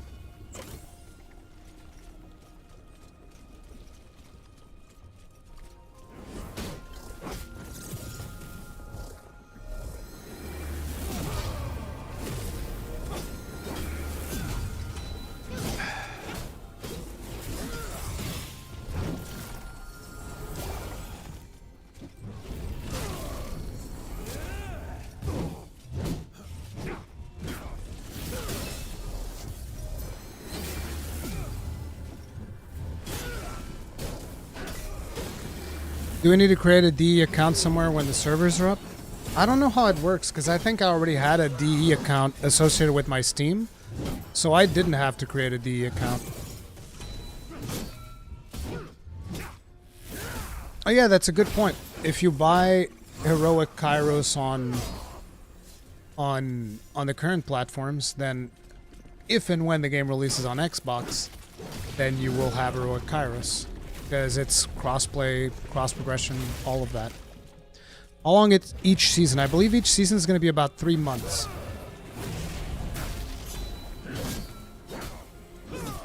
It automatically generates an account when you launch, so you don't have to create an account.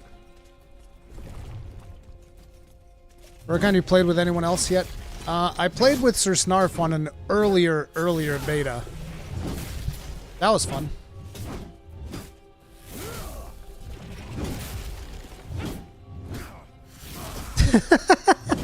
Heatblader, thank you very much for the souls. Tip of the hat. Appreciate the support. Thank you. Thank you very much.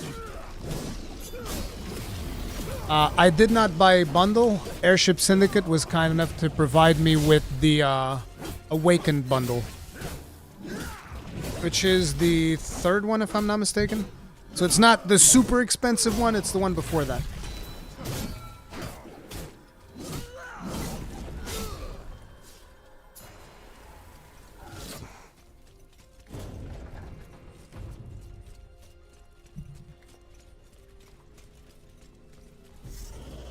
So what you said makes zero sense. They are making you paying for a broken game. This is why this generation's getting used. So this is why this game is clearly labeled as early access. And that was one of the things that I mentioned in the video that I released earlier today. Oh.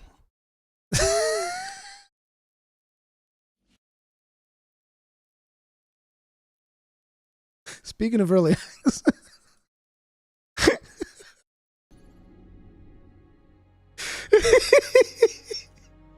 As I was saying, they clearly mention that the the game crashed while I was recording it. That's why I was like, did my video crash? What happened? That's part of the recording, guys. Like, I actually recorded the game crashing. Like, see right there. Game crashed. But as I was saying, like, they clearly labeled the game as early access, and this is why. The game is not super polished at this point. It's still in early access. There's still a lot of work to be done, and they want feedback from the community to really hone in on a lot of things. Because, like, here's an interesting thing about this game that you guys might not be aware of. But, like, you know how in the game you can double jump dash? In their initial plans, that was not a part of the plan. The double jump dash was not a part of the plan. Dashing was not a part of the plan. But there was apparently a glitch or something, and somebody was doing it. They're like, huh, that's cool. So they made that a part of the game. They basically picked up that thing, which was kind of like a bug, and they were like, you know, people like it. This is cool. Put it into the game. That's one of the advantages of getting involved in an early access game. You can contribute towards the development of the game. Now, there's also the disadvantage that, you know, the game is not really hyper duper polished. This is not Baldur's Gate 3. I'm not bad talking the game or developers, it's just greedy. See, that's the thing, Night Ninja. It would be greedy if they were like, no, you gotta give us 50 bones, you play the game. They're asking $20. They're not even asking $20. Like, if you want to play the game, $20 gets you in. There's easily here, from what I can tell from the thing that I played on the earlier access beta, there's easily over 20 hours of content. There's about $1 per hour, which is usually the standard that most people use.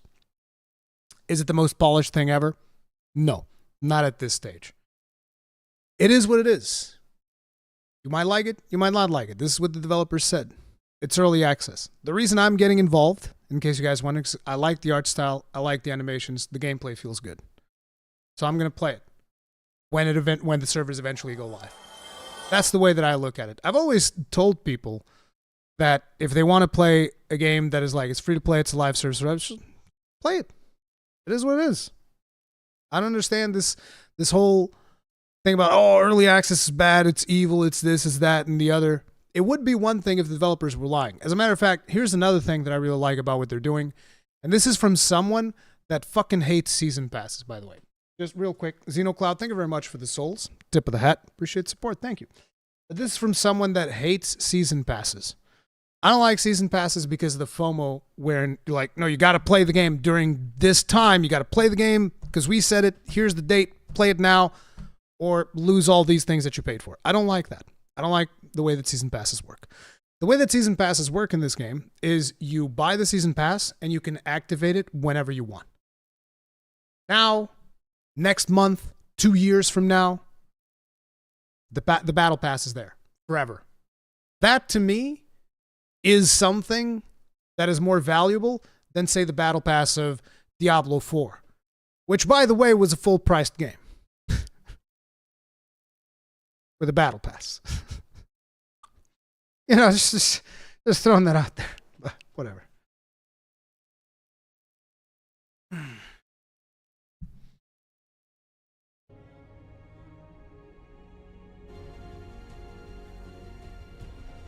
I remember reactivating his Diablo 4 season pass. Yeah, it was great. It's fantastic.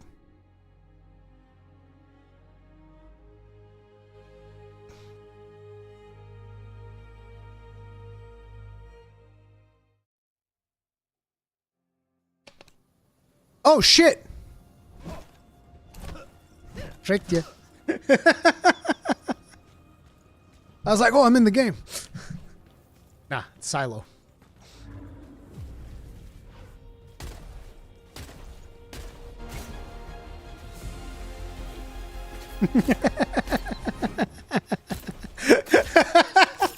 I can't believe you guys fell for that. Bro, the video's been playing this whole time.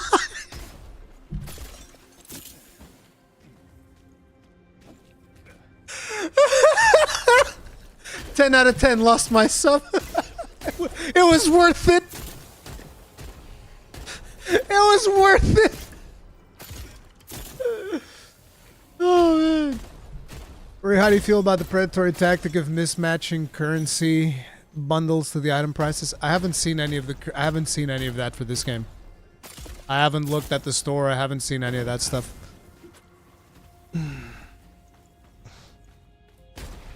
But as a principle, I don't like it when that happens. When you're left with like some like, oh, you're left with 20 of this currency that is worthless for everything else. As a principle, I don't like that. I don't know if they're doing that in this game or not because I haven't looked at the store yet.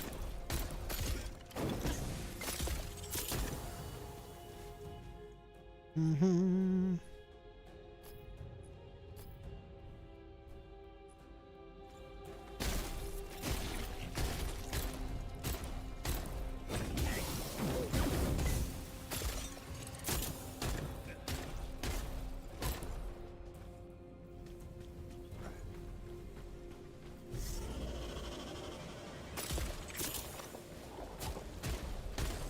Trying to find my way out of here after that prank.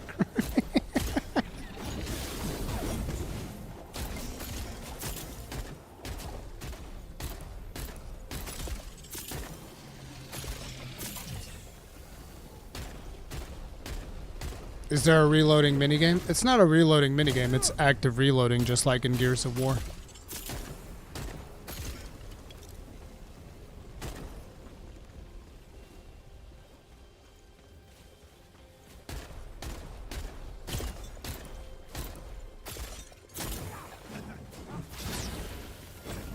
Is it cross-platform? Yep.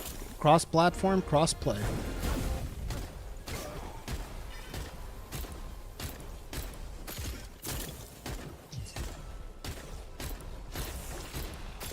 Is it worth spending $20 for? Once the servers actually go live, probably will be.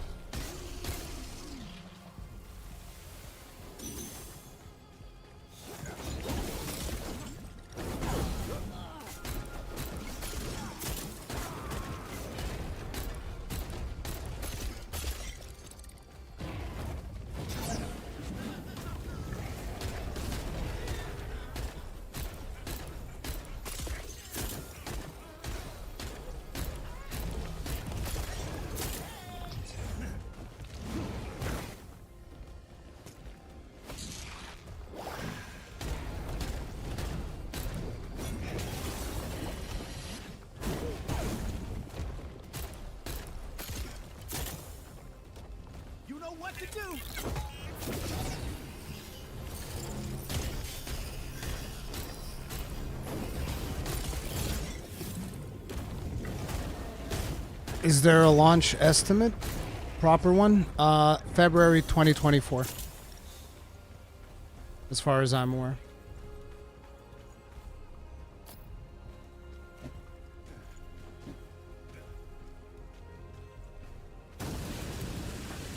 Which means there's going to be 2 seasons of early access. So this is season 1, whenever the servers come back up. And then 3 months from now, we'll get season 2.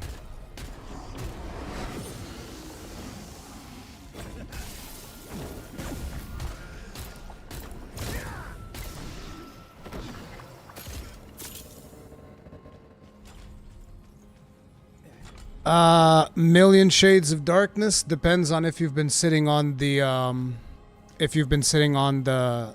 login screen for 4 hours, because Steam counts the amount of time you sit at the login screen, I think. I don't know how refunds are going to be processed, but good luck.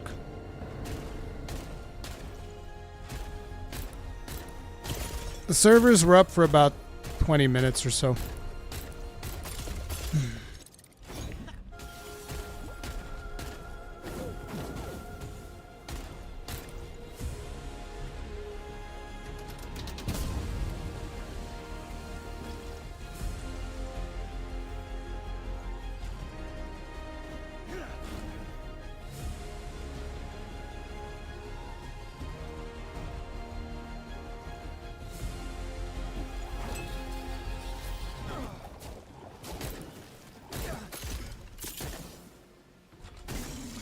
Dark Saf, there are cosmetic things that you get to do as well as dyes. And one of the things that actually surprised me, you guys were watching earlier right before we got disconnected, is the amount of dyes that everybody gets. You actually get quite a few dyes. Like there was like, something like 10 dyes or something? 10 different colors that you can apply? When you take into consideration the way in which you can paint these wayfinders, where there's a primary color, secondary color, trim, and an emissive, that's actually quite a lot. People are going to be able to tweak their stuff quite a bit.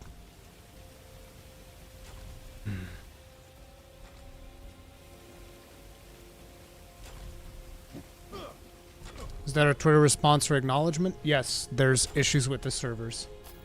And the community manager is actually hanging out in chat from time to time. What system are you on? I am on Steam, but I also plan on playing on PS5. We don't know when the servers are coming back online, guys.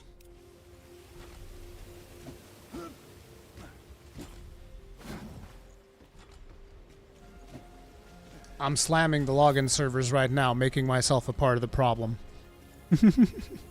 Nah, that's just your bundle. No, I saw the... Because, like, I saw in the bundle. Like, look. Let me actually show you guys the bundles, right?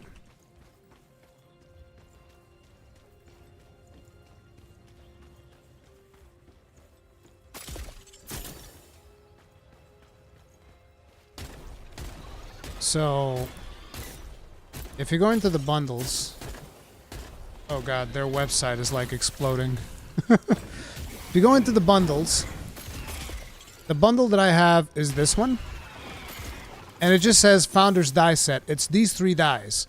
So, I saw these 3 dies, and then besides these, there was like a good 7 or 8 dies of different colors. Like, you had black, red, a white.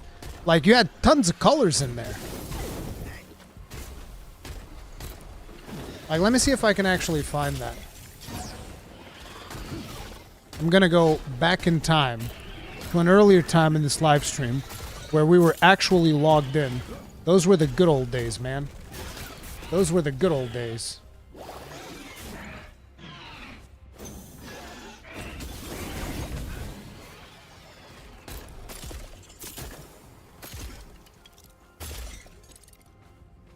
Wait, what the hell is this?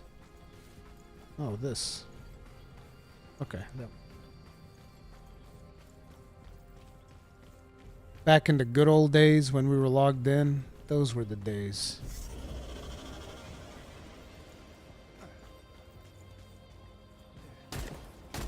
There we go.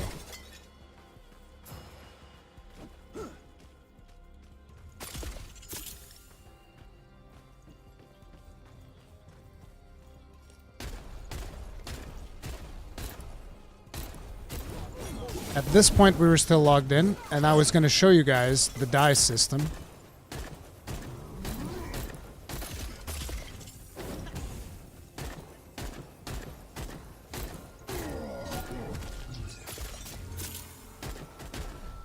So wait a second. Okay, so let me pause this. Too much noise. So, like I said a good 7 or 8 dies. There's 8 dies. All of these dies, from my understanding, are free. Because you can't see it because my face is in here, but the other squares where this square is empty, and over here are the 3 dies that I got from the Founders Pack. So the 3 dies at top were the Founders Pack dies, then there's an empty square, and then there's all of these, which from my understanding are for free players. So you got a blue, a white, a black, pink, green, red, golden, and some kind of like, I don't know, orange mixed with purple. So all of these, as far as I can understand, should be available for free. This is not customization for the gear a bit like Rintor. Like, look at this. Primary, secondary, trim, and emissive. So you guys can't really see the emissive part. Wait, there's an easier way for me to do this. You guys want to see how good it gets? Because I put a video out specifically for this. It's this one. And in here, there should be one that says character progression, recos. Where's character customization? Like, let me show you. It's Inception. It's me showing you a video of me. You'll have this skin, but this skin is not really customizable. However, if you go to your basic skin, that one is fully customizable. Like, you want what? No helmet? You want this helmet? That helmet? Let's go with that helmet. I want, I'm going to try and do something to show you guys something interesting. You can choose these pauldrons. Then we'll go over here and we'll choose this waist. Then we'll go over here, choose these arms, and there. That's our character done, right? Oh, looks pretty cool. Okay, would be cool if we could customize it a little bit more. All right, then. Let's go ahead and do that. So, what primary color do you guys want? How about pink? I think pink will look nice. There we go. Nice little pink armor. What looks good with pink? I think purple. Purple is probably a good choice to go with pink. No, actually, that doesn't mix that well. How about red? There we go. Some red with that pink. And then we're going to go for the trim. The trim is currently gold, but how about we just make it, I don't know, green. There. Now our trim is green, and then we can go into the emissives and just be like, well, they're all blue and stuff. That's kind of nice, but what if they were, I don't know, they were white. Angelic white. That's pretty cool. Now, naturally, you know, these dyes, a lot of them are going to be in the store. Some of them will. See? That's how much customization you're going to have. Tons of it.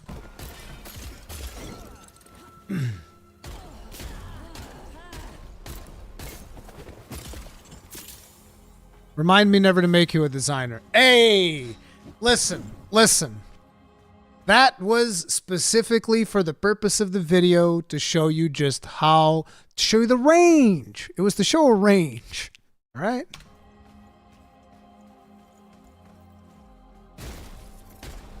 You're finally playing now. No, I'm not.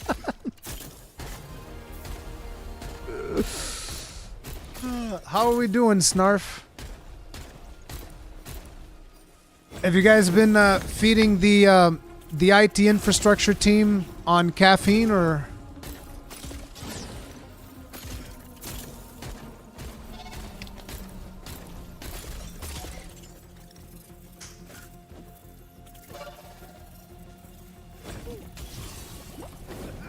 Let's show you guys some more Venomous. It's been a while since you've seen. How about the base Venom? Actually, no, let's go Kairos. Lots of people like Kairos. Lots of people haven't seen Kairos yet. Why not?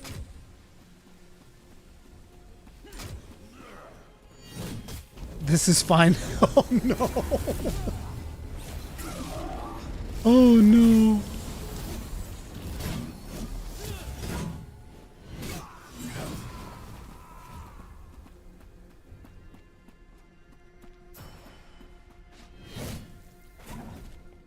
How long is this going to be up for early access? 6 months. 6 months of early access, and then it's going to be free to play. Did you know I got mugged by dwarves last night? I'm sorry. Like an actual group of dwarven thugs. I don't think they'd be very successful. I don't think they're intimidating enough.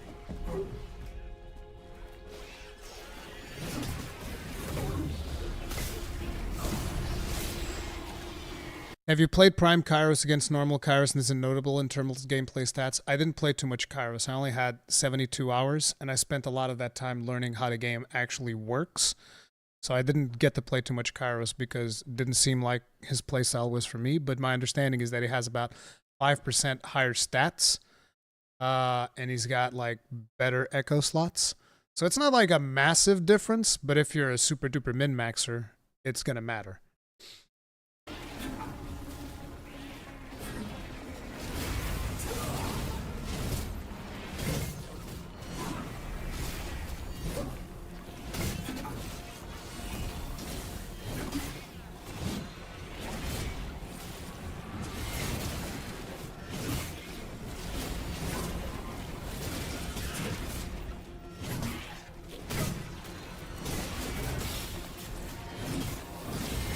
You can queue into randoms with you can queue with randoms into dungeons.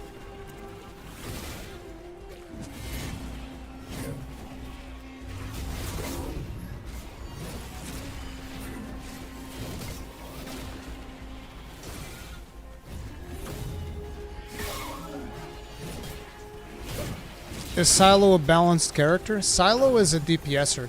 Silo is really good. Like, he's my second favorite Wayfinder. I think a lot of people are sleeping on Silo, if I'm to judge by the votes that we had earlier in the stream.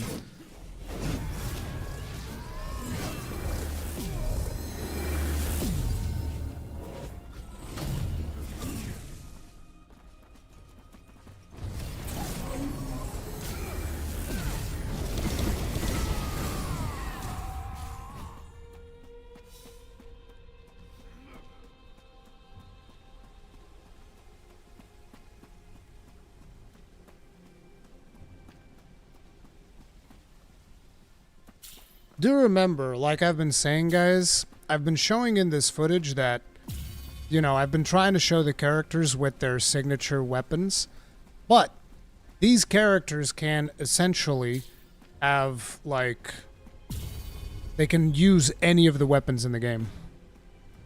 Can you quickly explain Silas's abilities? So, big damage, big damage, big damage, big damage. That's his abilities. No, I'm joking.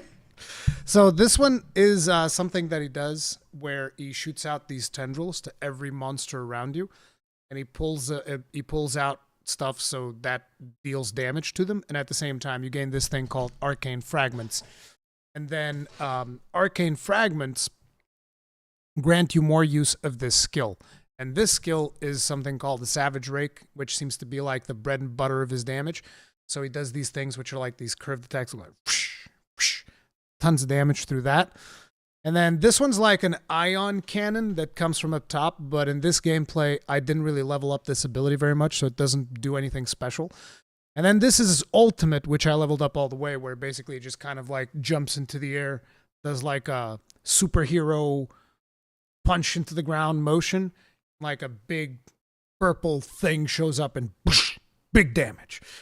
Basically, his abilities is all about like big damage, and more big damage. But the synergy that exists is like this top ability here that I don't remember the name, because it generates more charge for this other ability here so that you can make more big damage. What's the character called with daggers? Nis. Is Kairos weak on single target? I don't know. I didn't play him enough to really judge that. Wait, isn't this Kairos? This is heroic Kairos.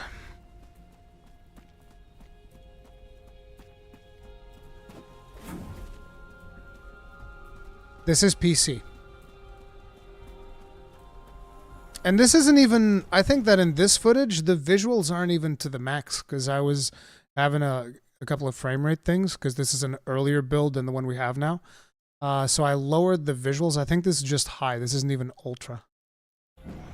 And this is recorded, and it's getting post-processed by YouTube. I can assure you, what you are watching feels nothing like what you are watching in-game when you're actually playing it.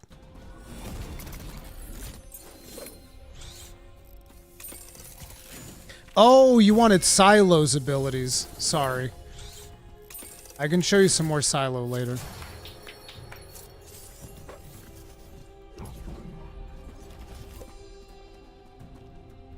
Is any of the characters similar to Druid in Diablo 4? Depends on the type of Druid. Spellcasting Druid or Shapeshifting Druid? Shapeshifting Druid, not really. I mean, I guess Windgrave would play the closest because he's tanky. But spellcasting druid, I don't know, maybe Kairos? Boom, that's his ultimate. Big hand comes down. Splat.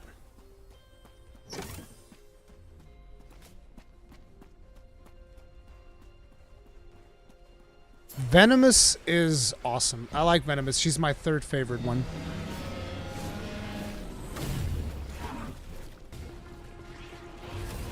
See, that's the tendrils that I was talking about. That's the rake.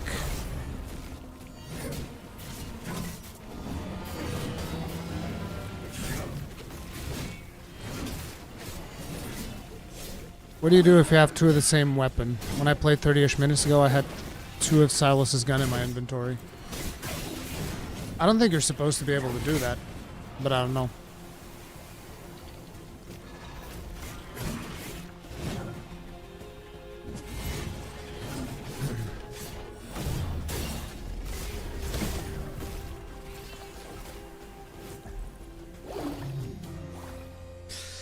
My favorite's Wayfinder.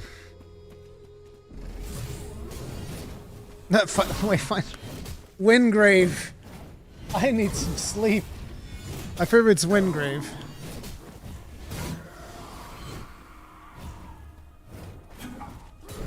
Weapon building does not take any time at all. You grind the... after you get the materials, you just craft the weapon.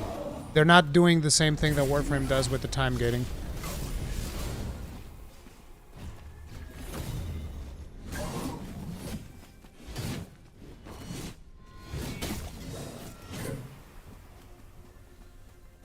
Ace Trainer Trin, the servers are down.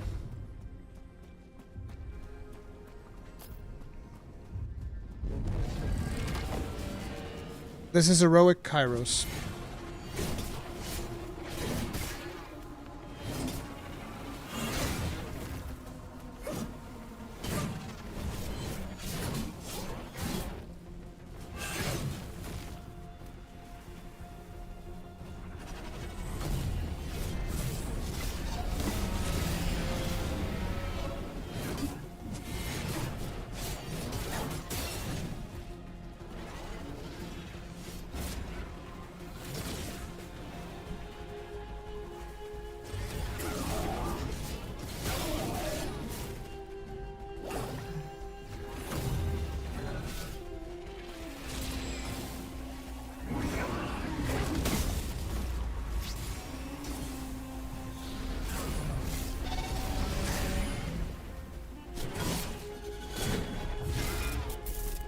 It's like Prime Warframes. That's a good comparison, yes. Heroic Kairos is like a Prime Warframe.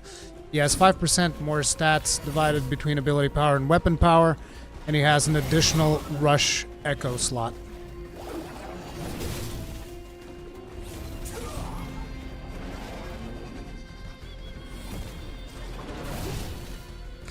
I don't know yet, Ajax. That's actually one of the things that I want to try out. Because as you can see, in this account that I was given access to for 72 hours, my character was level 30. I didn't have to level up anything. I could just play the game.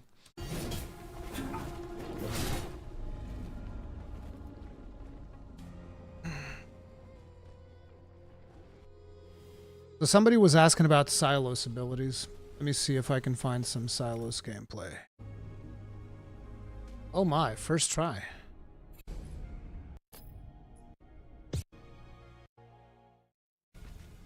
Okay, so this is Silos. This right here is his ultimate. It charges up the more you use abilities and the more you deal damage. Silos' ultimate, what it does is he just throws out this little drone thing that shoots out lightning and slows everything around you. And because he has a passive that whenever enemies are debuffed, he deals more damage, what happens is he throws out this thing and he automatically deals more damage because everybody's slowed. He also has this thing over here, which is a little drone that taunts. So he shows up a little hologram. The hologram taunts enemies. They attack the hologram. You're safe to deal damage however you want. Then he's got this thing over here, which is an oil grenade. So he throws this oil grenade that slows down enemies and at the same time also douses them in oil so that then you can throw an incendiary grenade, which blows up the oil, deals damage, leaves a patch of fire on the floor. If anybody goes above it, they also burn. and then also deals additional burning damage to enemies. So the combo pretty much goes oil grenade, burning grenade, enemies on fire. When you have your ultimate, damage and slow, fantastic. If you're in trouble, pop the taunt, good to go. And also, remember how usually when you're talking about, when you see the promotional material for the game, you'll usually see Silo with a gun. And here, I'm just like, no, sword and shield, baby. Sword and shield all day. Also notice how I customized the whole look of Silo to look different. Although I didn't like some of the color stuff that happened to Silo, there was something going on with the straps. Oh, I think this is a boss fight.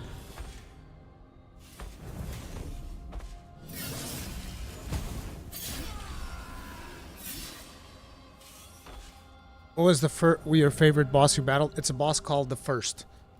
The First is a really fun boss fight. It was also the first boss that I fought.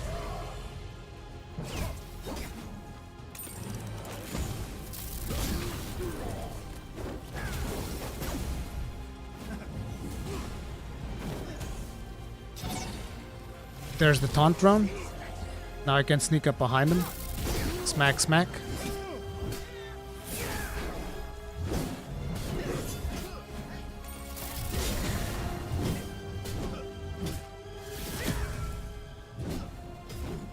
I actually really like this playstyle. Sword and Shield Silos is a ton of fun. I don't know if this is going to be viable for Endgame, but when I was playing this, I loved it.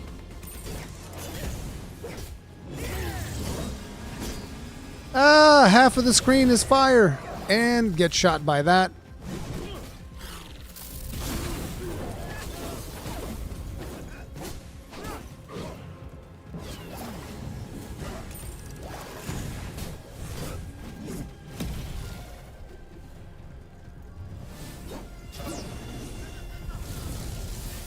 Can you switch your weapon whenever? No.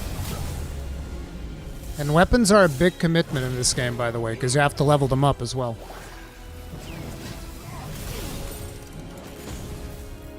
Is Silo tanky? Nope, not at all.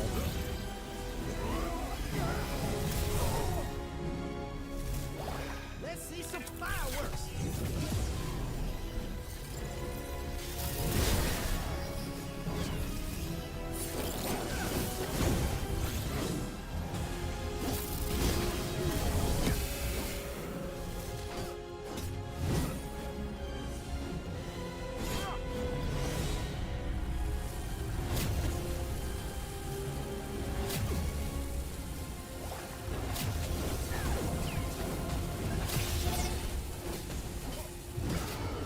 Sit down, Commander Creed.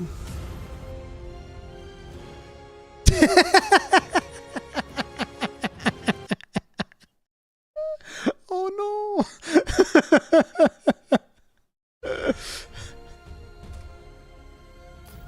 Yeah, it's early access, right, boys? It's early access. Let me see if I can find something. Wait. I can probably get it from here. I wanted to show you guys something else. View screenshots.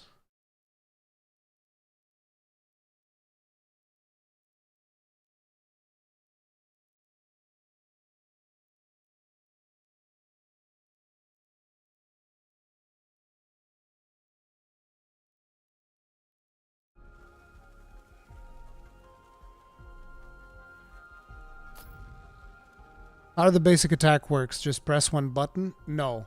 The way the basic attack works... Give me just a second. I also want to have something here.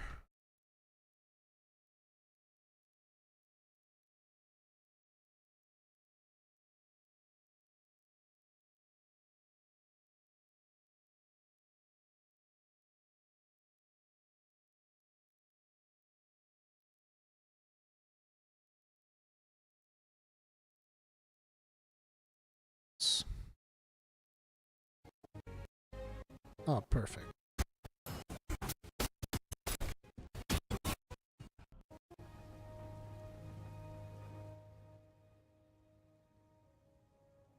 So, what I have here is I have the stats of all of the Wayfinders currently available.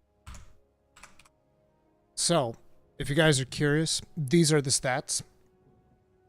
Max health, self-explanatory. It is the health of the Wayfinder. Resilience is a yellow bar that you have that works very much like the enemy's yellow bar. Works like kind of like hyper armor, so you take damage while you have that yellow bar, but you don't get staggered. If they completely break your yellow bar, then basically you start getting staggered, kind of like Poison Dark Souls. So that's your resilience stat. Weapon power, the damage that you do with basic attacks. Ability power, damage you do with skills. Crit rating, the crit chance of your attacks. Crit power, the damage of the crits that you do.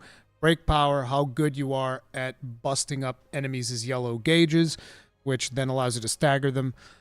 Physical defense, self-explanatory. Magical defense, self-explanatory as well. So, the way that it works with your auto attacks... Give me just a second. Yukata, thank you very much for the souls. Tip of the hat. Appreciate the support. The way that it works with your regular attacks is if they are melee, there's usually a 4 combo, depending on the weapon. It's like Sword and Shield has a 4 light attack combo and a 4 heavy attack combo. Heavy attack combo is better at breaking yellow gauge. Light attack combo is better at dealing damage. So ideally, you use the heavy attacks to break the yellow gauge, then you use the light attacks to actually deal damage. That's kind of how it goes. When it comes to daggers, though, it's a little bit different. Your light attacks build up combos to use your heavies. Your heavies kind of become finishers. So you can go light attack, heavy attack, and it will do something. 3 light attacks and a heavy attack will do something else. So that's kind of like the way that it goes with daggers.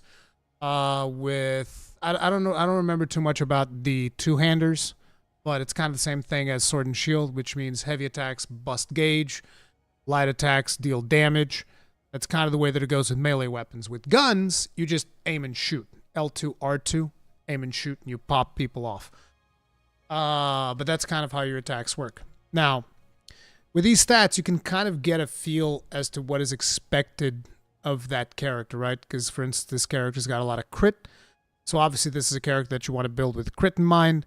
So you'll want to get as much crit rating and as much crit power as possible. But you also don't want to slack off on ability power because that is what powers the damage that you do with your grenades. So you can basically build him in a way where he's going to deal a lot of a lot of damage with his basic attacks, or you can build him in a way where he deals more damage with his grenades. It's kind of like the way that it goes. But this character can pretty much go either way because he clearly has all of this separation. However, he's very good to go crit because he's got pretty decent crit. But he is squishy. He only has 531 max health. You look at Kairos, he clearly has a preference for ability power because he's got 3,000 ability power. So he's better, generally speaking, at hitting things with his abilities, and even his passive skill goes more towards abilities than necessarily using auto attack. Not auto attacks, but basic attacks. That doesn't mean basic attacks are bad. It just means that you're expected to build decent chunk of ability power on him to really take full advantage, right? If you look at Venomous, Venomous has like the highest crit power, I think, of all the characters. She's got 2,200. Her crit rating's not as big as the as Silo, but still, and she has a decent chunk of ability power too. Now the thing about Venomous is that her poisons get converted into heals over time. So the more she spreads her dots, the better heals you get. So Venomous is also a very interesting character for me because I like characters that have heal, but she's more of a support type character. But at the same time, she's got pretty beefy ability power, pretty beefy crit power. So, you know, take that as you will. However, she's not very good at breaking gauge. She's only got 301 break power. So her thing is more, I poison things more than anything. What is 1900 crit? I don't know, but you look at it in comparison with other characters, right? So let's look, for instance, at Senja. Senja has 421 crit rating. He's not going to be very good at critting, right? At least with her base kit. You can add stuff through echoes, but you're going to be sacrificing other things. However, what she does have is a fuck ton of defense because she needs defense to showboat. So, you know, it kind of gives you an idea about what is the design decisions between each of the characters. It's important to mention that these stats can change naturally. This is just the stats that were in the build that I played. But it gives you, like, the design intent behind each of the characters, I feel like, right? So Senja is more about using her weapons than necessarily her abilities. Her abilities are there to buff the damage of her weapons, as you can see. Ability power, 700. Weapon power, 1800, right? So she's going to be better at smacking things with a weapon than necessarily smacking things with her fists. But smacking things with her fists powers up the attacks that she'll do with a weapon afterwards. So there you go. Then you have Nis. Now Nis, as you can see, crazy on all the damage stats. Weapon power, ability power, crit rating, crit power, all good. So she's jumping in there, beating the shit out of everything. Problem, her defenses are low as fuck, which is why her whole kit is around dodging. Nis's whole kit is around dodging. Dodging with Nis procs certain abilities that will deal additional damage to enemies. So you want to dodge. But she is basically a glass cannon.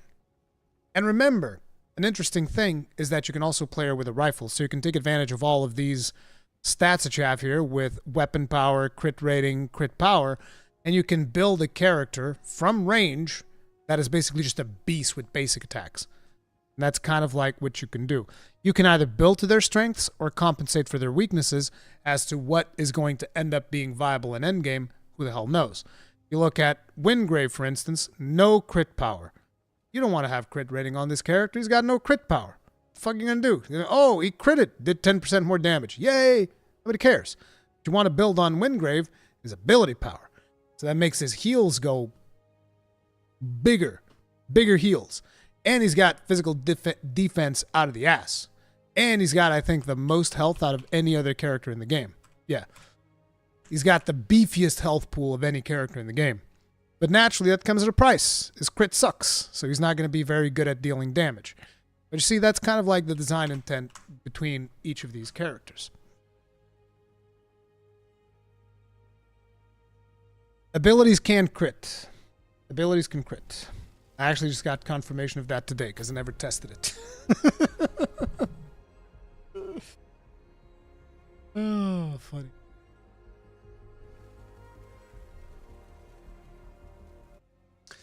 Are you already playing? No. We played for like a good 20 minutes. It was a solid 20 minutes, all right, team? We did fantastic. It was good times. I applaud your ability to talk about the game for hours without being able to play. I mean, of course. I mean, I feel like that should be the bare minimum for somebody that does what I do. As a matter of fact, I've told this story a couple of times. I don't know if you guys remember back in the TGN Squadron days. In the TGN Squadron days, we had one person on TGN Squadron. I'm not going to bring them up because I don't want to bring up any drama. But we had one person we had to eventually kick from TGN Squadron. But I remember that at the time, I was like organizing all of the live streams around everything that TGN was doing. And so basically, I set up a live stream for, I think it was either 6 people or something like that. It was close to 6. Vegas, thank you very much for becoming grossly incandescent. Tip of the hat. Appreciate support. Thank you. One of our main people that did Overwatch, I said, I need you to be on this stream. If only and I could be so grossly incandescent. we're going to start this stream 90 minutes before Overwatch launch. Nobody questioned that decision. Everybody was like, yeah, sure. Whatever. This one person who was actually our Overwatch specialist turns around and says, you think anybody's going to watch us talk about the game for 90 minutes without being able to play the game? What are we even going to talk about for 90 minutes without being able to play the game? What I told him was like, listen, my friend, if you cannot entertain an audience for 90 minutes without playing a video game, you're in the wrong business. I'm sorry. It's just the truth. Like, I'm sorry, dude. It's just the truth.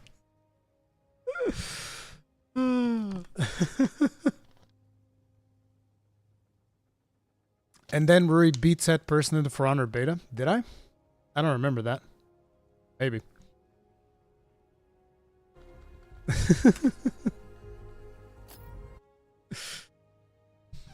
But yeah, these are the stats, and then each of them also has a unique ability. So each of them has a character passive that is. I kind of feel like a lot of builds are going to go around that character passive, which means you're probably going to want to work things out in a way where you can exacerbate that character passive. So in the case of Wingrave, his character passive is called the Healing Pulse. And melee finishers, that is, I think the 4th hit on a melee combo, melee finishers heal Wingrave and one nearby ally. So this is actually one of the main sources of your healing. Like, before I read this, because I had no idea what I was doing when I started playing the game, like, I was kind of thrown on the deep end of the pool, and I had no idea what I was doing, so I pick up Wingrave, and I remember even messaging Sir Snarf, and I'm like, bro, Wingrave sucks! Wingrave's the worst! He's so bad! And I had no idea what I was doing. Eventually, I read this character passive, and I was like, oh, I need to do melee finishers. So basically, if you don't do melee finishers with Wingrave, you're not going to have a good time. So you really need to know the character passives. So a big portion of your healing and survivability comes from landing that 4th hit in the combo, right? Now, another character. Silo, strategic advantage, character passive, 10% bonus melee and range standard shot damage to enemies that are debuffed, slow, burning, poison, stun, etc. So, if you look, for instance, this is the oil grenade slows them. Fire grenade burns them. Lightning grenade, which is his ultimate, also slows them. So all of these do something that increases damage by 10%. But also another thing that I instantly started thinking about is like venomous poisons. So Venomous can pretty much continuously poison everything, which will make this passive always up. And that sounds like a whole lot of fun. So I think that Silo and Venomous are probably going to be a match made in heaven. But yeah, that's his passive. Whenever he's shooting things that are debuffed, he deals more damage. Then you have Kairos. Now Kairos has something called Arcane Fragments. Arcane Fragments will grant you extra charges of Savage Rake, which is this ability. You can generate arcane fragments by using Siphon Radiant, which is this ability, which is, like I told you guys earlier, the little tendril things that he does.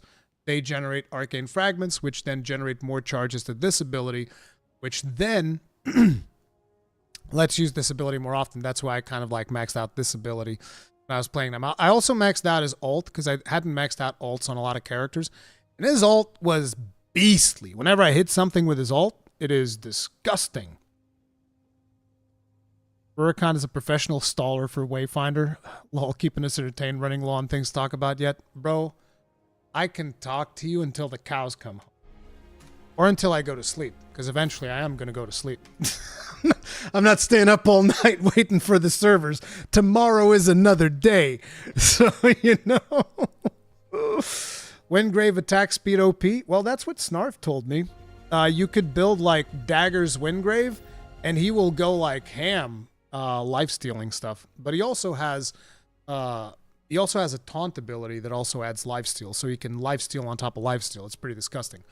But back to Kairos. So the whole thing becomes also, you can land combo finishers. That also gives you additional arcane fragments, so landing that 4th hit on the melee combos also gives you additional fragments.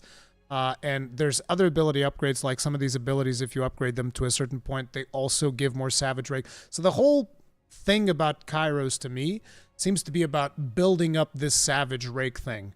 And as you build up the Savage Rake, you basically get to use it more often and just deal tons of damage. Then, see, I was seeing if the skill changed from Heroic Kairos to Basic Kairos. It doesn't. It's the same thing. And then you have Venomous, Master of Venoms. Weapon hits apply venom, dealing damage over time, stacking up to 5 times. Weapon hits against enemies with 5 stacks of venom. Create a poison cloud that deals damage and applies more stacks of venom. So she will poison things and continuously poison more things so that you can poison things while you poison things. Hi, does this run on Steam Deck? I've been hearing good things that it does run on Steam Deck, but I don't get to test it because I don't have one. Rurikhan, the more I watch, the more I want to play Silo or Nis. Silo is the way to go, my friend. Silo is the best. No, the best is Wengrave, but Silo is a close second. Kairos looks like Venom, and there's a character called Venomous. Then there's a weapon set named Venom something. But, yeah. She basically just applies tons of venom, which is really cool. And then there's abilities that make it so that if you sit in your own poison clouds, you also get healed. So, yeah, there's stuff that does that, too. Then you have Senja. Senja's got Showboat. Holding input for Gladiator Pummel and gain favor abilities will cause Senja to showboat. She'll actually go like, yeah, boom! So she'll actually just like start showboating and trying to please the crowd and all of that stuff. And basically she has a gauge that starts growing the more you do that, and that increases her weapon power and ability power. So it makes her abilities more powerful as well as the damage of her weapon more powerful. So her whole thing is using her abilities to buff the damage of her weapon. It's kind of like how she works. So you use these two abilities to buff the damage of your weapon. Then her ultimate throws like a thunder spear, and this thing is just like a grapple thing.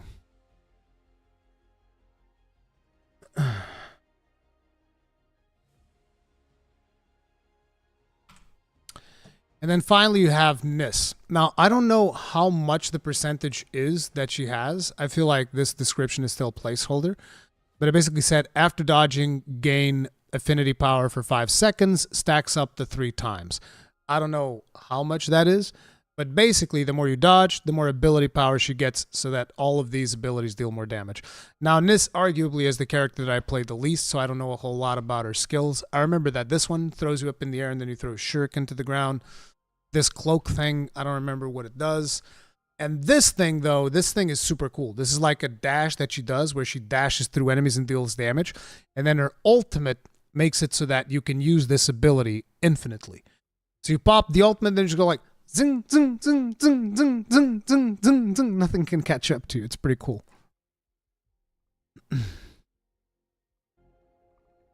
The open world areas are big or no? They're decent size. It's not huge. And it's like, it is sectioned off areas. It's not like one full seamless open world. It is sectioned off areas.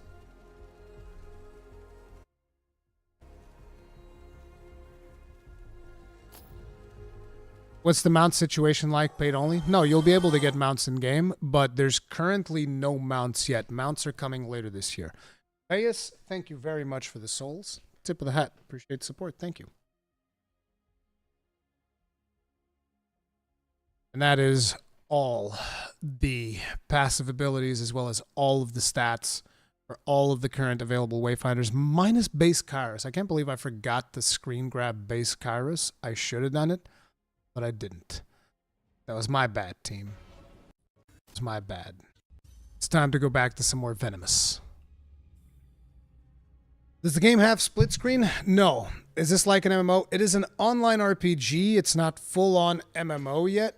It's more like MMO Lite. So you'll have a town hub, you'll get together with players, you'll form a party, and you'll go out on adventures. What is Affinity? So Affinity is a set of stats that you can have in the game that will buff your character in different ways.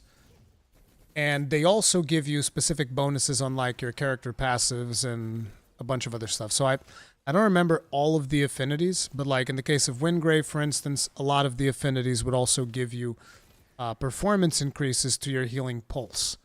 So the idea with affinity is you're going to need to find resources out in the world, which will then need to be converted into another resource, I believe.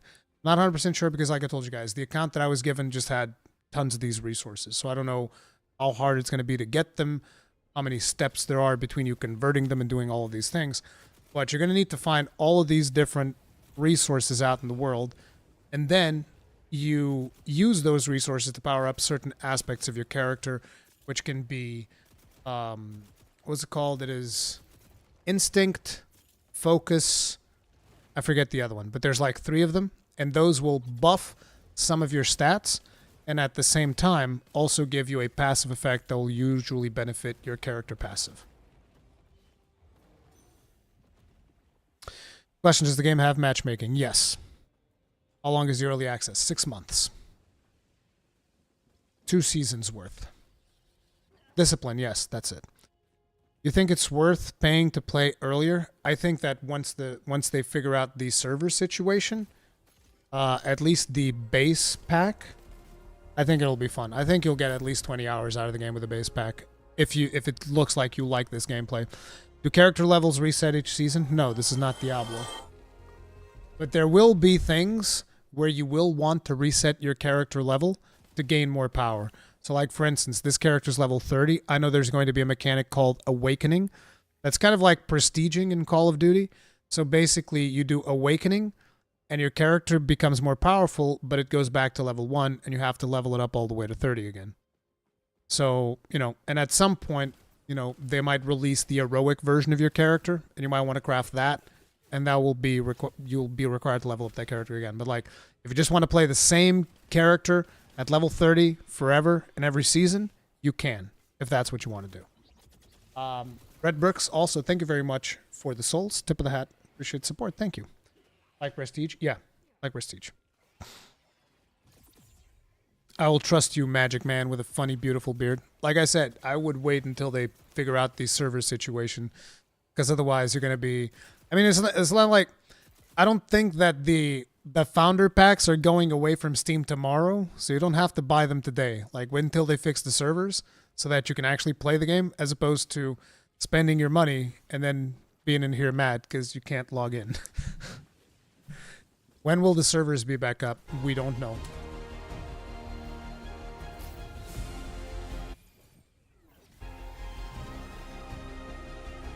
I'm waiting on Sir Snarf to let me know what the situation is with that.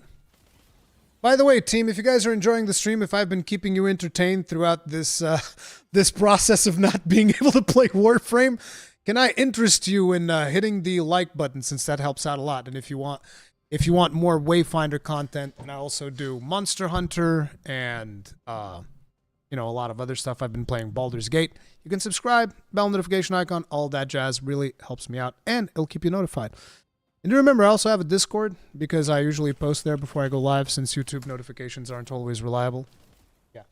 A little bit of a self-promotion. I think I deserve it too, huh? What's max level? Currently, max level is 30. I don't know if there are plans to increase that or not. Right now, like I said, there are things where you will eventually be incentivized to reset your character level to prestige or awaken and become more powerful. But other than that, level 30 for both your character and your weapons. Don't forget, you also need to level up your weapons. Rurikhan, does this game have any forced cutscenes to watch like Exoprimal in co-op? I don't know how cutscenes would work in co-op. I was able to skip the early cutscenes. It's just like the account that I played, I didn't get to see any of the cutscenes. So I don't know how that stuff plays out. But the one cutscene that I've had so far, I was able to skip it. Have they said what their monetization is going to be? Yes, they will be selling you skins and dyes, and you'll be able to straight up buy weapons and buy Wayfinders. So like, the weapon that you see right here on this character, you can buy that for money. It's very much like Warframe, if you ever played that. But the one good thing that they have, which is they're also going to be having season passes, but their season passes don't expire. So once you buy a season pass, you own it forever. You can grind it whenever you want. You don't have to grind it during that season. You can grind it the next season. You can grind it like 2 years from now. Doesn't matter.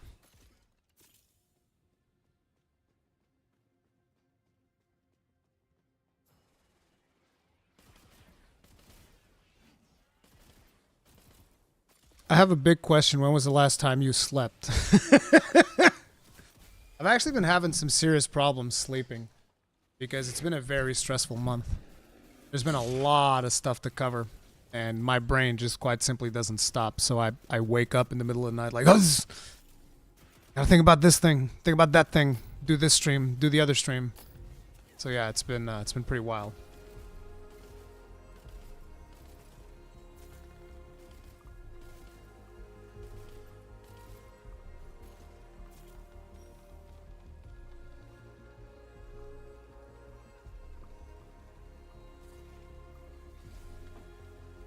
How much content do you have in the early access? I know that there's a ton of dungeons. There's a ton of hunts, which are essentially boss fights. And there's like 2 open world areas, I think. And there's a bunch of quests to do, of course. But I think that Sir Snarf said it was like, if you were beelining the main quest and doing nothing else, it'll take about 30 to 40 hours to finish it. And you're talking about like skipping cutscenes, doing all that stuff, just metagaming the crap out of it. 30 to 40 hours. So, but I don't know. I haven't actually gotten to see that content yet. Do you take days off for yourself at least? Never. My kids are on summer break. There's no such thing as a day off.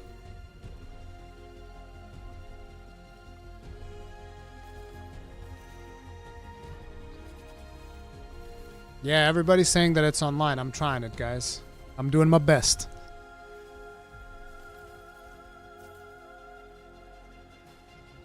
Okay, see, too many of you guys are in. That's the problem. Get out. Let me get in, and then you can come back in. Does that sound fair? Just get out. Just let me go in, and then you can come back in after.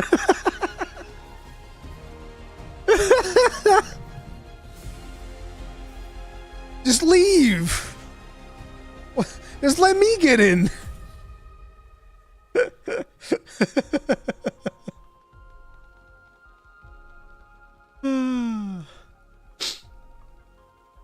I don't know, man. I think my region is not having it.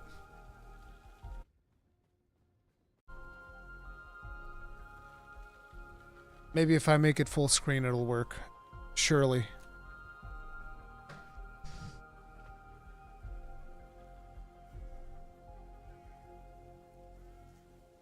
All right, let's let him in, please.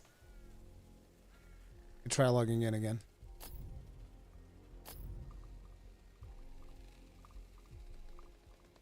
They're lying to troll you. Is that how it is? Okay. Well, while this is trying to log in, let me take a quick bio. I'll be right back. Oh, I'm playing Windgrave. Access to title is currently disabled. RIP!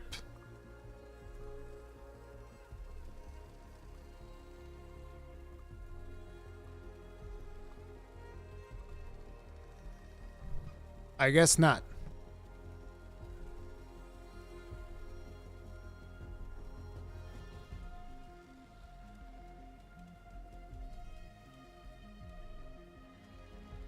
Nah, I got kicked out. Let me try restarting the game.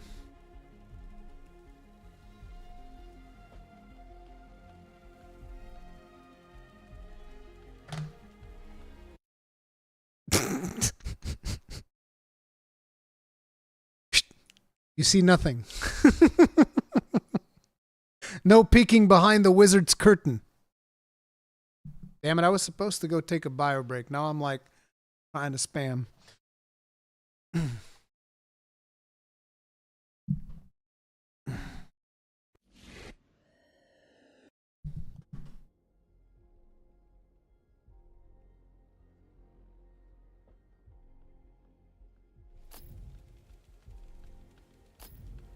There we go.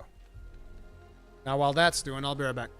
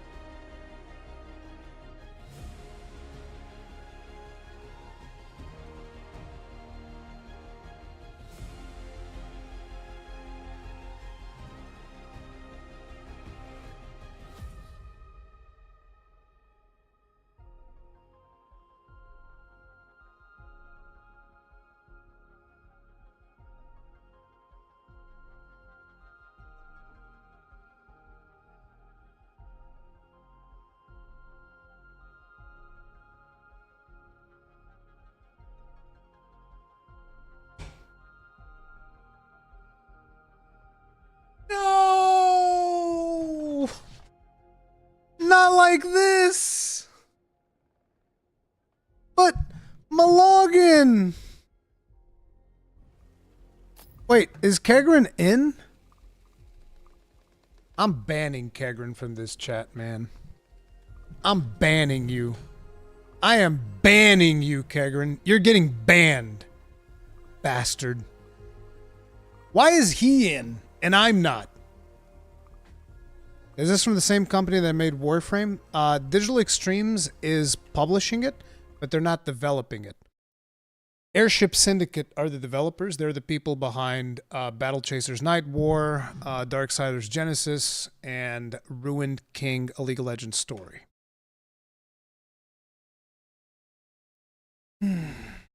Yeah, I think Kegrin... Oh, you got kicked, Kegrin? Oh, I'm so sorry. I'm so sorry. Oh. Oh, you got... Oh, I'm so sorry. You get what you deserve. If I'm not in, then nobody's in.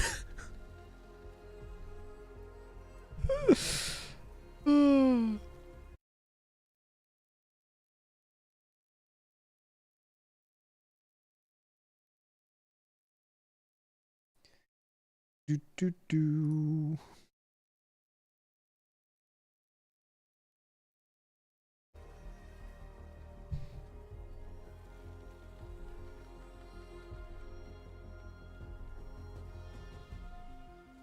Grab the lute and sing us a song. I actually used to be able to play the guitar, but I don't have one. Not electric guitar, just like acoustic guitar. I'm not talking about, you know, I'm not talking about playing Wonderwall or anything. I knew a couple of strums or something, but yeah.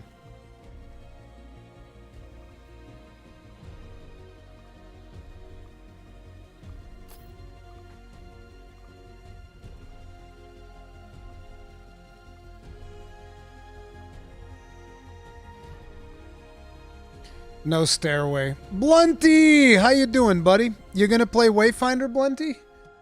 I mean... as much as it's possible, right? Please perform Wonderwall on stream. That's not happening. That is not happening. Can you play Wonderwall, though? No.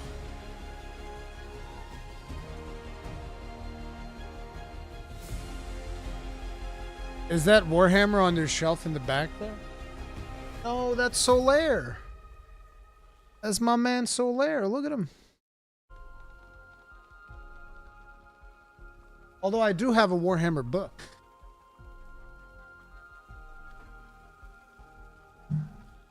And it's old school, too.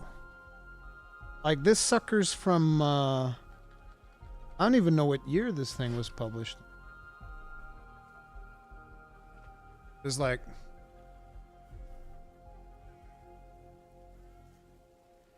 the best army of Warhammer.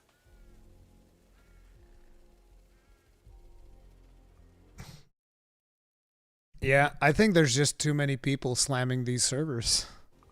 It's rough times. No, guys. This is not Diablo 4. You're not going to microtransaction your way into the servers. Fabiano Divino da Ruda, valeu, galera, tudo bem?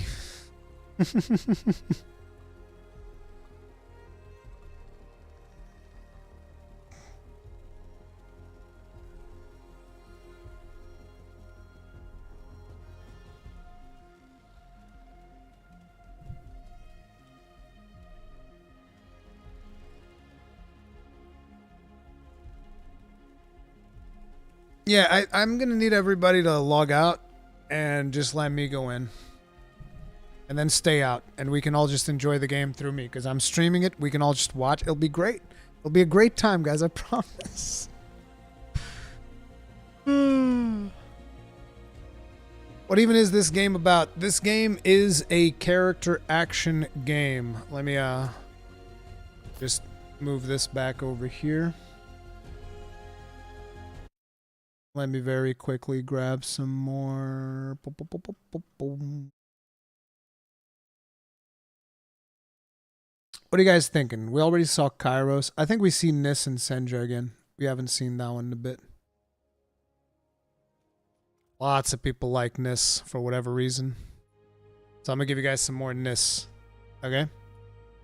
Wayfinder. Was thinking about it for a stream today, but might need a plan B, it seems. See, I'm playing right now, Blunty. I don't know what the problem is. It's fine. Look, see, I'm playing this. Let me just move a little bit forward here. And, yeah, see, I'm play some this. This is all good. I'm gonna do a dungeon.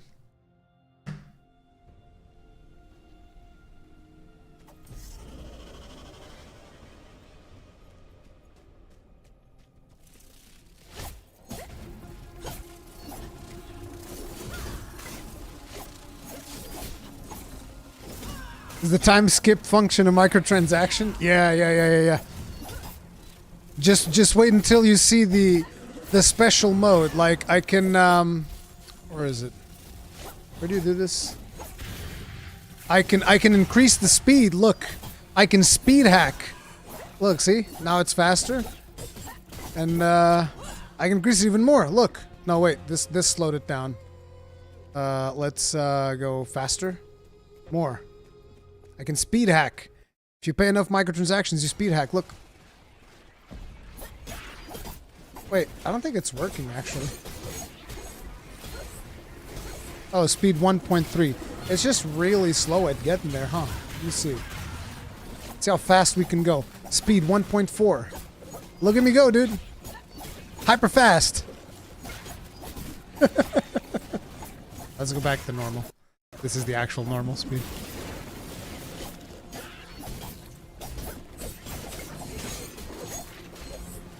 What if that happens in the future? What will we do? We would not play those games. That's the easy way.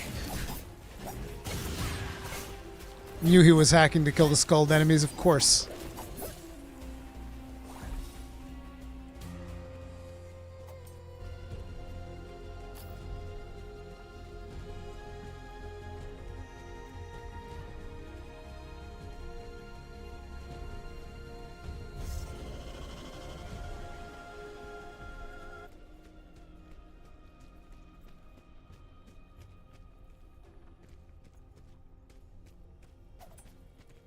Avoid the Discord like the plague. It's become a war zone.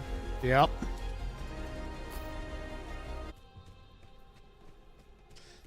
I think servers are still very unstable. I still can't log in. How are you in? You think that the fact that I'm in is impressive? Wait until you see that I'm playing with no hands.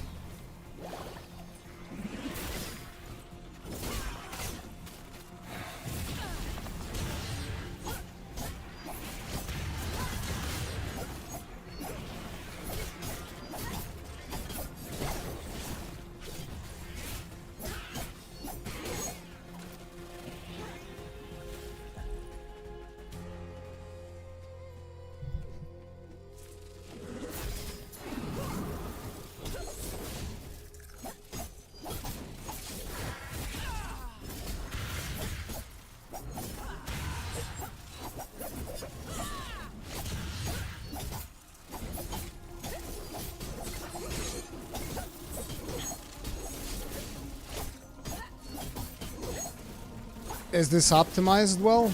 I didn't get to play enough to say. On the early access that I had, it had some performance issues. But on this version, it didn't seem like it had those same issues. But I only got to play for like 20 minutes, so I didn't really get to see.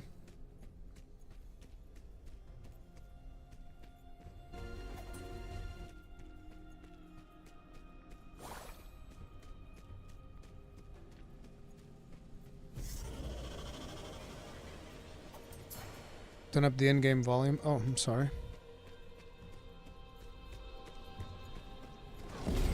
Oh yeah, we had the boss here. Can you break the pots? Yes. And sometimes they even have stuff on them. Rurikhan, do you know if you can co-op the whole game? I think you can.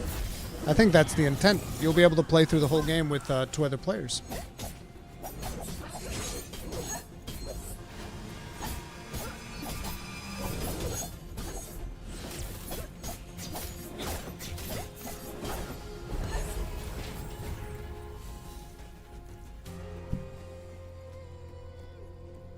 Yeah, I'm hoping that they stick with it, because I think that, and this is the funny thing, I remember back when Warframe first came out, I got the closed beta through some random website or whatever, and I remember making a video. It was a long ass time ago, and my takeaway from the video was like, there's a lot of potential for this game, and everybody in the video was crapping on me, saying like, same dungeon over and over, brr, game sucks, brr.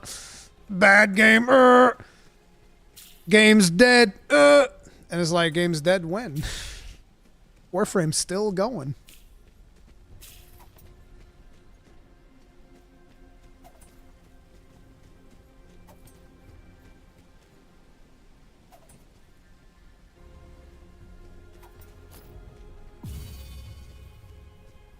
People don't understand where Warframe started. They don't. Like, they probably just see Warframe, like, they probably just see Warframe today, and they're like, oh yeah, Warframe, fucking massive. Like, bro, Warframe was a tiny-ass game, okay? Like, we're talking, and this is not an exaggeration, the closed beta that I played of Warframe might have 10% of the content that this early access has, okay? 10%, maybe. It's like, listen, Warframe was a tiny game, dude.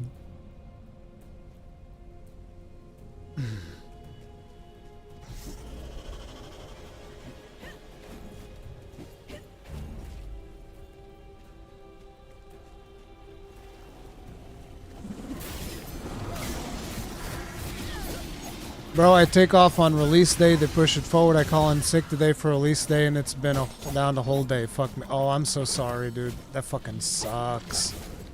I'm sorry.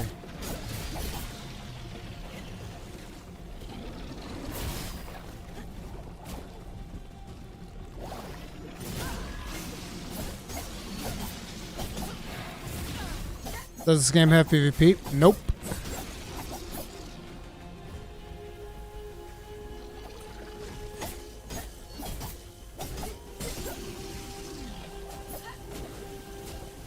You guys want to see an old video of Warframe, really?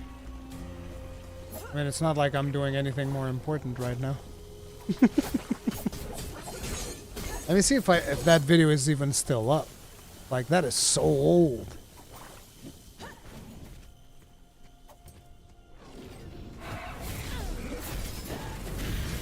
This was 10 years ago. Bro, this was 10 years ago. Look at this. God damn. Look at this old ass intro. Holy shit. Hello everyone, Rurikhan here, coming at you guys with another new game. Coming at you guys with another new game. And actually, I called this series New Game Plus. I forgot about that. the need that I should describe what the... Yeah. Like, look, this is Warframe 10 years ago. Good stuff. That's exactly what we were looking for. Also, I have to say, the soundtrack is really reminiscent to me of Battlestar Galactica. Battlestar Galactica. Oh, you prick. Screw you. Headshot. Anybody want some more of this? Oh, God, listening to myself from 10 years ago. No.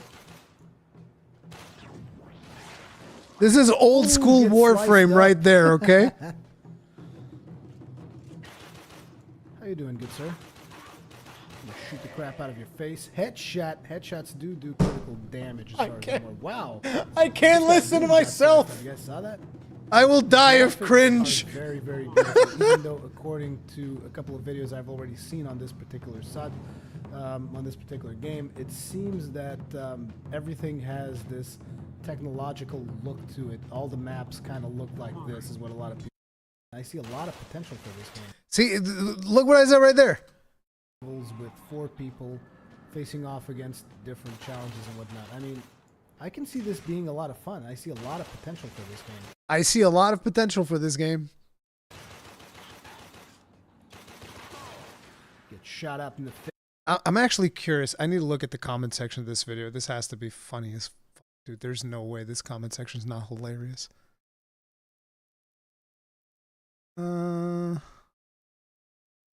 Nice to see old footage. Oh, this people are commenting on this game 3 years ago? What the fuck?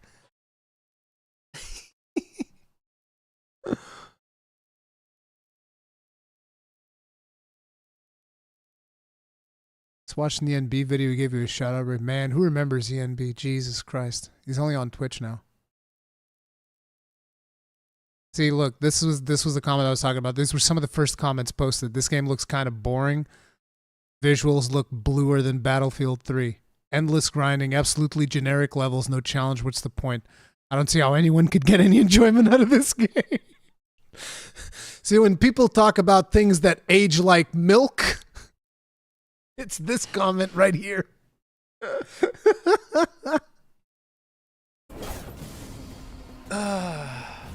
Man. Wait, you can walk in Warframe, I know, right? Replied with, hey, what's up now, mate?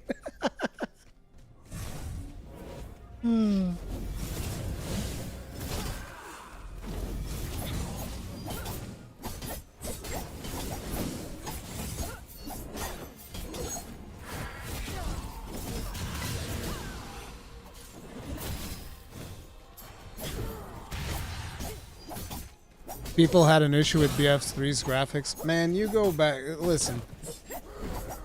Even if there's not a problem in a game, people will find a problem in it. Don't you worry about that. Are you playing or still watching videos? Still watching videos, man. Listen. I'm stuck in here alongside all of you.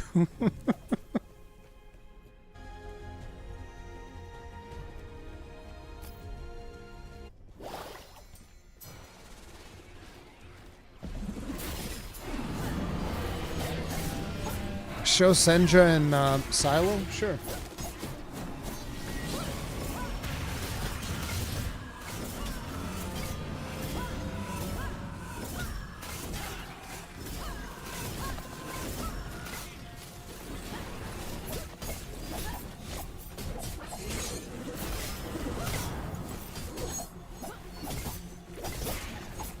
Watch the few videos and apparently getting initiate pack is best bang for your buck. No. Best bang for your buck if you're unsure. Like unless you're 100% sold on a game, right? You've seen a lot of gameplay on this stream today, even though we haven't been playing. I've been showing guys gameplay. If you're sold on a game and you're like, I definitely want to play it, then buy whatever pack you want. But if at this point you're watching the gameplay and you're like, I don't know, I want to play it, I don't know if I'll like it, you should only ever buy the cheapest option. Buy the cheapest one, and then throughout the next 6 months, you make your decision. Because you have 6 months to decide if you want to upgrade or not. I feel like that's the exact opposite of FOMO.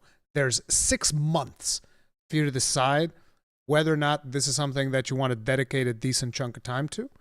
And then you can upgrade throughout those 6 months. All the way up to the biggest pack or whatever. Get your heroic Kairos or any of that stuff, right? And to me, I'm like, $20, check it out. Not a big deal. I mean, depending on your financial situation, obviously, for a lot of people, $20 is a big deal. For a lot of people, taking a day off to play the game and you can't play the game fucking sucks. I understand that. But it's to me, the whole thing about you can get $20 and then you can upgrade it later down the line, I feel like that's fair.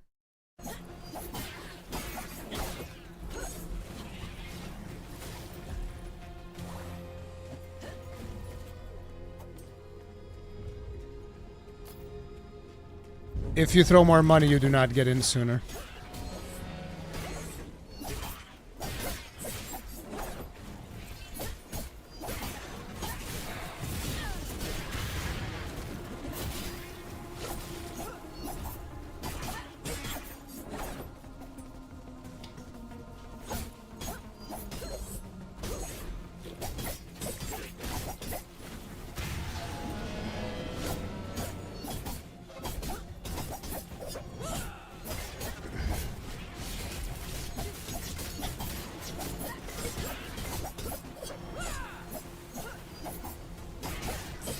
How's the difficulty? Does it feel like there's a challenge there?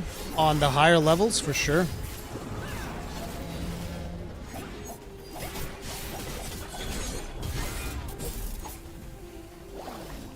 Like, you guys want to watch the raid fight? Let me see if I have it here.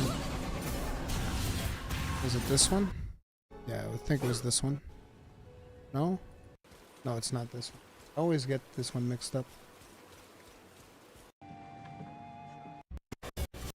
You guys want to watch a raid fight? I'll show you guys a raid fight.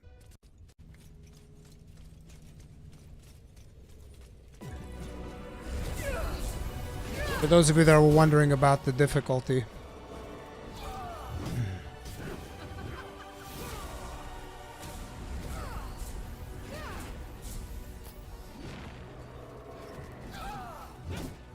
Is this the longest stream you've done without actually playing anything? No, not really. Pretty sure I've done longer streams without playing.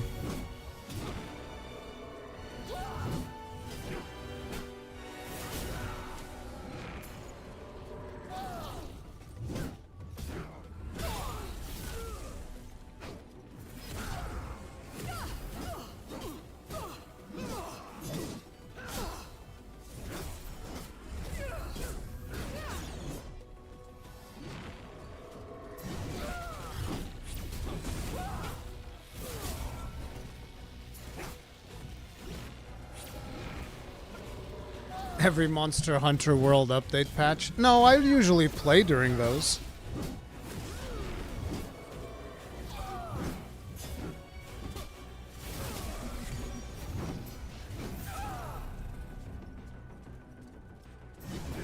I don't know how challenging it is at the start because I only got to play max level characters.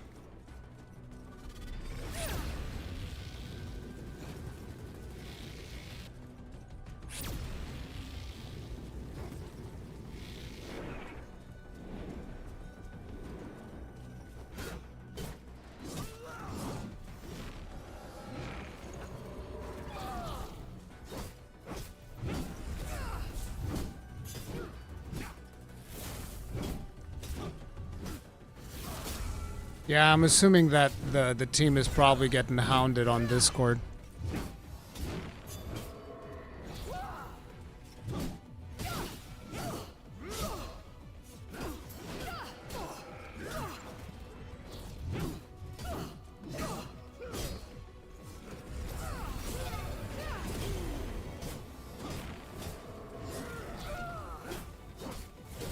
At least you've got gameplay to show people. I just took a look at Wayfinder category for people's stream. For the purple streaming side, it's an ocean of deep blue login screens on the preview thumbnail. Yep. I recorded a ton. Like, I got to play 15 hours. They gave me like this maxed out account so that I could play and see what I felt about the game and all that jazz. And I actually had a blast playing the game. Like, look at this raid. I mean, it's not a raid encounter. This like a... They call this a hunt. Look at this. Doesn't this look like fun? This is a ton of fun. This was like the first boss I ever fought.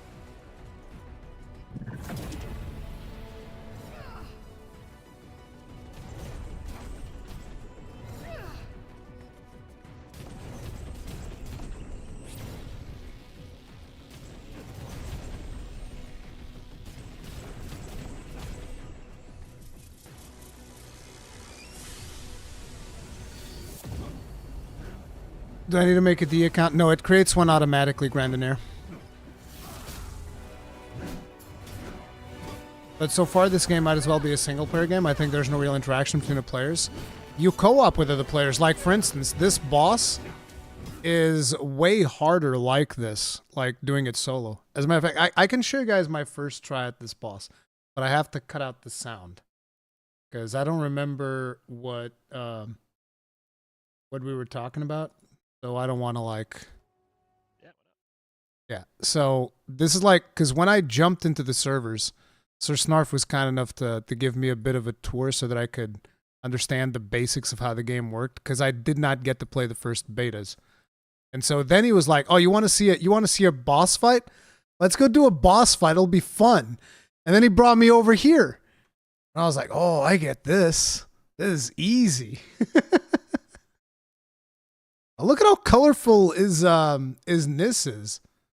That's one colorful Nis. What the hell?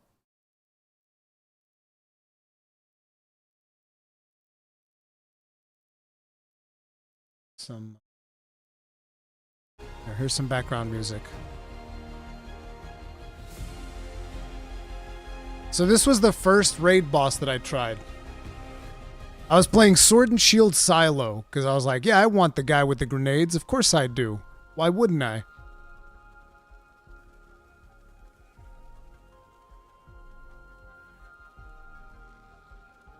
But see, with 2 players, this is much more manageable than with just 1 player. So yeah, the interaction with the players is that co-op kind of makes things a little bit more interesting. The boss also scales though. He gets like more, I'm assuming more health and more damage and all of that stuff. But yeah, when I was playing here, I had no idea what I was doing. Like literally one of the first, because like, look, I started recording the moment that I started playing just that I would have footage.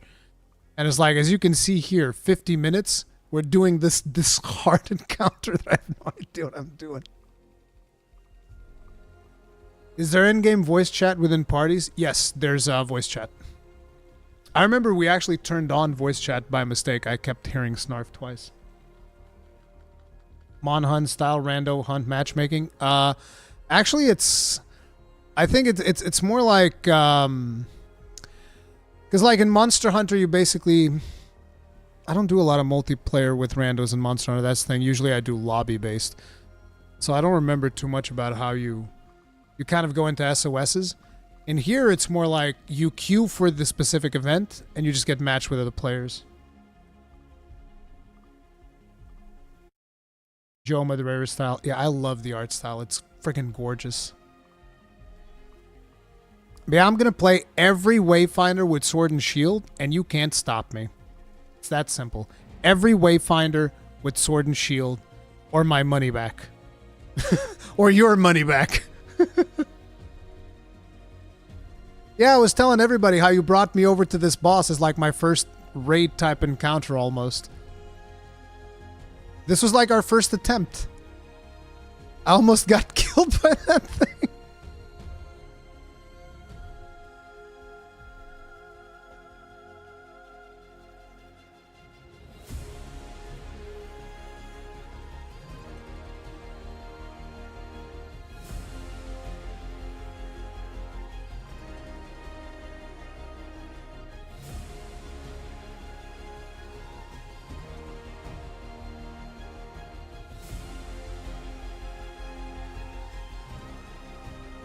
What's your second favorite weapon to use? I don't know if I have a second favorite because I mostly played Sword and Shield.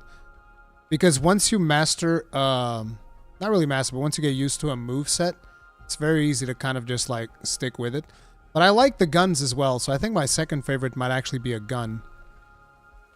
I'm just not sure which one. I don't know if I like the shotguns more or if I like Venomous's burst rifle. Venomous's burst rifle feels very meaty. I like it.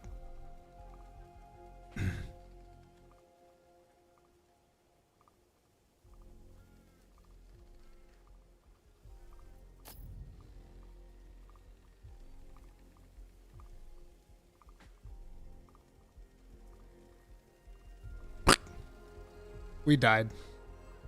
We didn't even get to the second phase. That was humiliating.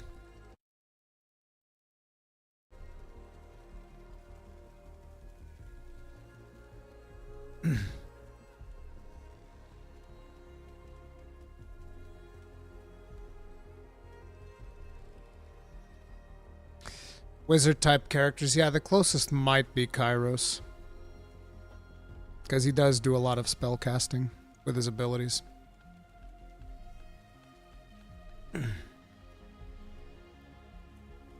What else did we do besides this boss? Oh yeah, I was messing around with the different characters.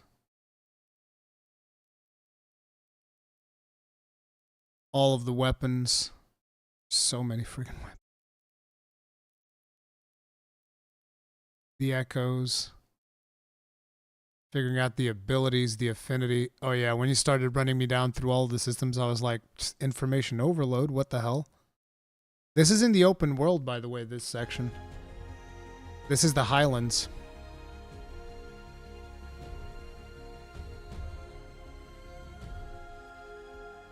I wish I had captured more open world footage. I feel like I didn't get enough of that. How much do you like playing with a controller? Did you try mouse and keyboard? I did not try mouse and keyboard. Usually I will try mouse and keyboard if controller feels clunky. Since controller felt fine, minus like 2 minor things that I already talked about, which is zooming out of your character. I still don't think you can do it on controller right now. And the lock-on, there's a couple of problems with lock-on, but I already gave feedback to the team with that. But minus that, controller felt perfectly fine for everything. Navigating the UI, no problems, no issues. Everything worked fine.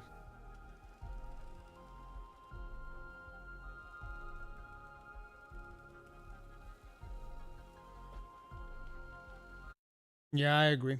I prefer control. Let me see which one's this one. Oh yeah, this one was one. When's this one? Oh yeah, the silo hunt.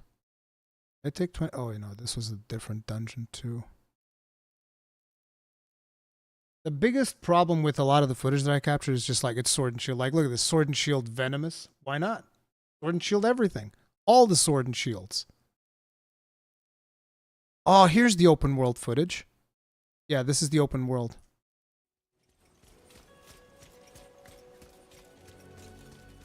That's what I was.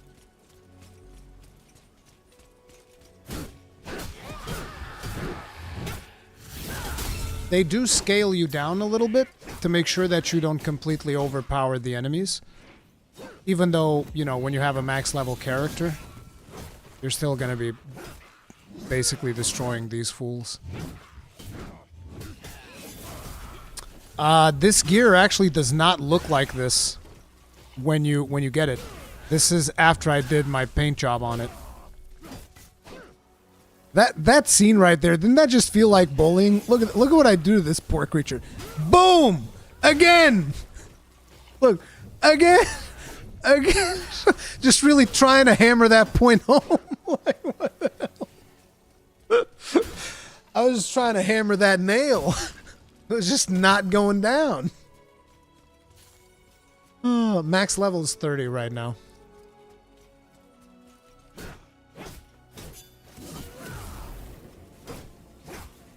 I think the open world looks sick. The thing was, I didn't have any quests that I could do or any reasons to really be in the open world when I was playing.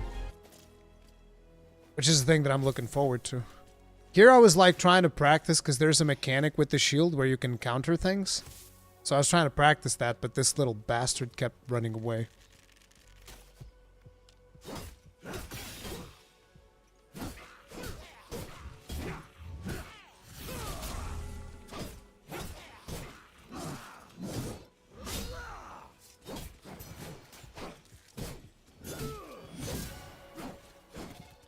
Yes, you can play the game in co-op with your friends.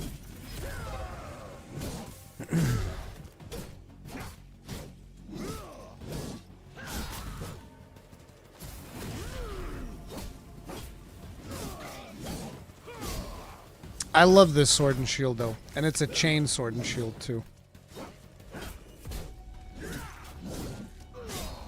This is gonna be the first weapon that I target.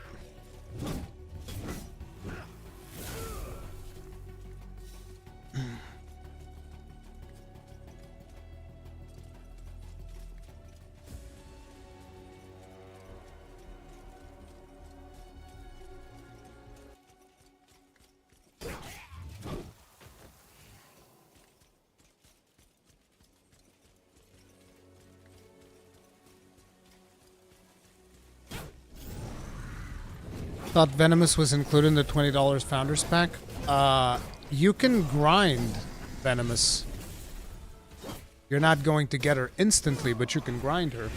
The only Wayfinder you can't grind is Heroic Kairos. That's the only Wayfinder you can't grind. Like, you see the parry mechanic there? Whenever he hits me, and then you hear like, pa-ting! Yeah, that right there is the parry mechanic. It's not really a parry, it's more like a counter after blocking.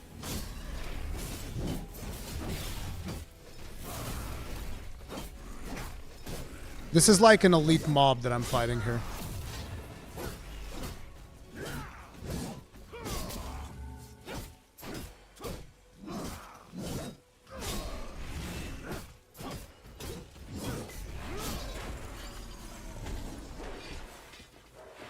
Glimmering Verdant Spectra.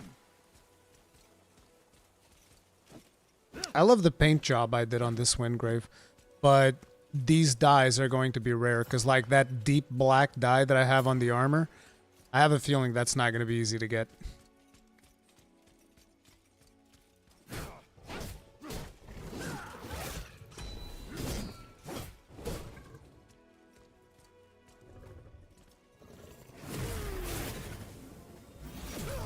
The hardest thing about playing with a controller, like I said, is like the lock-on isn't really all there yet. It can get challenging at times. In the base game right now, it's already better than it was in the version that I played, but it's still not perfect. I want to be able to run while still being locked on. But I guess the developers might be thinking like, well, if you're running, you're trying to get away from the monster, so we don't want you locking on. I don't know if it's a Souls thing. I'm just so used to locking on, locking off on R3 that I just want, listen, I just want a hard lock on, okay? Stays locked on until I take it off.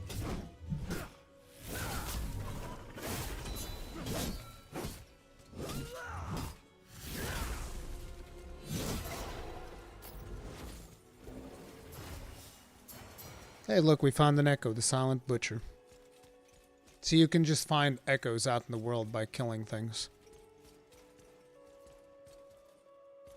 And echoes are going to be very important.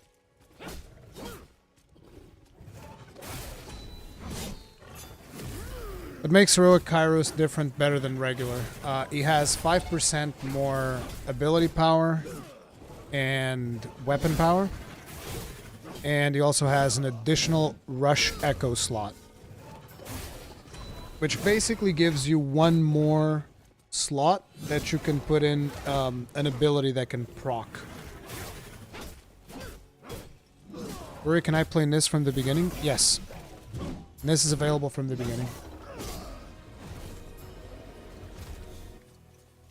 What is the difference between the Warframe? What Warframe?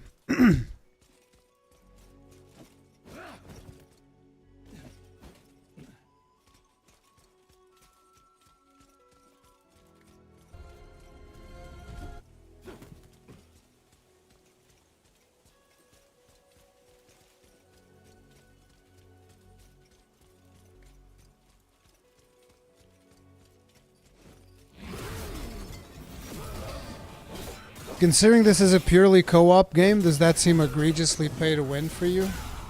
Listen, I've always said, and my standards to that don't change. Whenever I talk to people about Warframe, I've always said that I consider Warframe to be pay to win. When I spoke with Snarf on the podcast, I told him the same thing. Like, look, just because I want to play Wayfinder doesn't mean that because I'm interested in the game, it's magically not pay to win. Under my standards, I consider that some of the business practices being done here are pay to win. Like, you can buy Wayfinders. I'm not even talking about Heroic Kairos, because Heroic Kairos is like one Wayfinder. You need to think about this game like a couple of years in the future. Think about like same thing as Warframe, right? How many Warframes exist now? 20? 30? I don't know. There's tons of them, right? So I don't even care that much about Heroic Kairos. I'm thinking further ahead. Like when there's 20 Wayfinders, right? Think about further ahead when there's 20 Wayfinders. My thing that I don't like personally is that you can just buy them with money. Like, yes, they come at level 1. Sure. Whatever. You have to play the game to level them up. Sure. but you can still buy them. You can skip that whole grind. You can buy the weapons. Okay, I consider that to be pay to win. Is that bad enough that it makes me not want to play the game? Not really. It's the same thing in Warframe. The reason I don't play Warframe is not because it's pay to win. I don't play Warframe because I got bored of playing Warframe, because I played a ton of Warframe. I think Warframe's a fantastic game. I've always said that. What I don't like is when people come up and tell me, oh, Warframe's not really pay to win. Of course it is. It doesn't make it a bad game. But it is pay to win. Like, and Wayfinder, to me, it's kind of the same thing. But at the end of the day, it's a free to play game. 6 months from now, this game is going to be completely free to play. They have to make their money somehow, right? Free players get whatever Wayfinder they want, with the exception of Rurikhan Kairos. They can get whatever Wayfinder they want. They can grind everything out. They can grind every weapon out. Anything that affects gameplay, you can grind it out and get it. But you can also buy it. And you skip that grind. And to me, that's pay to win. Some players like to draw different lines on the pay to win spectrum. I don't. Not every pay to win game is a bad game. That's not the case. Some of them are, some of them aren't. I don't think Warframe's a bad game, but I do think it's pay to win. That's the way that I look at it. It's just that simple. Now, I'm still interested in Wayfinder. I think Wayfinder looks really good. It looks very interesting. It is a game that I'm interested in playing, but that doesn't change my standards on what is and what is not pay to win. And this is a position that I've made perfectly clear since the beginning.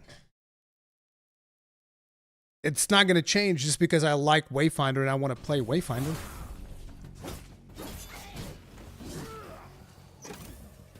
However, until we can actually play the game, it's pay to win. True. Isn't pay to win only an issue in PvP, really? No. I don't consider that.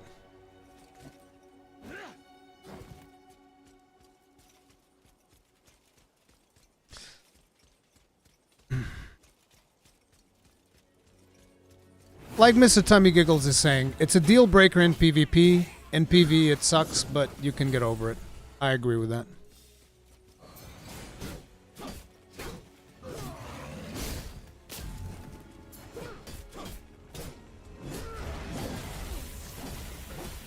If it's pay to win, what exactly are you winning without PvP, though? You are winning the most precious resource in the entire world. Do you know what that resource is? You want to know what you are winning when you buy a Warframe, when you buy a Wayfinder, when you buy a weapon, when you buy... Want to know what you're winning? You're winning the only resource in the world that you can't get back. The most precious resource in the world, like some people have pointed out in chat right now, time. Time is literally the most precious commodity in the world. Because guess what? You can't get it back. Okay? There's going to be a time later in the future, hopefully many years from now, where everybody in this chat is going to be dead. That makes the time from now until then the most precious resource for everyone that is in this chat right now. We're getting philosophical here. Get behind me.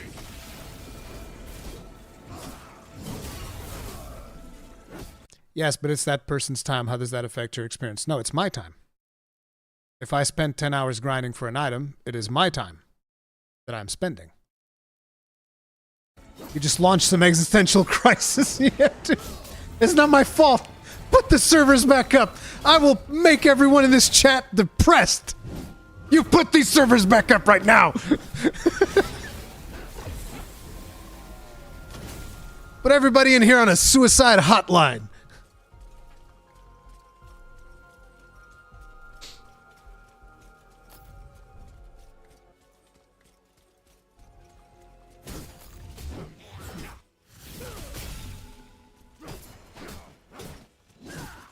Guys, it's not that serious, but it is important that people understand, because like when you ask me why do you consider something, why is this pay to win, why is this not pay to win, I want you to understand I have a very solidified position on the topic. I'm not just saying bullshit out of my ass.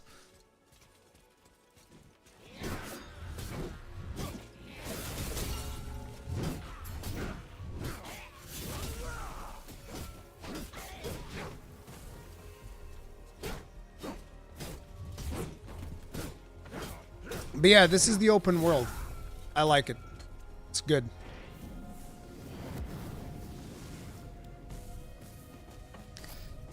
What resources or items should we save in game? That's the thing. I don't know yet. I need to actually play the game so that I get to see all of the different resources. But you'll definitely want to have a bunch of echoes that you can merge together. So I spent a decent chunk of time trying to figure out how to get to that thing, when in reality it was just like go around and get up the stairs.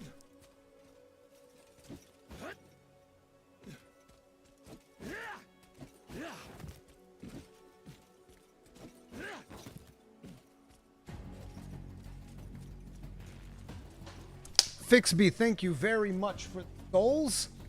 Tip of the hat, appreciate the support. Thank you. Hello, I haven't heard about this game. I just joined your streaming. Is this an MMORPG? Not quite. This is a character action online RPG.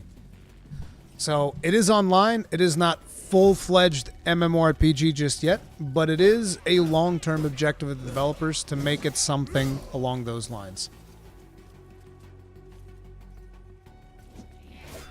The problem with it right now is that the servers are down, so everybody's mad.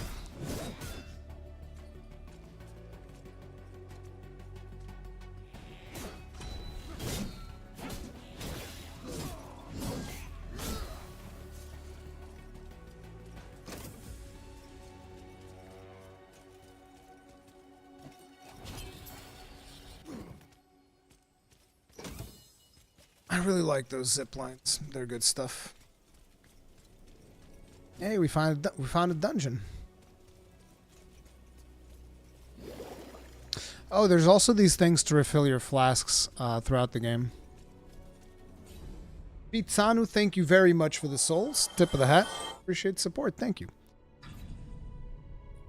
The housing looks promising. Oh yeah, somebody wanted me to talk about housing. I actually didn't record any footage on housing because I just didn't have time.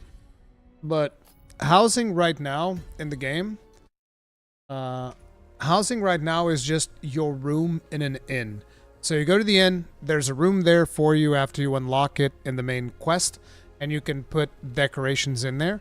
And there will be things that you'll be able to find that actually give you benefits. Like, I think there's a mimic chest that you can get that'll give you like certain resources every amount of hours or whatever. You go into the game, you click it, gives you a roll of something, of an item or whatever. So there's a bunch of stuff that you can put in your house, and you can decorate it, and you can invite 2 people to go into your house with you. And yeah, everybody's going to have this room for free for starters, but they have really ambitious plans as to what they want to do with it, because they want to have actual houses and they want to have neighborhoods. So you'll actually be able to have neighbors and whatnot. They have like this whole plan, but that's like a much more long-term thing. Right now, they want to get the game working. They want to get people playing and actually experiencing the gameplay. Housing is a more long-term approach, but they are thinking about it.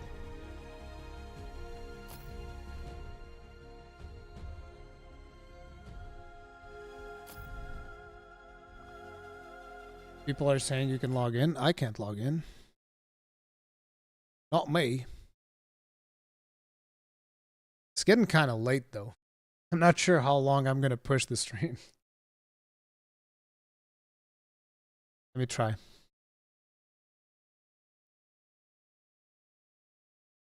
Really hope they don't go to neighborhoods thing. That's a can of worms that Final Fantasy XIV already attempted. I mean, just because somebody else did it and you don't like the way that they did it doesn't mean that somebody else can't do it better. Okay, let's see.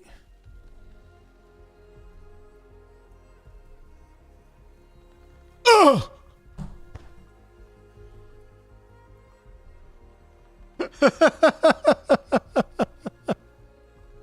All right, guys, I think it's time to go to bed now.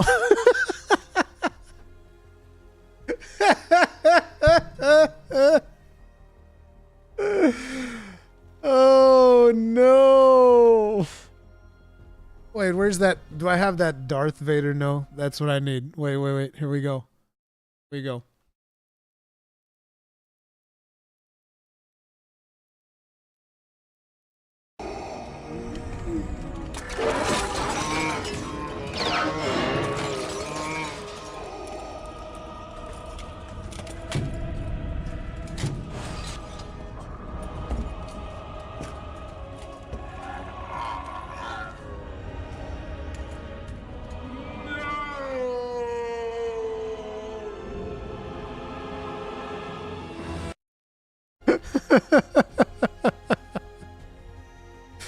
No.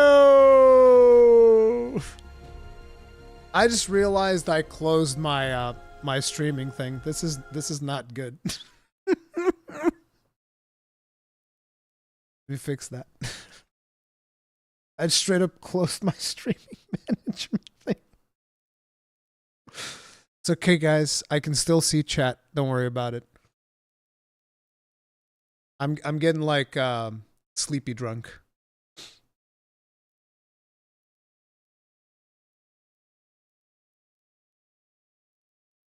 There we go. We back. No, my queue is instant look, says 0 minutes.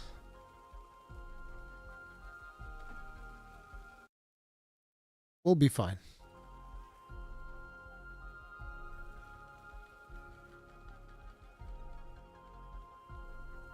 I tried to warn you, this is with no I'm sorry.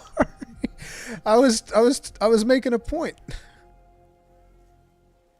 That's a really long clip for it gets no. It is. It is. They should have made a better clip. Whoever put up that YouTube video. They should have made a more convenient one for me.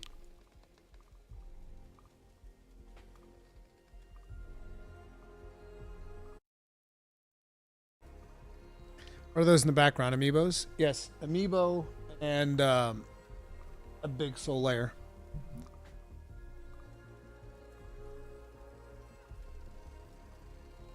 I'm on PC.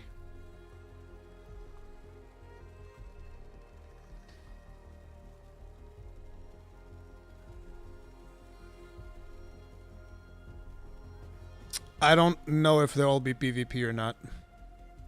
They weren't. I don't think they're talking about PvP yet. I don't think you should expect that anytime soon.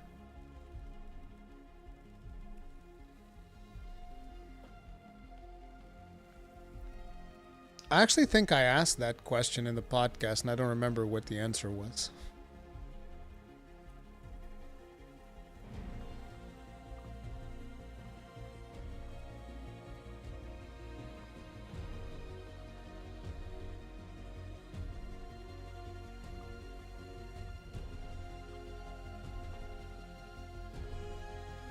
Do you think they would be willing to explore it?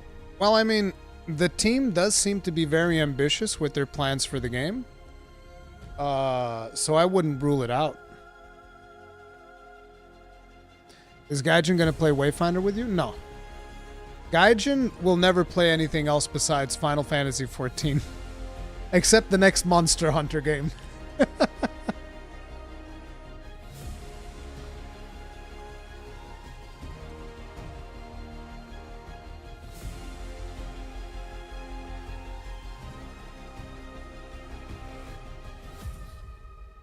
Maybe the next Monster Hunter. Yeah, maybe Gaijin will play the next Monster Hunter.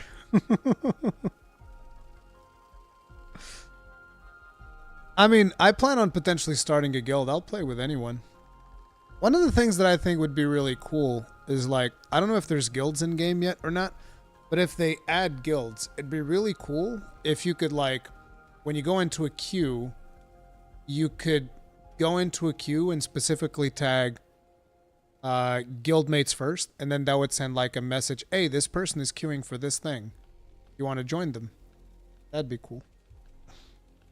You ruined him, Rui, by introducing Final Fantasy XIV. I'm so sorry. I think that there's genuinely people in the community that are mad at me about that.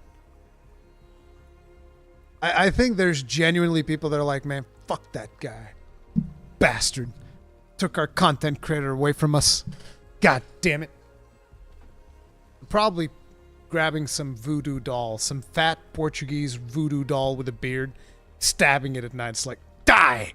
Why won't you die? That's probably why I have problems sleeping. It's people stabbing a voodoo doll somewhere because they're upset about me introducing Gaijin to Final Fantasy XIV. This explains everything. The next Monster Hunter is now... No. I'm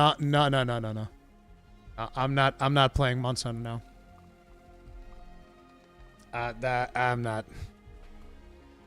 Like, look, I hope it's very successful. I hope Capcom makes a ton of money. It ain't for me. Did somebody pull the doll's hair out? Listen. Listen. This hair is all natural, my friend. Okay? Listen. I better not touch it. The more I touch it, the worse it looks.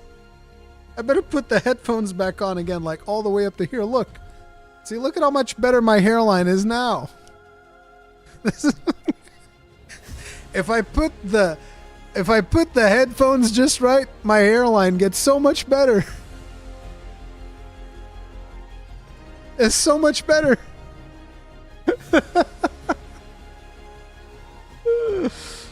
Oh my lord.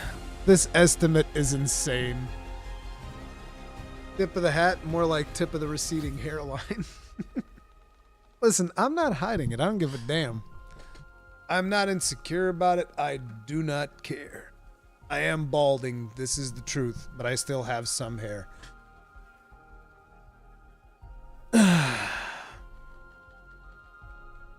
D account is created automatically when you start the game up on Steam.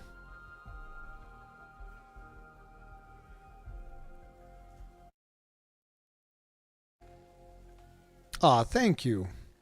Thank you very much, Nelzine. I appreciate that.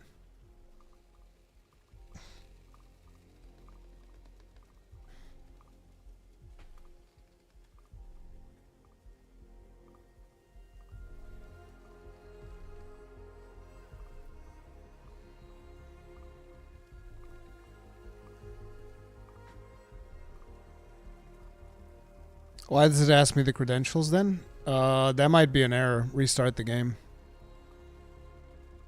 We just shaved off 7 hours. I think I'm gonna get some sleep, guys. I think we'll try again tomorrow. I think that's fair.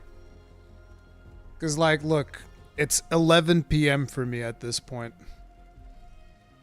I don't think I'm staying up for another 2 hours looking at the queue. Listen, I've given you guys plenty of content.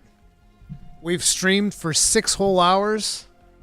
I think I've earned a little bit of rest. And we'll try again tomorrow, okay, fam?